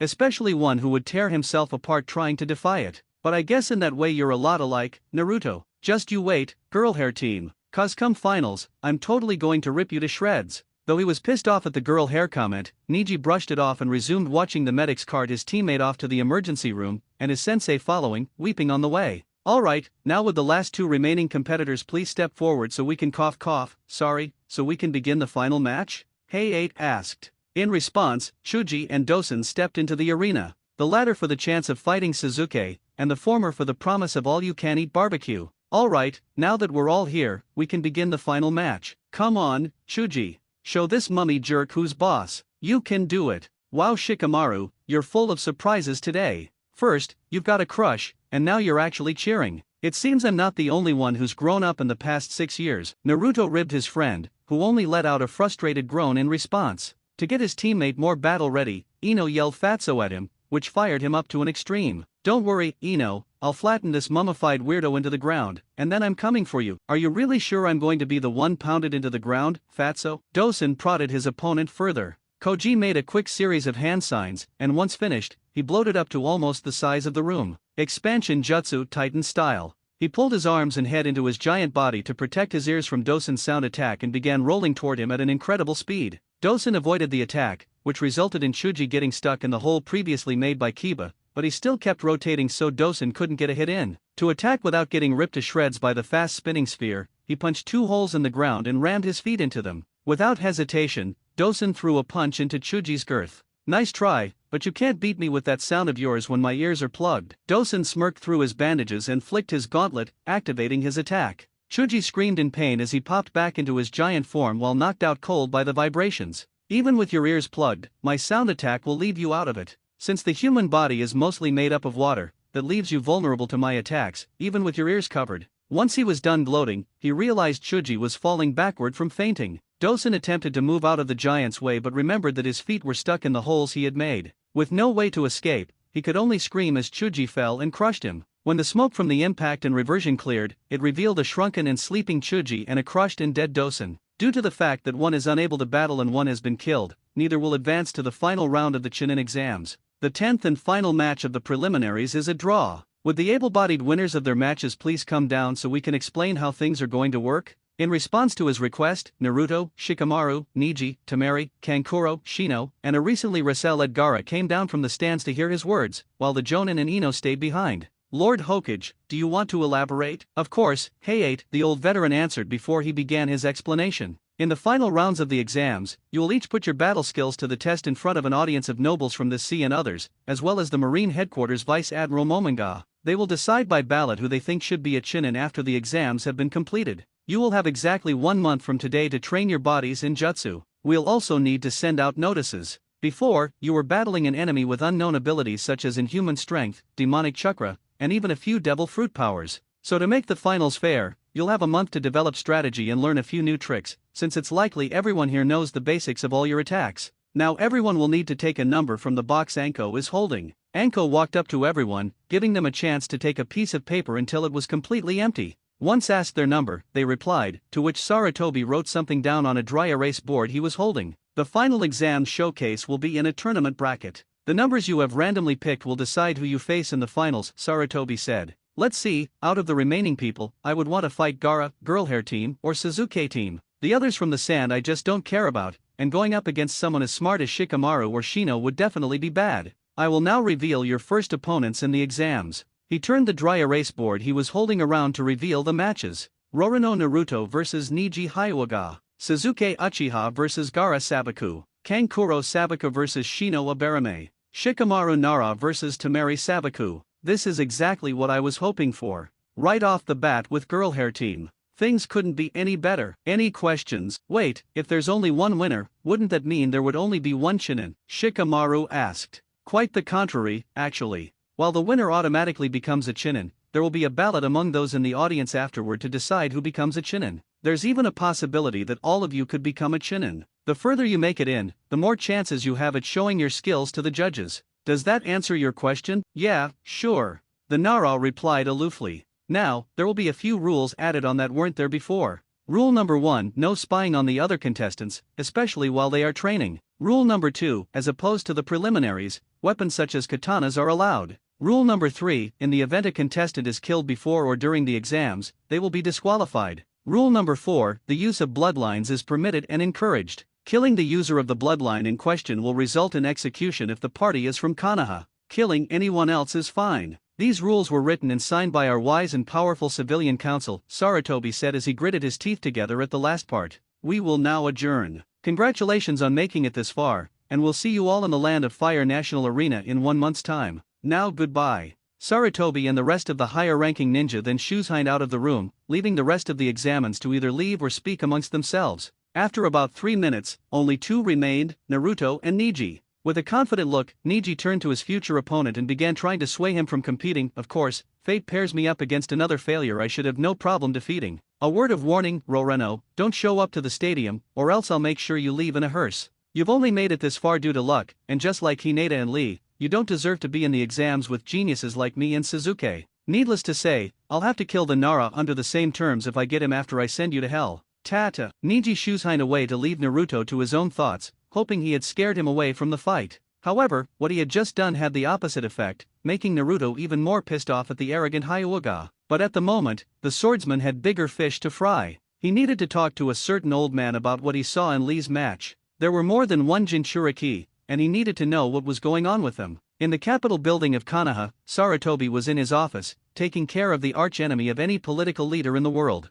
Paperwork. At least, he was until Naruto went crashing into his office by slicing down the door and walking through nonchalantly, much to the shock of the Hokage workers in the other room. Oh, hello, Naruto. I was expecting you here. Come, sit down, have a cup of sake. Sarutobi said monotonously despite the oddity that just occurred. Naruto approached the table and sat down while his surrogate grandfather poured the sake into the cup, signaling Naruto to take a sip. After a few drinks, he began asking questions. Alright, Jiji, we both know why I'm here. So tell me, what is it with the other Jinchuriki? How many are there in the world today, and what are their conditions? And finally, and this is the most important one, how come you never told me about this in the first place? The old shinobi brought his hands up defensively and said, no need to shout, Kiki, just let me talk and I'll explain everything. Naruto calmed down quickly after Sarutobi's reply. This gave him enough time to clear his throat and begin his explanation. Despite there being more than one, the Jinchuriki are very rare, being confined to only this large island in the South Blue. Of the 9 Jinchuriki, there are Garasabaku of the one-tailed raccoon, Yujito Nii of the two-tailed cat, Yagura of the three-tailed turtle, Rashi of the four-tailed monkey, Han of the five-tailed sheep, Utakata of the six-tailed slug, Fu of the seven-tailed beetle, Killerbee of the eight-tailed steer, and then there's you. Each of these shinobi is scattered across the hidden villages.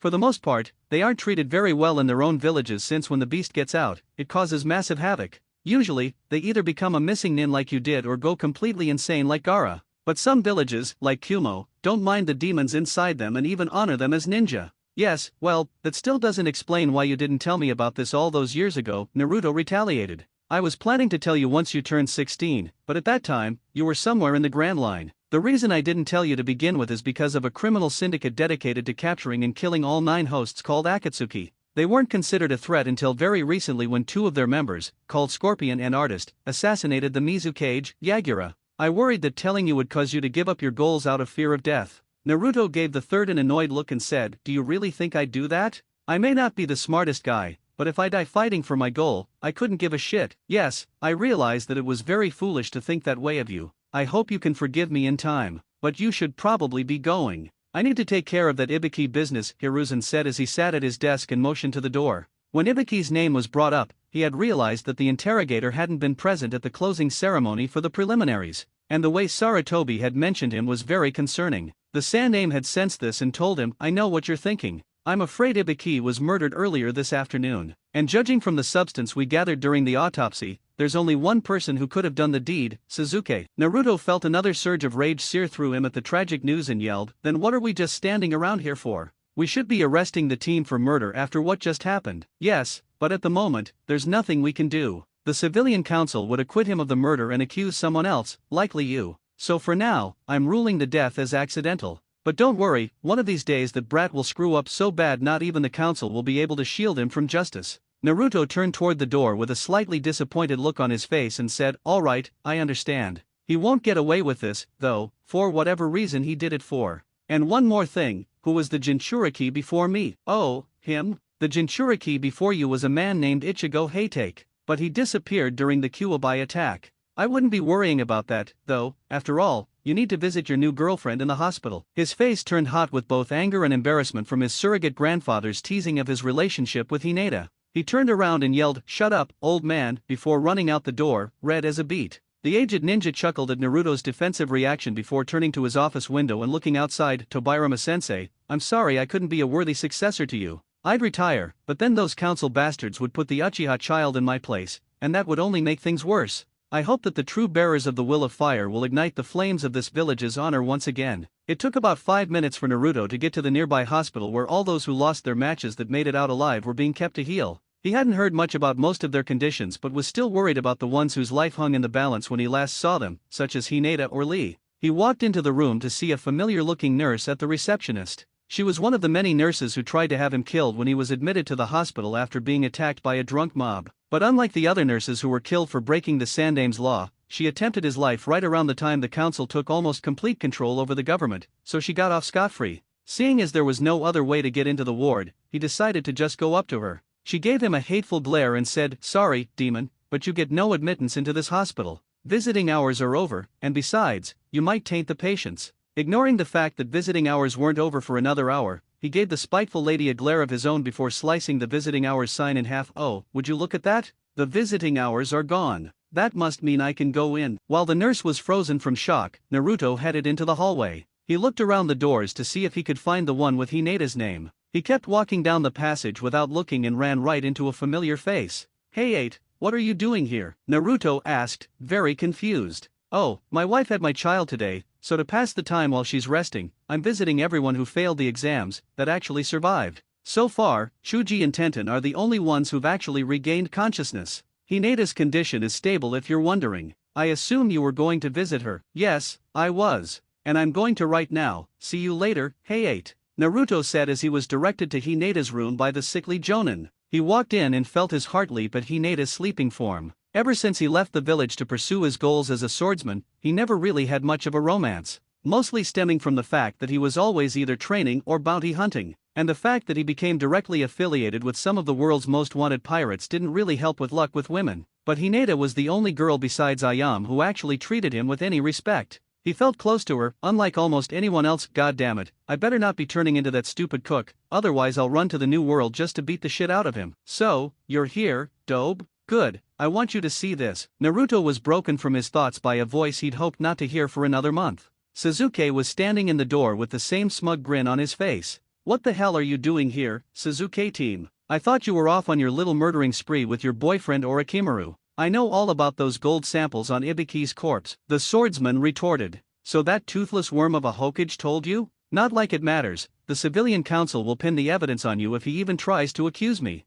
But with Niji going to kill your worthless ass in the exam, you'll be out of my hair, and I'll be promoted and receive that special sword of yours. Then I'll take the chair from the old fart and make this town of fools my own playground for Uchiha. And your bitch is going to help me with that goal," Sasuke said as he pointed to Hinata. In response to his threat, Naruto immediately withdrew a sword from its sheath and swung straight for Sasuke's arm. Before it could hit, Sasuke turned his arm into the knife he used to kill Ibiki. Both strongly held their positions with an extremely large amount of ki exploding out of them as they locked eyes like two beasts battling for supremacy. But something burning hit Naruto in the back and stuck to it. He recoiled from the pain, giving Sasuke an opening to stab him with his other arm. Despite this, Naruto still stood in incredible pain. The clone that had attacked him walked around him haughtily and exploded. When Naruto looked up, he saw that a flaming red curse mark was spreading like a disease across Sasuke's face. "That's why I'm stronger than you, Dobe. Before, we were equals. But thanks to Orochimaru's gifts, I'm now the strongest genin alive." Sasuke was enraged to the point that his Sharingan had turned on involuntarily by this point in Naruto's insult and lunged at him with both his fists turned golden and spiked.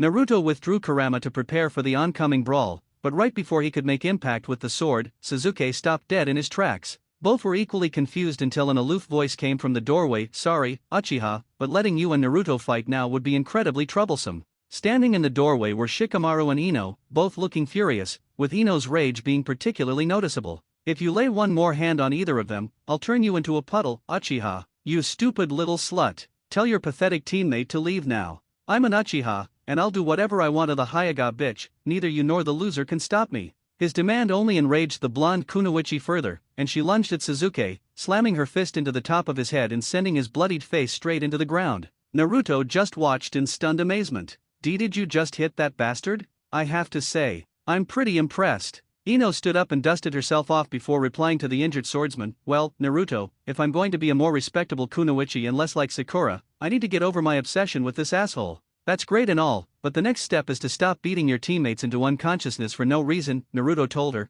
slightly amused as he pointed at Shikamaru's bruised and unconscious body. Apparently, since Shikamaru still had his shadow linked to Suzuki, he took the full force of the attack. Seeing the unintentional damage she had done to her teammate, she turned around, grabbed him by the collar, and began shaking him violently. Holy crap, Shikamaru, I'm so sorry. Come on, you can get up. Wake up, buddy, one look at my gorgeous face and you'll be okay for sure. Superiority hammer. Suzuki's golden fist slammed into her back, silencing her as he took advantage of her distraction. She collapsed from the pain within seconds. That's what you get for defying me, you hussy. Now I'm going to finish all of you. Shikamaru awoke to see Suzuki holding him off the ground, a heated knife poised to kill him. Time to die, Nara. Don't worry, after you're gone, Naruto will be in the caring hands of the world government once he takes the blame for your and Yamanaka's murders. Before he could pierce his heart, Suzuki felt a more menacing presence against his neck. Make one more move and you'll be missing some body parts, Suzuki team. And don't bother trying to use your Logia powers to avoid it. It's laced with armor haki, so you can't escape. You can't touch me, loser.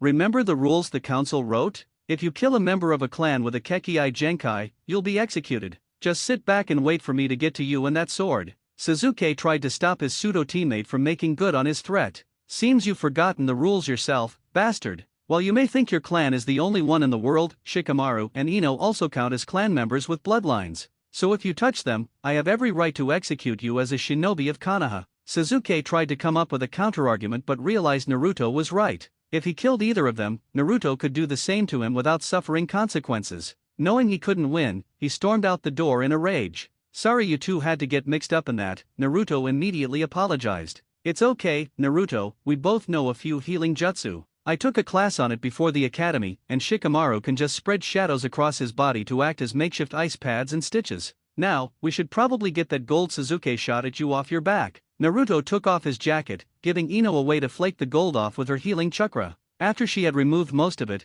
she began to get a small nosebleed from seeing Naruto's back. Hey, Ino, stop staring at Naruto, the gold is all gone. He should be fine for now. Come on, we need to go visit Shuji in his room. Ino immediately stopped at her teammates' teasing. Incredibly embarrassed, she stood up and retorted, like you're one to talk about me staring at Naruto. It's not like I have a crush on him or anything. Not like you and Temari. Now, wait a minute. Just because I decided to be nice and help her heckle Sakura doesn't mean I like her or anything. Shikamaru defended himself. Oh yeah? Then explain why you blushed when she thanked you for getting Sakura with that jutsu of yours. Why don't you explain why you were blushing while healing Naruto's back? You know, in hindsight, I'm so glad I'm here right now, Naruto thought to himself as he watched the argument. Excuse me, but you'll have to leave. Visiting hours are over, and outpatients will need rest, a doctor in the doorway said before walking off. They stopped fighting and left the hospital. Once outside, Naruto asked Shikamaru, so what happened to everyone else? I didn't have time to visit Bushybrow's. Sakura got a concussion from that weapons bag Kankuro threw at her. Tenten just needed a few stitches, so she'll be out soon. The sound girl I fought recovered after a couple of hours. Kiba needed casts, burns, and stitches after what you did to him, but that's nothing compared to what his mother did to him after she found out about those energy steroids he had. He's going to be out of it for a long while. You already know how Hinata is doing, and Lee's lung surgery is still happening, but we should find out the results by tomorrow. Chuji is just a bit sick from that guy's sound vibration. Good luck with your training, because against that curse mark, we're going to need a lot of it. Once Shikamaru and Ino had left, Naruto began his walk home. He clutched the hilt of his sword tightly as he walked through the streets of Konoha, just in case a drunk villager attacked him in a fit of rage. About halfway home, he saw a pair of figures on the roof of one of the buildings. He initially brushed it off as a mirage of fatigue but was stopped in his tracks when they reappeared on the awning in front of him. Both men wore large black cloaks with red clouds painted in various spots, and on their heads, they wore traditional straw fishermen's hats with strips of paper hanging off the edge to cover their faces. The taller one with a large sword on his back spoke, "Roreno Naruto, I presume."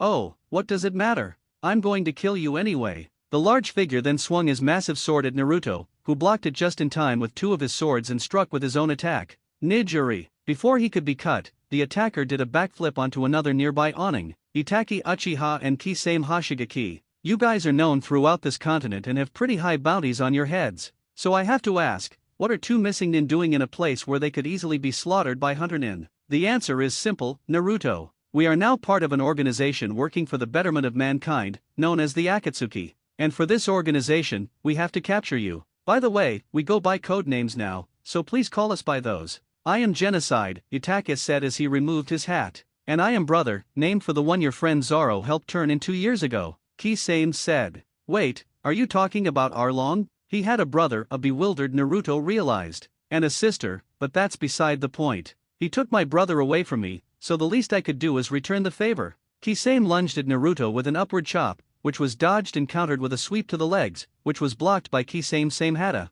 The tear in the bandages revealed several sets of blue spines that stretched out to impale Naruto, who could only barely block them. Naruto retreated away from the spines to run up a wall and attack from above, spinning his blades into a ball. Santoryu Hokin Dama. Kisame blocked until the momentum from the attack slowed down and attacked with a jab from same hata to his chest. Naruto hit the ground in pain and looked at his ribs to see that his skin had been torn in several places. Normal swords just cut, but mine can shave you clean of your skin in a matter of seconds. And that's not all it can do, Kisame said as he swung his sword down onto a sword Naruto had dropped. Chewing sounds could be heard as well as grinding metal, and when the sword was lifted, the blade was gone, and only a hilt remained. How are you going to fight now without your precious three-sword style? Nai Torio Lao Rashomon. The fishman got his answer in the form of 2 large cuts across his chest, one of which burned incredibly painfully, causing the great white to howl in agony. Lesson 1 of entering the fox's den: never underestimate the man who will be the world's greatest. Naruto said as the fishman collapsed.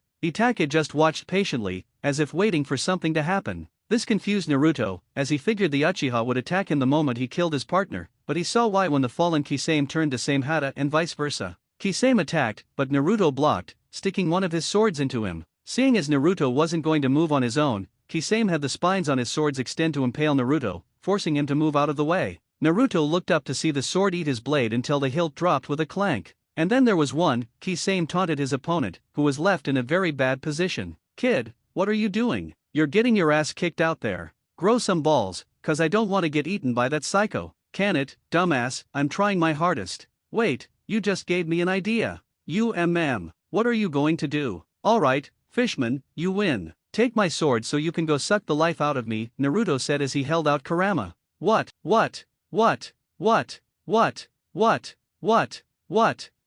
A/N. Iko, will wait hey You heard me, just take it, I'm done fighting, Naruto said nonchalantly. Kisame smirked and said, well, aren't you a smart kid? If anything, this gives me another snack. He took Kurama from Naruto by the blade and began swallowing it whole. Once it was down, he and Itachi walked away, expecting Naruto to follow, only for him to say one thing: Kurama, detonate. As soon as he said that, the fishman burst into flames, screaming in even more agony than before. Itachi was shocked and bewildered at what just happened before he saw Naruto's look of victory. The burnt fishman's screams finally stopped, and he collapsed to the ground while spitting up Kurama. Naruto dragged his sword out of his jaws and began staring down Itachi before a splitting headache brought him to his knees, and he began turning red around him. So you've managed to defeat 2 of our best swordsmen. The rumors were true, you are powerful. But while you are strong enough to beat Sasuke, you aren't good enough to beat me. He is by far the weakest of our clan's remaining members. Shit, this guy's really good. Damn it, my head. Just as Itachi prepared to finish the job, an odd-looking man jumped in between them, shattering the ground under him. He had blazing red hair, a curly mustache, pointed sunglasses, and a sparkly purple tuxedo. The man spoke in an abnormal way: you shall not pass, genocide. You have no power in this part of Oz. Itachi attempted to punch the stranger in the face, but his fist was caught, and he was flipped over, with a pocket knife pressed against his chest. Begone, evil doer, and take your fallen comrade with you. Seeing there was no way he could win, Itachi picked up Kisame and used a shunshin. Naruto asked the weird newcomer, who the hell are you? I am the terror that flaps in the night. I am the pencil that breaks every time you try to use it. I am the world-renowned fighter of Kirigakure, one of the 7 swordsmen of the mist, Maleko. You're world-renowned? This is literally the first time I've ever heard of you in my entire life, Naruto said, slightly annoyed at the man's eccentricity. Cinderface, you are very powerful in your own right, but you will need to be stronger if you wish to complete your goals, especially with 2 out of 3 of your swords destroyed by your fight with the fishman, brother. If you wish to get stronger, come by training ground 46 tomorrow morning. I will have 2 new swords and new techniques for you. Maleko then vanished as quickly as he had come, leaving Naruto to ponder the offer before coming to a conclusion. If I have to face more people like Gaara or Itachi, training with this freak might be my best option. Kurama, you smell terrible. Gaki, we will never speak of this night ever again. The sun was rising on training ground 46, where Naruto walked into with his single sword armed at his side. It had been 6 years since he actually had to wait for training due to his and Zoro's nomadic camping style. But more thoughts of his old training brought something to his mind. Kakashi was acting really weird when we fought. His fighting style had way too many holes in it compared to when I fought him during that bell test, and he at least tried to be subtle with his favoritism. Something's not right here, and I have a really bad feeling the council might have something to do with it. The blonde swordsman was broken from his thoughts when he saw Maleko running toward him with a duffel bag. Or rather, hopping toward him. Whoop, whoop, whoop, whoop, whoop, whoop. I am the $1,000,000 baby.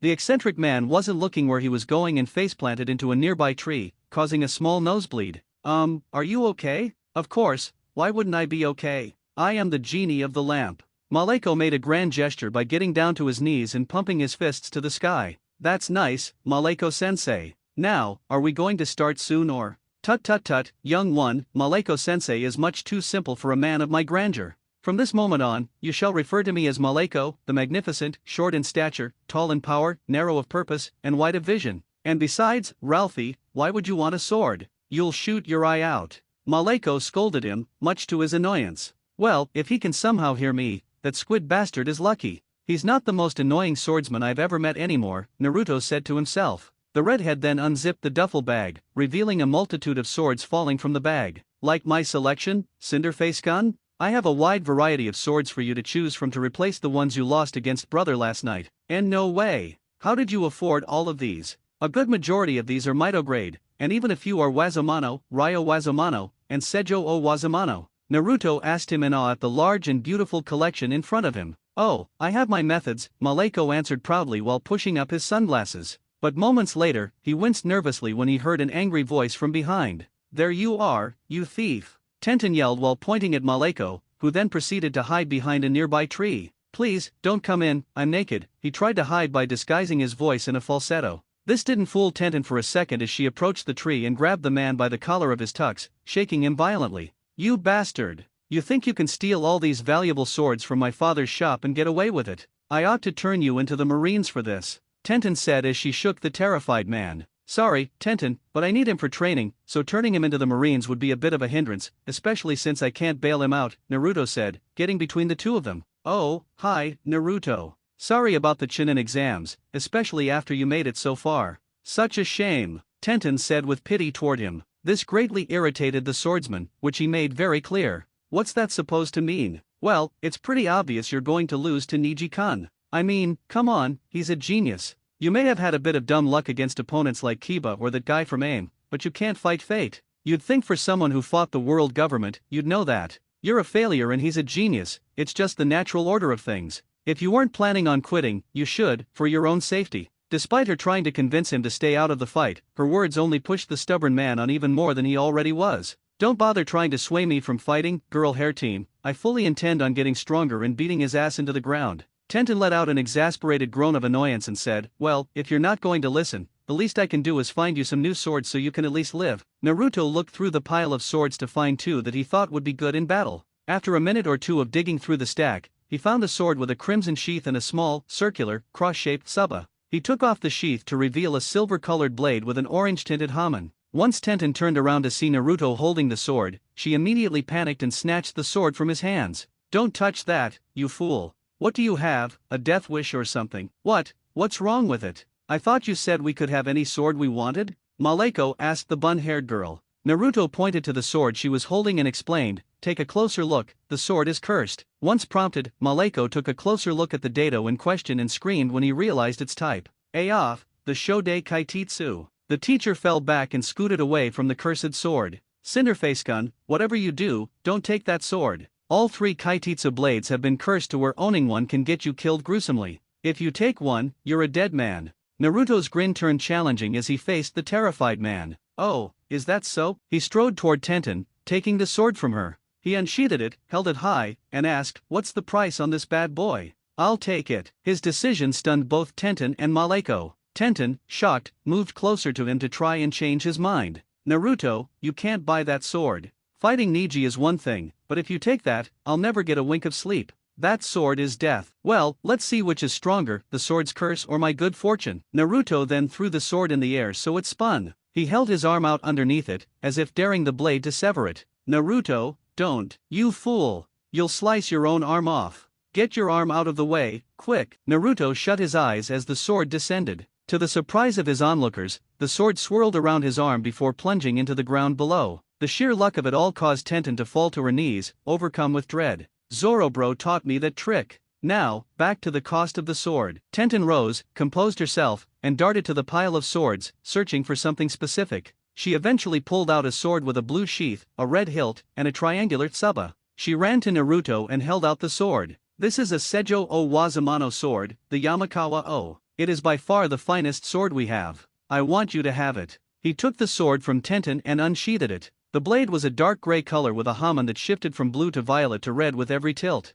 Sorry, but I'm afraid a sword like this is too rich for my blood. Take it, it's free. The same goes for the Shodei Kaititsu. You're a real swordsman, and you deserve it more than anyone I know, Tenten said, beaming with pride. Really? I can have both swords for free? Naruto was shocked by her generosity. Of course you can, Naruto-kun, because this thieving scoundrel right here is paying for them, Tenten said, pointing to a stunned Maleko who had completely forgotten his crime. Maleko quickly regained his cool and said, "It's no problem, little lady. Cool guys like me are loaded, so we can throw money around like we throw balls in the sandlot. So, tell me, what's the total?" "Well, if you add the price of both swords, plus the 50,000 berry fine for robbing us, the total comes to 162 million berry. Team 10 was eating at the Yakiniku barbecue to celebrate Chuji's release from the hospital and Shikamaru making it to the finals. Who'd have thought the two lowest-ranked people in the academy would make it to the finals of one of the world's largest biannual events? Ino exclaimed to herself. Hey, at least one of us is happy.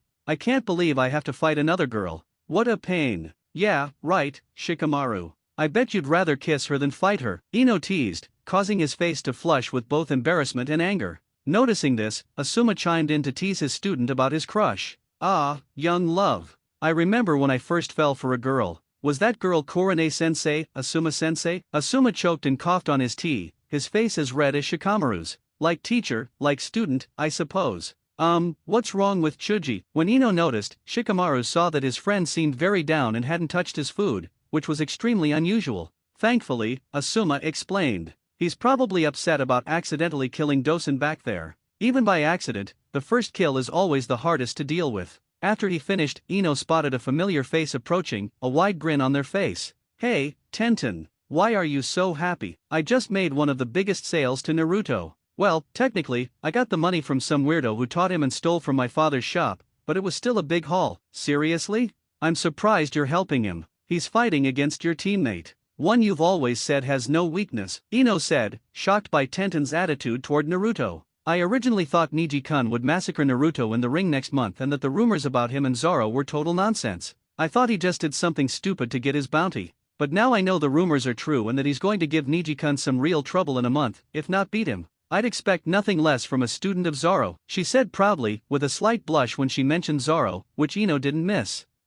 Looks like Tsunade isn't the only one you look up to, Tenten. Someone got a little crush on Naruto's big bro, Ino teased, much to the bun-haired Konoichi's dismay. You'd better run while you can, Tenten-san. It's nothing like that. I just admire his skills as a swordsman, that's all. Tenten tried to defend herself, despite her beet-red face. Asuma's next words didn't help her case. Oh yeah, I forgot about that. Your father told me you have a giant poster of him in your room right next to the one of the three Sunin. Once he said this, both Shikamaru and Ino burst out laughing, even Chuji laughed a little despite his depressed state. Asuma bashfully put his hands behind his back and said, "Oh, sorry, I guess I wasn't supposed to say that." Tenten slammed her head on the table and thought, "Damn it, Dad." Back at Training Ground 46, Naruto was admiring his new swords. He appreciated the strength of the sheath and the finish and sharpness of the hamon. The swords he received were truly masterpieces. He looked over at his future teacher, who was still moping over the large amount of money he'd lost to Tenten. "Hey, Maleko-sensei, are we gonna train soon, or do I need to get an ambulance to see if you're still alive?" "Shut up,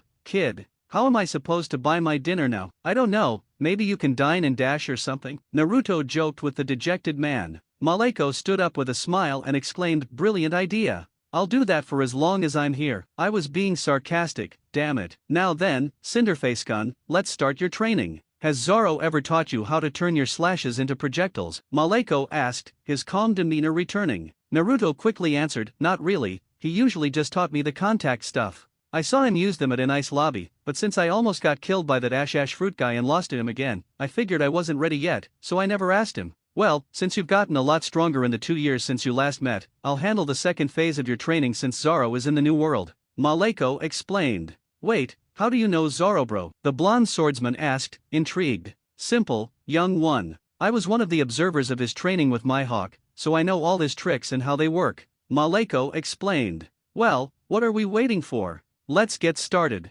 Naruto said with a smirk. Maleko returned it and pulled a long rapier from his tuxedo. I agree. After all, knowing is half the battle. Maleko's training wasn't as brutal or grueling as Zoro's because Naruto had already built up his physical strength immensely since he first started. He could only learn about 5 techniques before he tired, and the same went for Maleko's teaching. By the time they finished, the training ground was covered in cuts from the rapier and katana. Both student and teacher lay on the ground, breathing heavily and bleeding from the cuts they had left on each other. You are very skilled in the art of swordplay, Cinderface-kun. While you aren't on Zoro's level yet, there's a big difference in strength between you at the beginning of the day and you now. Great. I guess we'll do the same time tomorrow then, Naruto asked, standing up. When he saw Maleko nod, Naruto sheathed all 3 of his swords and headed toward the exit for some rest. However, he had to unsheath Shodei Kaititsu to block several bullets. Several visibly drunk men with rifles and other weapons surrounded the training area and began to close in on the 2 swordsmen. Alright, demon, you and your little friend are going to die tonight. The one who said this charged at Naruto with a hacksaw, but his strike was blocked and returned. Naruto pulled up his hood to prepare for battle and asked his teacher, "Want to help me teach these fools a lesson, Maleko-sensei?" Wouldn't miss it for the world. Maleko then let out a large spinning stab that sent the drunk villagers flying back, cutting and even impaling some. He began to spin his sword in a circle, cutting anyone who got close. He then used the blade of his rapier to pole vault himself into the air and rain down jabs onto his attackers. Hop of the Whispering Duckling, Honey Muffin Blitz. What the hell does that even mean, you damn freak show? With all his opponents defeated, Maleko dropped back into the field of unconscious bodies and calmly said "Booyah" before mowing down the next wave of opponents. Naruto was defeating his enemies with similar ease, simply blocking a shot and striking back, as the villagers had little to no combat experience. This eventually became tiresome for Naruto as he kept doing the same thing. After a while, he decided to end it quicker by using a new technique he had just learned. He jumped into the air and began sending slashes down onto the civilians. Karasuma Gari. It took only seconds before all his attackers were down and bleeding. Naruto looked around and saw that Maleko had also defeated all his opponents. Good job, Cinderface-kun. This was a good showcase of your skills. We'll repeat this every day for the next 3 weeks. Now we should get some rest. The Langoliers come out at night. Maleko warned before running off screaming about the Langoliers, much to Naruto's annoyance. This is going to be a long 3 weeks, isn't it? 3 weeks and 1 day later, Maleko walked out of a nearby restaurant. Or rather, he ran from the angry owner after dining and dashing. He managed to escape to the roof of a nearby building where the owner couldn't find him. Once he was sure he was safe, the eccentric man stood up and said, "Take that, you bastard. You'll never catch me, I'm king of the world." Still causing trouble even when I ask for favors, Maleko, a smooth yet judgmental voice asked from behind him. The man who spoke was a tall black-haired man with facial hair and sideburns, wearing a red coat with a red floral pattern and black sleeves, gray slacks, and a cross-shaped pendant around his neck, along with a large crucifix on his back. But what was most striking were his yellow hawk-like eyes. "Oh, hey, my hawk. I didn't know you'd be checking on me, little brother." Naruto's training has gone well, and with any luck, he'll be ready to fight pain when the time comes. We can only hope. I will complete the final phase of his training when we cross paths, just as I did for Zoro. They are a lot like us when we were young, aren't they, Maleko big brother? Yes. I have no doubt that when the time comes, one of them will be the one to take your title. Maleko responded to his younger brother. By the way, why have you never tried to take your title back from me? You worked hard to take it from the Nidaime Senju, so it doesn't make sense that you would give it up so easily. The answer is simple, little brother. I find it's no fun living in yesterday because it's called the past. That's why I always remind myself of this world's past, to remember to embrace the future. Because in the future, failure is not an option. With that, Mihawk watched as Maleko jumped off the roof and waved goodbye, only to be chased instantly by a mob of angry restaurant owners and chefs. Mihawk chuckled at the sight before heading off into the unknown waters of the new world once again. Meanwhile, in the Hokage's office, Naruto was having another heated conversation with the old man. "And are you sure there aren't any blacklist missions I can do, Gramps? I might not like it, but fighting is the easiest way I know to get money, and right now, I need to pay rent." "Sorry, but you can't do any bounty hunting or assassination missions until you reach Chunin rank. The most you can do is C rank, and we're almost out of those. So you might have to settle for a D rank." "Come on, old man, not only will it take like 50 of those things to get the amount of berry I need, but they're all incredibly boring. At least throw me a C rank," Naruto pleaded with his grandfather figure. "Well, there is one I think I could give you. It's a town where several shinobi from every village in the area have gone missing. We'll need someone to check it out. The only downside is that it's a team mission, Sarutobi explained. Naruto winced at the thought of having to do anything with his old team and said, "You know what, I think I'm fine just painting fences and picking up dog shit all day." Relax, Naruto. I'm fully aware of your feelings toward your old team, so I've decided you'll be leading a team of people who didn't get as far as you in the exams. So, as of this moment, you're a temporary jonin, Sarutobi explained as he gestured to the door and 4 familiar faces entered. "Hey, Naruto, how are you doing, man? You look a lot better than you did after that fight at the hospital 3 weeks ago." "Yosh, Naruto, my eternal rival. I'm happy to see that your flames of youth are burning as brightly as ever. You are sure to defeat Niji," said a bandaged and crutched Lee, who, despite his condition, looked as happy as ever. However, the last member of the makeshift team looked less than happy to see him. "Oh great, I'd hoped I'd never see you again, Dobe. Believe me, the feeling is mutual, dog breath. I heard you had a little talk with your grandmother about those pills you smuggled in. I trust you learned your lesson." Naruto taunted back at his enemy. "Please, the only reason you won is because that proctor was blind. You're lucky I have to root for you against that bastard Niji. Otherwise, I'd flatten you right here and now, especially after what you did to my Akamero baby." Naruto was offended by the nickname and unsheathed the Shodei Kaititsu to show a threat. The moment he heard the click of the sword, however, Kiba immediately backed into a corner with a terrified look on his face. "No, no, please, put that away. Don't hurt me, I'll be good, I swear. Just no more slicing, stabbing, or jabbing," Kiba begged, which was very unusual for his loud and proud personality. Confused by his sudden reaction, Naruto quickly sheathed it. Sensing his confusion, Ino approached and whispered, "After getting stomped by you, Kiba developed acmophobia, which is a fear of sharp or pointy objects. Usually, it's medical needles, but in this case, it appears to be solely katanas that are pointed at him." Understanding, Naruto nodded and turned to Sarutobi again. "So what's the name of this town we're supposed to check out, old man?" "Apparently, it's a town called Eerie Peak." Naruto winced at the name's similarity to another town he'd heard about but merely shrugged it off. "Alright, team, we're wasting time. Let's go." "Now wait just a minute. Who died and put you in charge, Dobe?" Kiba tried to say. "The Hokage, Kiba. The Hokage." It was about 5 o'clock, and the team was on a shinobi railroad caravan on its way to Eerie Peak. For the most part, it was a quiet trip with very little interaction. Naruto fell into a deep sleep the moment they boarded, while Kiba glared at him. Chuji switched between being depressed and stuffing his face with barbecue-flavored chips, and Lee trained with his good arm while preaching about the power of youth. All while Ino was caught in the middle.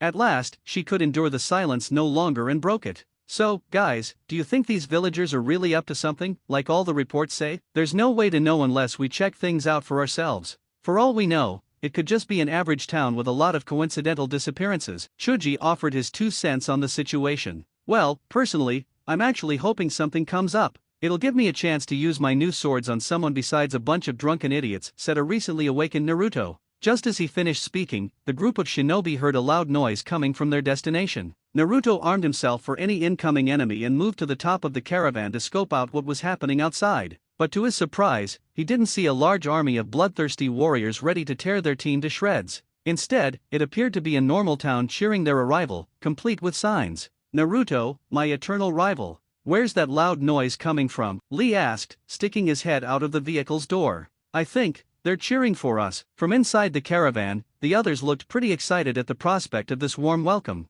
Most notably, "Yep, it's about time someone cheered for how great I am. I bet if I had Akamero with me, they'd be cheering even louder because of how awesome we are." "Oh, get over yourself, dog Barith." It took about 5 minutes for the caravan to come to a complete stop. When they stepped out, they were met by a man with long black hair tied back into a ponytail, wearing a black kimono. "Welcome, brave shinobi. I am Samurai, the mayor of this village. It is a great honor to welcome you to our town of Isuki Paiku." The man introduced himself. "We live in a place where making liquor and music is commonplace, and we pride ourselves on hospitality. Would you permit us to throw a party for your arrival?" All 5 shinobi immediately agreed. Within hours, the entire village was in an uproar from the party. The team was doing what was expected of them in this situation. Kiba and Lee flirted with the women of the village, while Chuji ate so much that some chefs fainted from exhaustion. Ino excitedly partied along with the villagers, but Naruto stayed suspicious, merely sitting and drinking the whiskey given to him. The mayor noticed this and approached him. "I see you're taking a liking to our specially made wine. We make it from the finest grapes, and what's more, it has absolutely zero alcohol."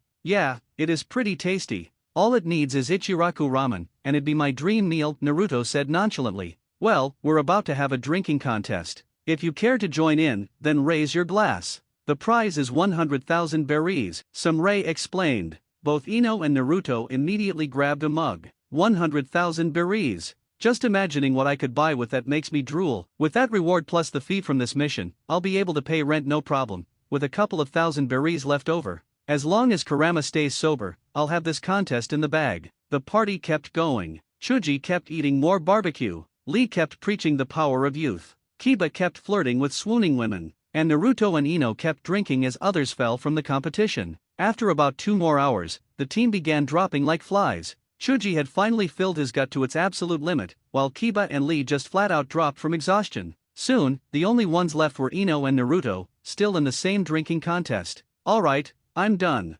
13 mugs is enough for me, Ino said as she fell unconscious from drunkenness. Really, Ino? You're so frickin' weak, Naruto told her, feeling tipsy himself. Hey, Kurama, you holding up okay in there, buddy? Oh, come on, Naruto, buddy. Let's go play some fetch or something. I have the shiniest meat bicycle. The government is bees. Well, looks like I'll have to take care of this last guy by myself, Naruto thought to himself while standing against his last opponent for the cup, a green-eyed man who appeared to be a priest. If you want to forfeit, there's no shame. If you drink much more, it'll be dangerous to your health, the preacher said. Nice try, you weirdo, but I never give in. That's my nindo, my ninja way. Or is it no cuts, no butts, no coconuts? Oh, what the hell does it matter, I'm still gonna beat you. Ha ha ha ha, slurred a clearly drunk Naruto. With one more drink, the priest fell, causing Naruto to leap with joy. Yes, I'm not going to have to worry about rent this month. Ha ha ha ha ha ha, before passing out, still laughing faintly. Well then, this was fun, but now we need to get down to business, Cinderface, the mayor said as he stood over Naruto's out-cold body. The townspeople met under the light of the crescent moon with the sleeping ninja inside the building of the party. 2 shinobi in black robes came out toward Samurai, who had both Kiba and Chuji draped over his back. One was a blue-haired woman with piercings and a violet rose in her hair, with a scratched-out Konoha headband, while the other had an IWA-1, with long blonde hair that he kept tied back into a ponytail. So, Orochimaru, you've captured the 9-tailed Jinchuriki and his cohorts, the blue-haired woman asked. Yes, Lady Angel. It was much easier than I thought. I expected the legendary Cinderface to be a bit smarter than to fall for such a simple trap. He's in there, Samurai said as he transformed back into Orochimaru. Good, though I'm a tad disappointed I couldn't perform my art for them on this mission. By the way, what made you decide to ally yourself with us again, especially because of how Myth Scorpion was at you when you left, the blonde asked. Orochimaru sneered and said, it was just necessary for what I'm planning, that's all. The green-eyed man from before came out,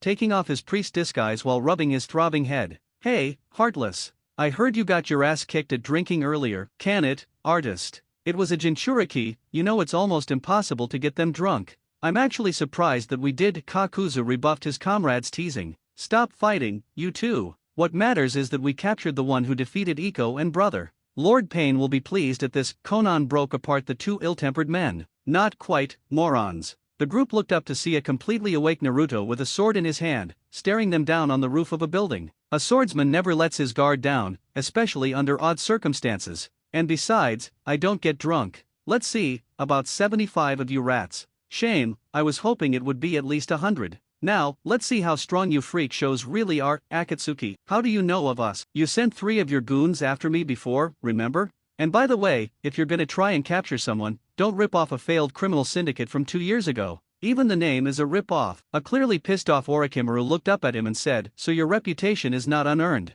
You are indeed one of the strongest Jinchuriki. But you are still no match for my power as a Sannin. It is time for you to die, Rorono Naruto. Meanwhile, in Konoha, a man walked down a dark path on his way home from work. Iruka Omino. He had to stay at school early for a conference between an angry civilian who was mad that their child kept getting counted late, despite the fact that they always did. He knew that Anko would be angry, so he walked over to a recently installed transponder booth to explain the situation. But for some reason, he couldn't shake the feeling he was being watched. Iruka began dialing the number but heard a cold and emotionless voice. Iruka Omino, I presume, the one who said this was about Naruto's age, with black hair and Umbu attire. Yes. Judging from your clothing, I'd say you're a member of the Umbu Black Ops. Now, what would they want with me? Iruka asked, while discreetly drawing a kunao. You're a bit off there, Mr. Omino. I'm a member of Root and a Shotetsu in the Organization for a Better World, the Santetsu Foundation. But enough about me, it's time for your execution, for involvement with the Kyuubi, Mr. Umino, Sai said.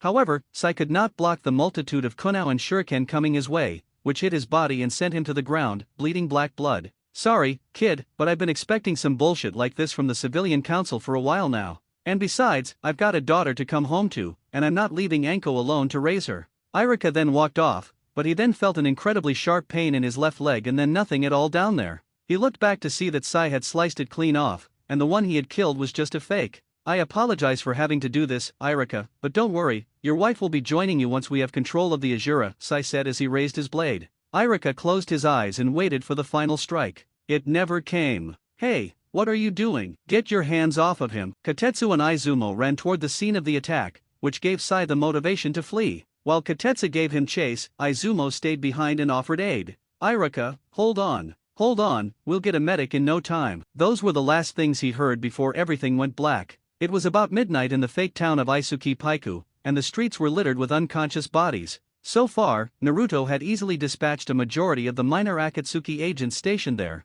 He looked around the road to be wary of any surprise attacks that might be coming. An agent jumped at him from behind with a cutlass, but Naruto easily dispatched him with the Yamekowo. Naruto heard scattering noises closing in, like Shino's Baikaku beetles. He looked around to see that several clay insects were surrounding him. With the little time he had, he jumped up onto the rooftops to avoid them, which he just barely did. Once he had made it onto one of the roofs, he saw Deidara flying on a clay hawk, before landing to face him. Like my devil fruit power? I ate the sculpt fruit, so now I can morph my explosive clay into anything I choose. Great, you can make crap out of clay. I'm sure your kindergarten teacher is very proud of you, you damn Okama. Naruto insulted the Akatsuki member. Deidara looked incredibly put off by this and howled. You dare insult my art, Jinchuriki, rocket stinger. The pissed off man dumped a large load of clay into the mouth on his hand, which fired hornet-shaped projectiles at him. Naruto sliced one in half with the Shodei Kaititsu, but it exploded and knocked him into the building. The remaining hornet bombs flew rapidly at Naruto while he was imprinted into the hole in the bricks.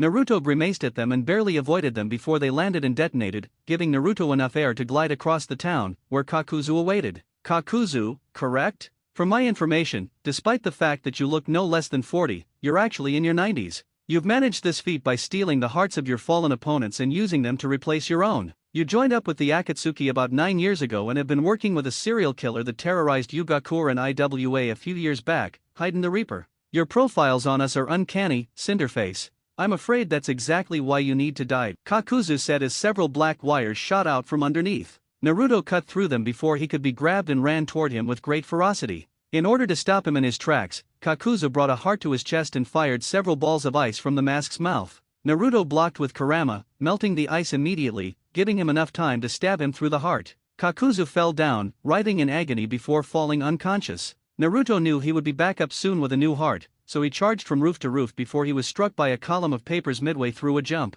When he made his painful landing, Konan landed in front of him. Hello, Cinderface. I am Lady Angel, eater of the note fruit and a paper woman. I could really care less what the hell you are. You're going down. Konan sent more slips of paper flying at him, which he had to block rapidly. Despite this, he was still cut several times by the paper's razor-sharp edges. He inched forward toward the woman with the intent to stab with Kurama, but to his surprise, she called her papers back, forcing him to speed up his defense. The papers she called back formed wings which she used to send a large gust at Naruto, which knocked him back once again. He hooked the flat of the Shodei Kaititsu onto a post and maneuvered out of the way of the blast. I'm gonna wanna steer clear of her for now. Now that I know his powers to their full extent, I might want to fight that clay freak first. Then wake up Lee or Chuji to fight that paper woman, Naruto brainstormed before noticing the giant paper bird speeding toward him. You can't get away from me that easily, Cinderface. With the small amount of time he had before his opponent swooped down onto him, Naruto unsheathed Kurama and lay down to avoid being grabbed. He waited until she was just over him before he stabbed.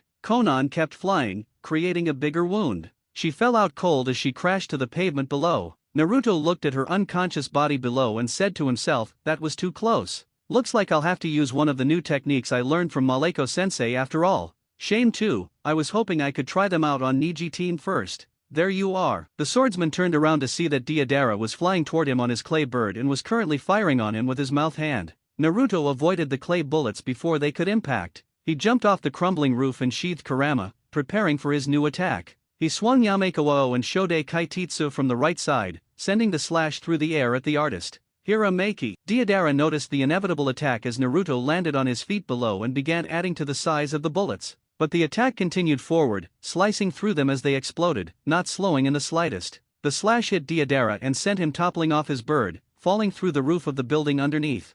3 down, 1 to go. But Orochimaru's not going to be as easy to take down as those other guys. You're correct, Cinderface-san. You're almost as hard to fight as Suzuki-san, judging by how much trouble you've given the Akatsuki tonight. But a Sunin will not fall for your silly tricks, Orochimaru said as he stood in front of him in the road. Naruto armed himself with all 3 of his swords and answered, "Bring it, Ronald McDonald." Visibly irritated at the insult, Orochimaru did multiple hand signs before popping open a bottle of sake he had hitched to his waist. A large torrent of fire then went flying out of the Sunin's mouth. Fire style, flame bullet. Kurama absorbed the flame the Sunin fired at his tenant. Orochimaru quickly did more hand signs in order to slow his opponent down. Earth style, underworld swamp. The ground opened up beneath Naruto to reveal a large mass of mud that completely trapped his lower body. To his surprise, not only did the pit restrict every movement, but it was also sapping his strength. "Kid, I'm gonna get you out of here, don't worry. All I have to do is release enough Yukai to completely deactivate the jutsu," Kurama said to his trapped container. Orochimaru approached Naruto with a smug look on his face and said, "Nine tails, captured," before a large wave of killing intent came from Naruto's body, and his eyes turned blood red. Screaming in agony, the jutsu surrounding him eroded away, all while the snake sage looked on in fear. What kind of terrible power is this? Is this the power of the Kyuubi? When the trap had completely faded, Naruto stood in the middle of the hole with his blood racing even faster through his veins. He looked up at Orochimaru with bloodthirsty red eyes and drew the Shodei Kaititsu toward the snake. He had delved into Breaking Blade. Now, let's see who's stronger, Snake Team. A demon or a sage? Naruto taunted his target with sadism dripping off of his deep tone before charging at the horrified Orochimaru. Just as Naruto was about to strike down Orochimaru, a voice called out, stopping Naruto dead in his tracks. "Stop right there, Cinderface." Naruto turned around to see Konan completely unfazed and healed, and Kakuzu and Deidara a bit shaken up and injured, but otherwise fine. And next to them, they held a fully awake Kiba with Deidara's hand pressed up against his throat. "What? You two make sense, but there's no way that the paper woman could have healed that fast," Naruto stated, incredibly confused. Konan decided to explain the situation to the befuddled swordsman. "The Lady Angel you had killed was just a shadow clone. There's no way you could have defeated me so easily. I admit you have definitely improved from your fight against brother, but you are still no match for a chairman of the Akatsuki." "That's right, Cinderface. Now drop your swords, or the Inyazuka gets to be my next work of art." Deidara gave Naruto his options. Kiba looked at his rival with a scowl, thinking to himself, "Great, my life's in the hands of the person who hates me the most. Looks like Akamaru is gonna have to find a new owner. Sorry, buddy, I wish I could have been a better." "Alright, you win. I'll come with you, just let my friends leave here without any trouble." Naruto quickly responded to their demands, while setting his swords down. This reaction greatly surprised Kiba, who screamed out in confused frustration. "What the hell are you doing? I can understand why you'd want to save Lee, Shuji, or hell, even Ino. After everything I've said to you and everything I've done to you. Why are you doing this, Naruto?" You didn't call me dope," was all Naruto said before he was struck from behind by a large blaze. Fire style, flame bullet. The mass of fire completely blew Naruto away along with completely incinerating his blue coat. As he was sent tumbling to the ground, completely scorched and out cold, Konan and Orochimaru's eyes widened to an incredible extent as they saw his face for the first time. Both missing nin whispered to themselves, "Minato-sama, he's alive, but that can't be, the Umbu showed me his corpse 18 years ago." Both of them quickly regained their composure as Kiba dropped to his knees from shock and fear. "The Kyuubi has been captured. Now there is only one thing to do. Artist. That's a wrap, Lady Angel," Deidara said, loading more clay into his hand. Kiba squeezed his eyes shut, assuming the chairman would fire at him. Surprisingly, a sound went off, but it wasn't aimed at him. Deidara had fired at Orochimaru. After a few moments, a deeper, less slithery voice came from the smoke. "I must commend you on seeing through my disguise. My impression of my old teammate was quite impeccable.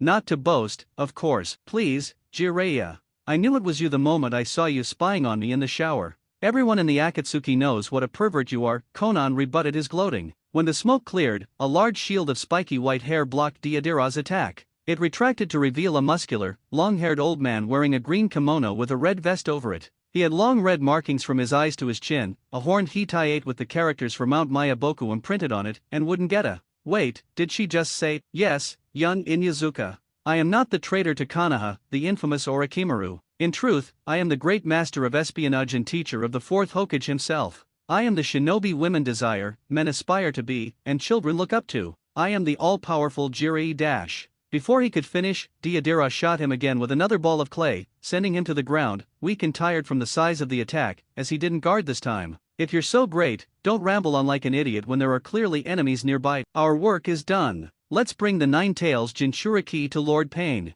Then our job is complete, and we can leave the others here for the rescue team to find them, Konan ordered the other chairman. Not so fast. I don't think we should let the others off the hook so easily, Kakuzu spoke out. What do you mean by that, heartless? We made a deal with the Jinchuriki to let them go. Kakuzu turned to Kiba with a predatory glare and answered while growing his threads out. So what? He's a dead man anyway. I'm itching to make a few berries off of this job, and I know the world nobles are always looking to buy more slaves. Kiba immediately froze upon hearing the words world noble, buy, and slave in the same sentence, due to how notoriously cruel the world nobles treated their slaves. No, I can't go through that. That's a fate worse than death. Please no, somebody save me. Leaf Hurricane. Expansion Jutsu Bullet Punch. In mere seconds, Kakuzu was kicked into a wall by Lee, and Chuji had slammed Deidara into the distance, both incapacitated. Crap, we spent so much energy fighting Cinderface that we're vulnerable to any other attacks. The moment she finished talking, Konan was knocked out in an instant by an incredibly painful headache, as Ino had warped her mind from behind.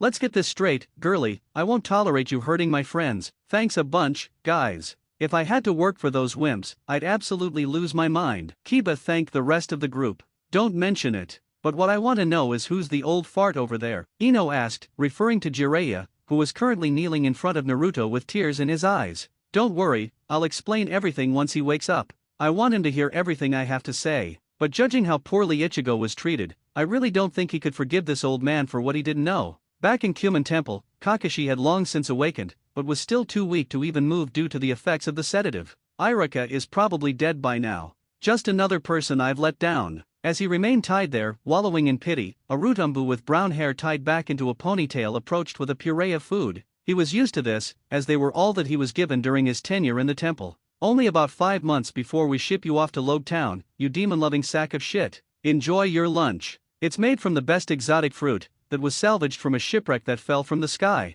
Ha ha ha ha ha ha. Ho laughed sadistically like a hyena while feeding Kakashi the drink through his mask. To him, the drink tasted like absolute shit, but he didn't care. His mind was solely focused on how he failed to save Irika from his fate. Ho noticed this and broke the glass he was feeding him through before mocking him further. Ah, someone's a little cranky that he couldn't save his playmate from being put in timeout? Well, don't worry, I've got some good news for you. We finally found the demon brat you looked for so zealously for 6 years ago, Naruto. But that's not all. He's in the Chunin exams finals with Uchiha-sama, who, by the way, has joined our organization as a Nitetsu. And when he and the Suna demon go to fight, we'll unleash their two freaks' powers onto Konoha, just like we did to Ichigo. You remember him, don't you? Hey take, Nai Aizen. And here's the best part. Once the spot's been cleared for the Azura Tower, we'll have him executed for attacking Konoha again. Then the Hyuga bitch he's so fond of, Yamanaka, the snake whore, and any other bitch we feel like will be offered up to the Uchiha as wives to restore the Uchiha clan. This turned out to be the straw that broke the camel's back, as Kakashi exploded with pure, unadulterated rage and a red lightning surrounded him completely.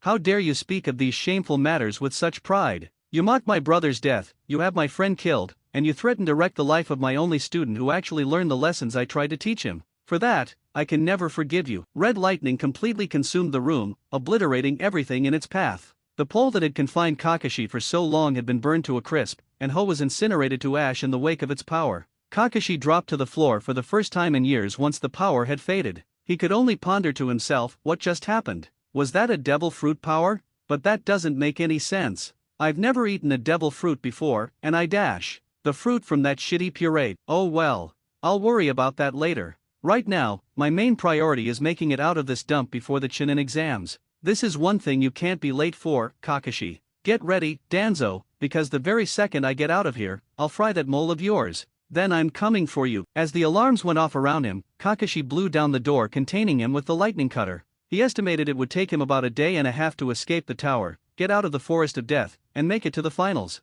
But nothing could keep him from stopping the invasion that was to come. Naruto awoke to a cold and wet feeling suddenly attacking his face. He angrily looked around to see the assailant of the prank. Alright, who's the wise guy? Chuji quickly explained his actions. Sorry, but I was getting hungry and you didn't look like you were going to get up anytime soon. After he cooled down, Naruto looked around to see the members of his team crowded him, along with an unconscious Deidara, Konan, and Kakazu. But Naruto remembered another one of their attackers was missing. Wait a minute. Where'd that snake go? Jiraiya stood up from the group and began explaining. There is a bit of a misunderstanding, Naruto, son of Minato. For you see, I was disguising myself as Orochimaru in order to gain information on the criminal syndicate Akatsuki. I am the master of espionage and teacher of the fourth Hokage himself. I am the shinobi women desire, men aspire to be, and children look up to. I am the all-powerful Jiraiya. He was interrupted when Kiba slammed his head in out of frustration. Get on with it. I want to get back to Konoha by tomorrow. Keep your dress on, Inyazuka, I'm getting to that. What does any of this have to do with me?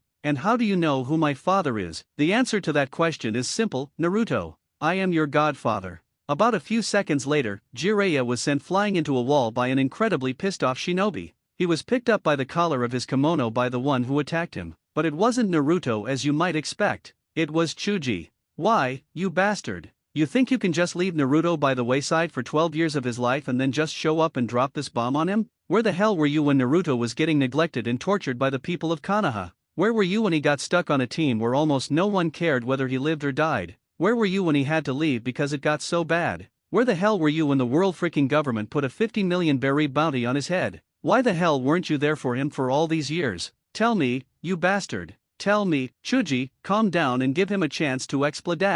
Can it, Ino? As far as I'm concerned, this jackass doesn't deserve the chance. Give me one good reason why I shouldn't smash you into pieces. I didn't know he was even alive all these years. I was approached by an Umbu about a week after the incident. They showed me a baby's corpse, Jiraiya explained while tearing up the corpse clone jutsu. Danzo must have gotten a hold of my DNA and made a corpse clone. Then he sent one of his lackeys to make sure you didn't come to save me from the utter hell awaiting me. Yeah, now that I think about that's probably the case. You heard the swordsman, Chuji. Set the geezer down. Hey, who are you calling a geezer, Kaki? Jiraiya yelled as Chuji reluctantly set him down, though he still gave him a harsh glare. Ino then approached the sage and asked him, now who was this Minato guy you were talking about? Naruto's father. Ah, yes. Let me explain. Naruto's father was the one who sealed the Kyuubi into him 18 years ago, the fourth Hokage. Minato Namikaze, Jiraiya revealed to everyone in the vicinity. What, do you mean to tell me that the man who put Kurama inside of me is my father? How the hell does this make any sense? What I'm more confused about is how the hell you can fit a fox the size of a city into a 10-pound gaki, Kiba said, equally confused. Wait, if Naruto's the son of the fourth Hokage, who's pretty much the only reason this village is still standing, why do they treat him like shit? Ino asked. Simple. Minato couldn't ask any other parent to give up their child to seal away the demon. Minato had hoped the villagers would see his son as a hero who assisted in the Kyuubi's defeat, but he was foolish not to see the darkness and arrogance in their hearts. Many of the villagers see him as nothing more than the demon reincarnated. Danzo and his men keep it quiet on the subject of his heritage in order to keep their power over the Hokage. So I'm guessing that everyone in my family died when Kurama came to the town. Correct, that's a likely guess. But now that I've seen Konan, who was part of a team with your two older brothers, Nagato and Yahiko, alive and well, I'm beginning to think that one of them might be Pain. That's when the utter confusion of the bombshells became too much to bear for Kiba. What a minute. Naruto's the warden of the Kyuubi no Kitsune, his father is the fourth Hokage, and his older brother is the leader of a continent-wide criminal syndicate, not to mention he has a surrogate one that's an infamous bounty hunter. Is his grandpa ex-Fleet Admiral Sengoku or something? Shit, they've figured out our biggest secret. I'm sorry, Lord Pain, but I still can't move, and the others are still out cold. This is really bad. So you've figured out the identity of our master. It doesn't really matter to me. Even if I don't have a partner, I can still make the dream of absolute justice come true, said a cold and emotionless voice from further down the road, one Naruto had hoped never to hear again. Rob Lucci, the ex-CP9 agent, looked him down with a steely gaze, in a similar manner as 2 years ago, but this time he didn't wear a black business suit, but an Akatsuki cloak. Nowadays, I go by Justice. I haven't forgotten how you were one of those responsible for the destruction of an ice lobby, but I will have to take my revenge on you at a later date. For now, I need to pick up my comrades. Not so fast, Leopard Man. If you think you can just walk in here without a fight, you've got another thing coming, Naruto said as he armed himself once again. All I heard was leopard and I hate cats, shave. Before they could fight, though, Lucci had already used his speed to grab the three fallen chairmen and sped off into the unknown. Lee stood up, planning on pursuing him with his own devil fruit, but he finally collapsed from his body's current weakness. Damn it, bushy brows. You've got to remember you're still weak from the operation. Hell, I'm surprised you could even fight Kakazu in the first place. Naruto then felt a hand placed on his shoulder. Look, Gaki. I know all the terrible things that happened to Ichigo when he was alive, and since you likely got it even worse, I know it's probably hard for you to forgive me. Don't be ridiculous, you old fart. Sure, I've gone through a lot of bullshit in my life, but if I had never become Kurama's tenant, I would have never met Zoro Aizen, and I would have never become a swordsman. And I did manage to make a lot of cool friends, so there's a plus. Yeah, and don't forget all your little lovers' times with Hinata. Ino teased the swordsman much to his ire. What the hell are you talking about, Ino? We're not even official. Jiraiya, however, seemed very interested. How adorable, puppy love between a criminal and a princess. Actually, now that I think about it, that's an amazing idea for my next Ika novel. Now, give me some deets on the subject, Gaki. Why the hell would I tell you something like that? And wait a minute, you're the one who writes all those pervy novels Kakashi read. Here's our last team picture from about a year ago, Kiba said as he handed it to Jiraiya, much to Naruto's ire. Whoa, she's a fox. You did really good for yourself, Gaki, especially since you're nowhere near as handsome as I, Jiraiya said as he looked over the picture before a wave of killing intent hit both him and Kiba. Both of you better can it. Kiba, don't give out pictures of your teammates to just anybody. Erosenin, do not speak of Hinata in such a vulgar way in my presence again, unless you feel like getting fixed. Yes, we're sorry. We won't do it again. Both of the terrified men huddled together. Naruto turned around and began walking toward their destination. Alright then, it's late at night and I'm pretty sure we all want to get home. Let's head out. While they followed him, Kiba whispered into Jiraiya's ear, was the fourth Hokage this scary? No, Naruto must have gotten that gene from his mother, Kushina. The makeshift team plus Jiraiya walked up to the village gates where Shikamaru, Tenten, and the other members of Team 8 stood, looking incredibly distressed.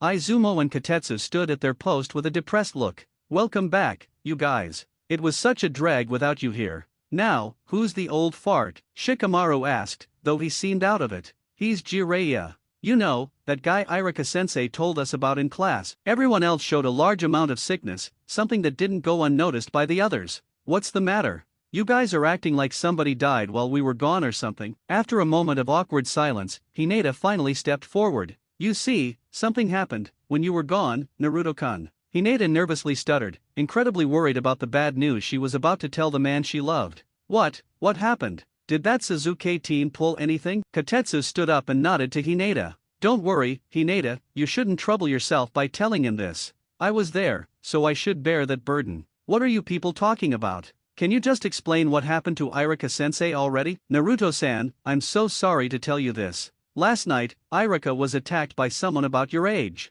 He was stabbed multiple times in the abdomen and had his left leg completely severed. It was at this point Kiba stepped up. Okay, we got that, but is he okay? He's going to live if that's what you're saying. But the civilian council cut the treatment from the schedule until this morning. But it was too late. I know this is hard for you all to hear, but Iruka's days as a shinobi are over. Everything went dead silent after that. Though it was clear that everyone on the team was heartbroken, except for Jiraiya, who just saddened for the loss, all eyes were on Naruto. He dropped to his knees, soundly choking up. Seeing this, Hinata came close, but before she could, Naruto looked up to the sky with a look of rage on his tear-soaked face. I refuse to accept this. You told me I could surpass you, damn it. That's what you wanted. That was your dream, right? Why are you giving up so easily? I can't surpass you if you're not a shinobi anymore. Naruto, please calm down. Shino tried to console his distraught comrade. You can't let those bastards who did this to you win. Damn it, Iruka-sensei, my eternal rival, I'm sorry.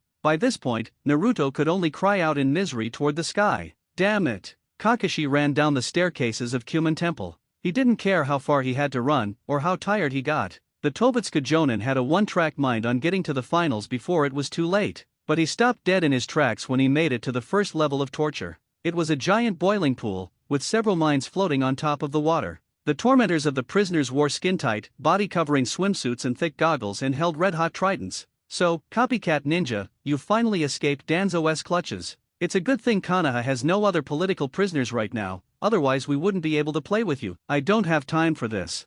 Fighting all of these guys at once would take too much time. I hope that this works. Kakashi focused his anger and energy throughout his body, hoping it would cause his devil fruit to react. He managed to turn completely into the same red lightning as before and dived into the pool, electrocuting everyone in it. Besides him, of course. He reappeared on the other side of the pool and began running down the staircase again, but he was incredibly surprised when he was sliced in half by a large blast of wind. However, he survived due to his newfound Logia powers. The copycat ninja looked down to a powerful wind lacrima at the bottom. He focused more energy into his body, attempting to transport himself to the other side of the room once again, but this time, he was knocked away about midway. Welcome to the second level of the Cuman Temple, hey take. You've done well to make it this far, but I'm afraid that you won't get past me, the assaulter, who wore a jumpsuit with bat-like wings sewn in, said as he glided around the room. Kakashi gave him a look of irritation before throwing a lightning bolt of his own at the flying root member, knocking him out of the sky and into the wind lacrima below, shattering it completely.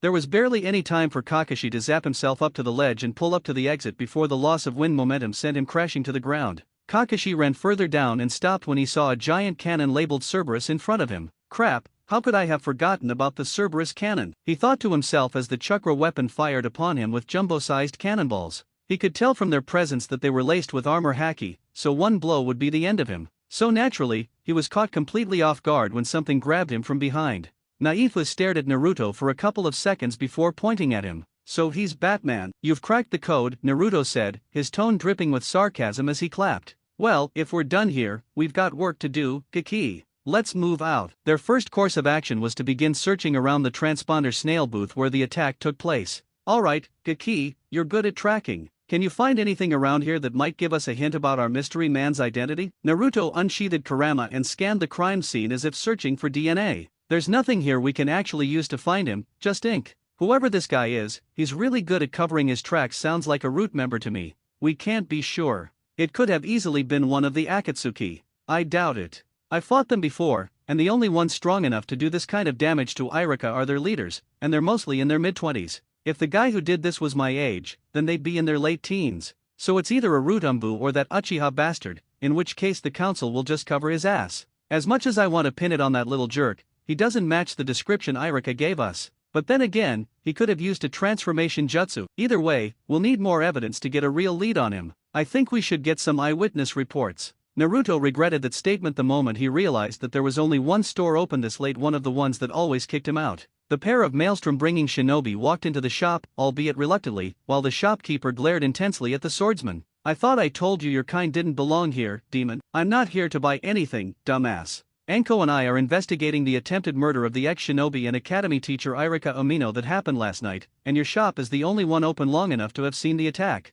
So tell me everything you know about this guy. What kind of jutsu he used, what was his weapon of choice? Don't bother telling me what he looked like, though. Irika already gave us that description. I think it's clear there's only one person in this village who'd stoop that low. You. So stop playing innocent, demon. We all know you tried to murder that man, so fess up. The shopkeeper slandered the swordsman in front of him. Killing intent leaked out at first, but Naruto regained his cool and argued back. I'd hate to disappoint you, idiot, but I have an alibi. I was on a mission to a town called Isuki Paiku, so I couldn't have committed the murder since I wasn't even in town. Well, maybe I did see something, but I can't really remember anything about it. Maybe the snake whore showing me a bit more of her chest will refresh my memory. Immediately after he said that, the man's expression turned from lewd to scared senseless when he found his sleeve pinned to the counter by the Yamekawao. But it wasn't Naruto's doing, as you might expect, but Anko's. How dare you act so disgracefully towards a married woman, you bastard. We were just going to ask you what you saw and move on with that information. But since you've decided to give us trouble, we'll do it the fun way. You can't do anything to me, snake whore. I have the information you need, remember, we can work around it if we need to. Now, this is the least dangerous of my friend's swords. The Shodei Kaititsu he has at his side is cursed to kill. And his third one, Kurama, has the spirit and chakra of the Kyuubi no Kitsune sealed inside its blade. Anko then let a snake come from her sleeve and began explaining the interrogation again. This is Kankome. She'll be watching your movements to tell if you're lying to me. For every question you don't answer honestly, another sword goes in before the Kyuubi gets to feed on your soul. Alright. I'll talk.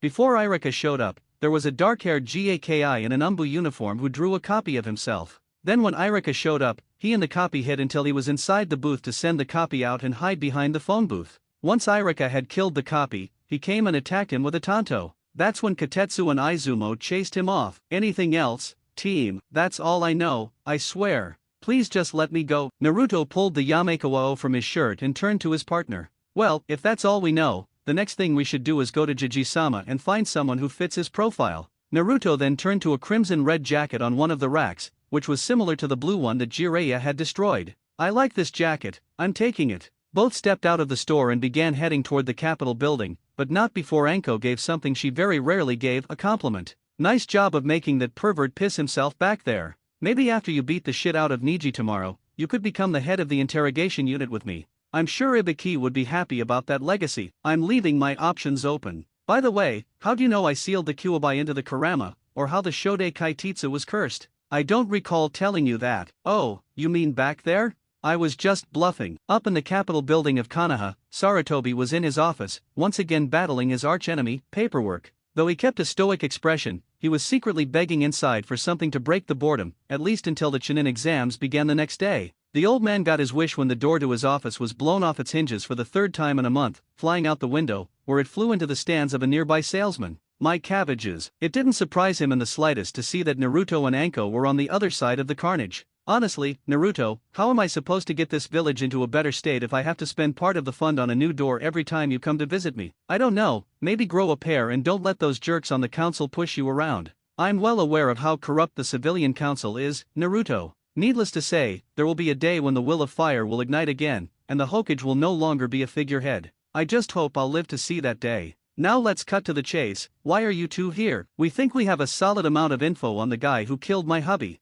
All we need is a profile on him, and we'll have everything we need to bring him down. Anko explained the situation. Alright then. I'll need the information you've gathered, and I can find his profile. Naruto began recalling once he got the cue. He's about my age, with short, straight black hair, pale skin, and is in a black and red umbu uniform. He uses a tanto as a weapon and uses chakra paper and fuinjutsu to bring his drawings to life. If that's all the information you have on him, just give me a moment to find a file that matches. The old man walked up to the soul cabinet and focused chakra into his hand. Cabinet no jutsu. Open to the file I'm thinking of. The filing cabinet slingshotted open along with its contents, but it wasn't the file containing the matching information for the perpetrator, but multiple volumes of the famed Ika Ika series, much to Naruto's shock, Anko's amusement, and the embarrassment of the Sandaime. Wrong cabinet. The Sandaime tried again, but this time when it shot open, it revealed a single file that read on the tab and inside the folder. Sai Tasaki. Rank umbu. Hair black. Eye onyx.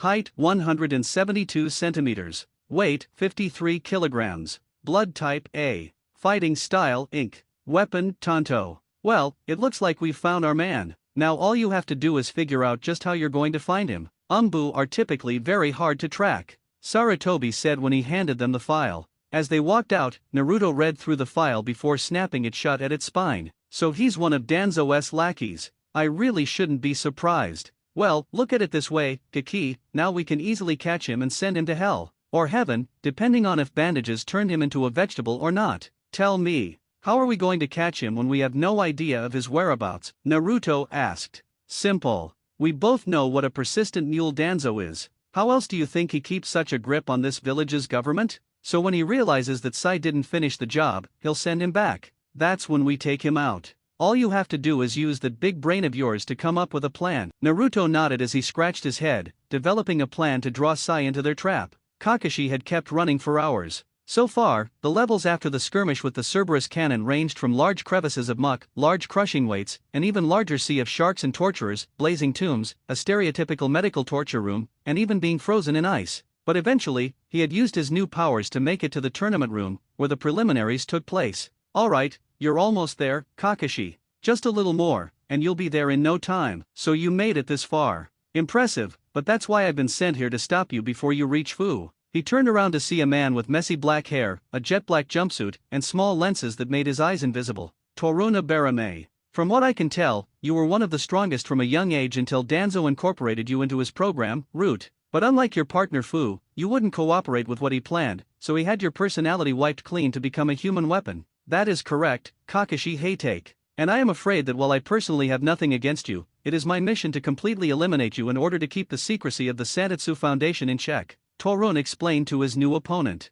In immediate response, Kakashi did multiple hand signs and unleashed a massive ball of fire on the Abarame, who swiftly evaded and unleashed a massive wave of poisonous gas in response. Poison Sphere Jutsu. Wind Style, Gale Palm. The poison sphere flowed out of his enemy's sleeve. Torun let his Kikaku out in order to fight for him. Kakashi threw a hound-shaped lightning bolt from his palm, though from a jutsu not from his devil fruit. Lightning style, tracking fang beast. Both Torun and the bugs instinctively avoided the attack before Torun cloned himself and the bugs, creating multiple swarms of bugs for Kakashi to fight. Exhausted and irritated by this point, Kakashi decided to end the fight quickly by charging up one of his most powerful attacks, Lightning Cutter. He swung the attack around the room, which either killed or scared away the bugs surrounding him. Once there was a big enough space open, Kakashi charged at Torun with his lightning cutter ready and stabbed him through the heart. Or at least, he thought it was his heart. To Kakashi's surprise, the clone merely blackened and disintegrated into another swarm of bugs. Shit, a bug clone. And I walked right into it. The insects ensnared him almost immediately after they had revealed themselves and began covering his entire body and lifting him off the ground.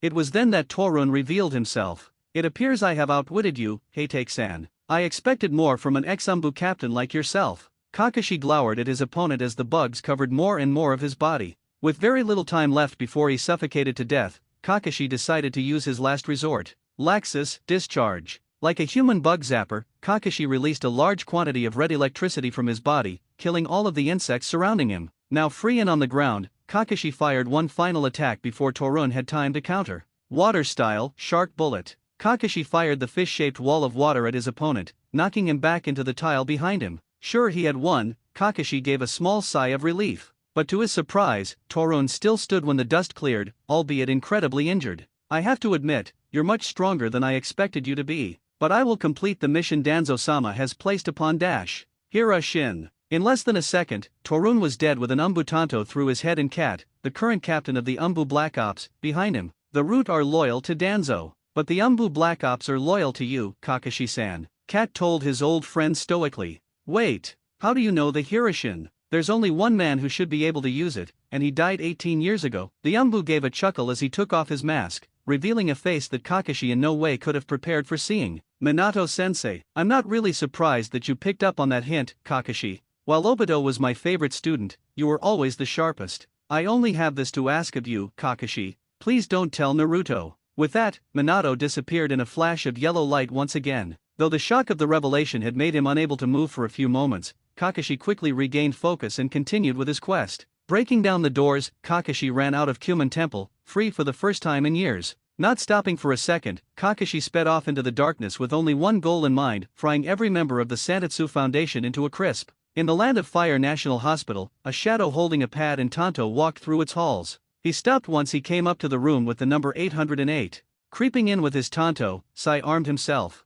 When a lump shifted under the covers, the Root member quickly ducked beneath the bed. Once he was sure Irika was asleep again, Sai slowly emerged, like a monster from a children's book, and prepared to stab him through the heart. Bet you didn't expect me to come back. But what Sai didn't expect was a fist to slam into his gut and through the hospital wall. Irika stood up, with a leg that shouldn't still be there, before reverting to Naruto in a flash of smoke. That's odd. Irika-kun was supposed to be in this room, but there's no evidence that he was ever here, Sai said, confused. Allow me to explain. We figured you'd use the hospital records to find Irika's room and try to finish the job. So all we had to do was switch Irika's room number with a vacant room, and wait here for you to show up. Right now Irika's in his room sleeping like a baby with Chuji and Lee guarding him, while you're going down, Naruto explained, holding up a screwdriver. Interesting strategy, Rorono-kun. Are you sure you're not Batman-kun? Sai lightly teased before using his Tanto to deflect a blow from the Yameko-ao. With the small window of time he had, Sai shooshined away, hoping to escape the wrathful swordsman. Naruto put his new red hood up, like his brother's bandana,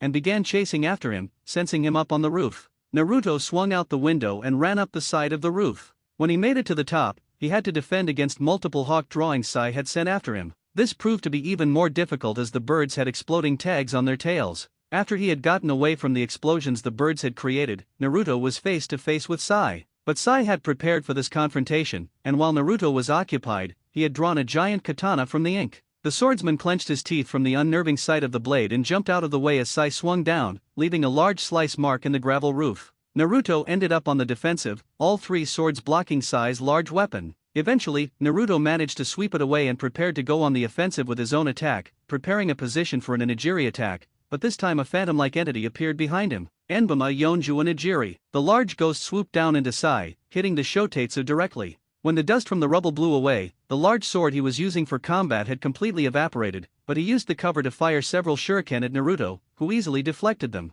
That's when a large tiger grabbed Naruto from behind and began pulling him down at a rapid pace. Sealing art, staring tiger bullet vision. Sai then stepped out of the smoke, smirking slightly, but it was still notable that there was no emotion coming out of him. If you're wondering what's going on, while you were distracted deflecting those shuriken, I took the liberty of sliding a scroll where you were standing. That specific scroll contains a tiger that I drew previously that will drag you down into the scroll with it. I have to say it's been fun, Roronokan. As he struggled to break free from the tiger's grasp, Naruto could only think to himself, shit, how could I have been so foolish? But Naruto then felt everything ease up around him as he could move again. The tiger had completely vanished. Naruto looked up to see that Kankom had sprung to bite Sai in the neck from Anko's sleeve. Kaki, quickly! Finish the bastard off. When he got his focus back, Naruto immediately charged for Sai with his swords pointing towards him, drawing them back and stabbing them with great impact through the chest and heart, as well as slicing through his chest, defeating the emotionless artist. Cattle Demon, Brave Hoof. Now with the fatal wound, Sai fell back, breathing heavily and bleeding from the mouth with multiple holes in his chest. Naruto stood over him with a look of victory on his face, while Anko praised Kankom for a job well done. As his breathing grew fainter and fainter, more emotion came to Sai's face. He rasped his final words, "Thank you for freeing me from this curse. If you ever find Shin, tell him Sai will look forward to seeing him again once the Azura falls into good hands." Wait, Shin? Azura? What the hell was he talking about? Naruto asked to himself as Anko patted him on the back. Well, we do know that Danzo had him under that emotional sealing jutsu. Guess he was just talking about his life before he got turned into a vegetable. I guess that in a way, he was just another victim of Danzo Team's greedy ass. Well, I make a vow that I won't stop until everything that bastard has been planning crumbles under my heel. Nice idea, Gaki. But you might want to put that on hold for a while, cause you've got big things coming tomorrow. It was at this point that Naruto realized that the finals to the Chunin exams took place in 10 hours, and he was wide awake in the middle of the night, on the other end of town from where he lived. With a look on his face that said oh shit, Naruto charged off to his apartment as fast as he could, under the light of the moon. Once he was out of sight, Anko grinned to herself and said, "I've got a good feeling about that kid. He better kick Niji's ass tomorrow, or Danzo will be the least of his worries." It was about 11 a.m. in the Konoha Shinobi fighting arena, which had a large gray plastic floor. In the middle of the stadium stood Genma Shiranui, who looked highly uninterested at the moment. On the two sides of the arena were two steel doors, one red and one blue. Over the doors and spectators hung giant transponder snail jumbotrons. Sitting inside of the stands were multiple nobles, barons, and even a few high-ranking shinobi from other lands. Up in the leaders' box sat the Hokage, Hiruzen Sarutobi, Mizukage, Mei Terumi, the Tsuchikage, Oniki, the Reikage, the Kazekage, Orochimaru, and Marine Vice Admiral Momonga. Nearly all of the rookies that didn't make it to this phase were giving their commentary. Kiba, Hinata, Ino, Koji, Tenten, Lee, and last but definitely least, Sakura, for the most part in different places. This is going to be so exciting. I can't wait to see Shikamaru-san and Naruto-san teach their opponents a lesson. Ino voiced her opinion. Please Ino Pig, you don't honestly think Naruto Baka actually stands a chance against Niji, do you? He's a genius just like Suzuki-kun. He'll totally kill him. Everything about Zoro has just been a lie by Naruto Baka to make himself look cooler than Suzuki-kun. Oh really, Forward. Then explain the wanted posters. Unable to come up with a reasonable argument, Sakura just sat back down and pouted, muttering something about how her Suzuki-kun is the greatest and Naruto is just a baka. Further up into the stands, Lee and Guy were rooting for Naruto rather vocally by wearing traditional kimono, banging on a paper drum, and preaching of the power of youth, much to Tenten's extreme embarrassment. Hinata, who was sitting close by with Kiba, whispered into her flustered friend's ear, "Don't be ashamed, Tenten-san. They may be doing it a bit overzealously, but their hearts are in the right place." "Well, if you ask me, I don't think they're being overzealous enough," Kiba said, standing up from his seat, revealing himself to be wearing a t-shirt with Naruto's wanted poster on it. Kiba, where did you get that shirt?" "That's nothing, wait till you see what I got in the back." He turned around to show an enlarged picture of Niji with a large red X over it. Before his out-of-character behavior could be referenced any further, the stands went silent as Genma began talking. As you all likely know from the pamphlets you've been given, the remaining genin include Suzuki Uchiha, Shino Abarame, Kankuro Sabaku, Shikamaru Nara, Gaara Sabaku, Roreno Naruto, and Temari Sabaku. About an hour ago, we privately interviewed each contestant, with the exception of Suzuki Uchiha, due to his late arrival. Special treatment as always. We will now play the tapes of these interviews, Genma said as he pulled out a remote and pressed a button towards the Jumbotron. Roreno Naruto. Who I'd want to fight the least? Tough one, but probably Shikamaru or Shino. Their smarts could prove to be a large pain in the neck. Who I'd want to fight the most? That's easy, Suzuki team and Niji team. I'd love to take them down a few pegs. Shikamaru Nara. I'd want to fight that puppet guy, Kankuro. His attacks look the easiest to work around, everyone else would be way too troublesome, especially Naruto. Shino Abarame. I would want to fight Rorono Naruto the most. I think it would be an interesting fight. I definitely don't want to fight Gaara. He's way too strong for me. Kankuro Sabaku. It would be pretty great for my rep back home in Suna to fight Cinderface or Suzuki, but you can keep Gaara as far away from me as possible. Gaara Sabaku. Mother wants the blood of Uchiha and Rorono, but she doesn't want the blood of Kankuro or Temari. Niji Hayaga. The one I would want to fight the most would be Suzuki Uchiha. The ones who I don't want to fight are Rorono Naruto and Shikamaru Nara. They're both just failures who aren't worth my time. Unfortunately, though, it appears I don't have a choice. Temari Sabaku. I want to fight Shikamaru Nara. He's a really good strategist and actually kind of cute. But I definitely don't want to fight Gaara, for reasons I'd rather not say. The Jumbotron then went completely static, as everyone then turned their attention back to Genma, who was currently clearing his throat. Up in the contestants' box, Kankuro was laughing his ass off, while Shikamaru and Temari backed as far away from each other as possible, incredibly embarrassed. Stupid Proctor. I thought that interview was completely confidential. Finally, Genma finished clearing his throat and to the shock of pretty much everybody, began speaking in a booming Western voice. Now let's get this started. I am Gendana Shiranui, and will be the proctor and announcer for the final level of the Chunin exams. The audience broke into a loud and excited applause, while Hayate pointed towards the blue side of the stadium. In the blue corner, we have a super Balza swordsman who's sure to slice you into pieces if you talk smack to him, gathering a 50 million berry bounty by allying himself with the Straw Hat Pirates and trained with pirate hunter Rorono Zoro himself. He's big. He's bad. He'll kick you while you're down and dance on your grave. Presenting the Cinderface, Rorono Naruto. The large steel doors opened up to reveal Naruto walking out, looking determined as all hell, despite the fact that a majority from Konoha was booing him and throwing garbage, including Sakura. And in the red corner, he's a Hyuga clan prodigy, who's bound by fate and will do anything to win, even beat the crap out of his cousin. With his spectacular Byakugan, he palmed his way through the exams, but will he be able to take on his rival in the biggest grudge match of the Chunin exams? Presenting, Niji Hyuga. From the doors of the red corner, Niji walked out to a massive applause, looking as smug as ever, some spectators even saying something along the lines of "Slay the demon Hyuga." Once both of them were in the center, Naruto placed his hood up and armed himself, while Niji simply said, "I don't know why you bothered to show up. You cannot fight me or fate. Now before we begin, there's something you should know.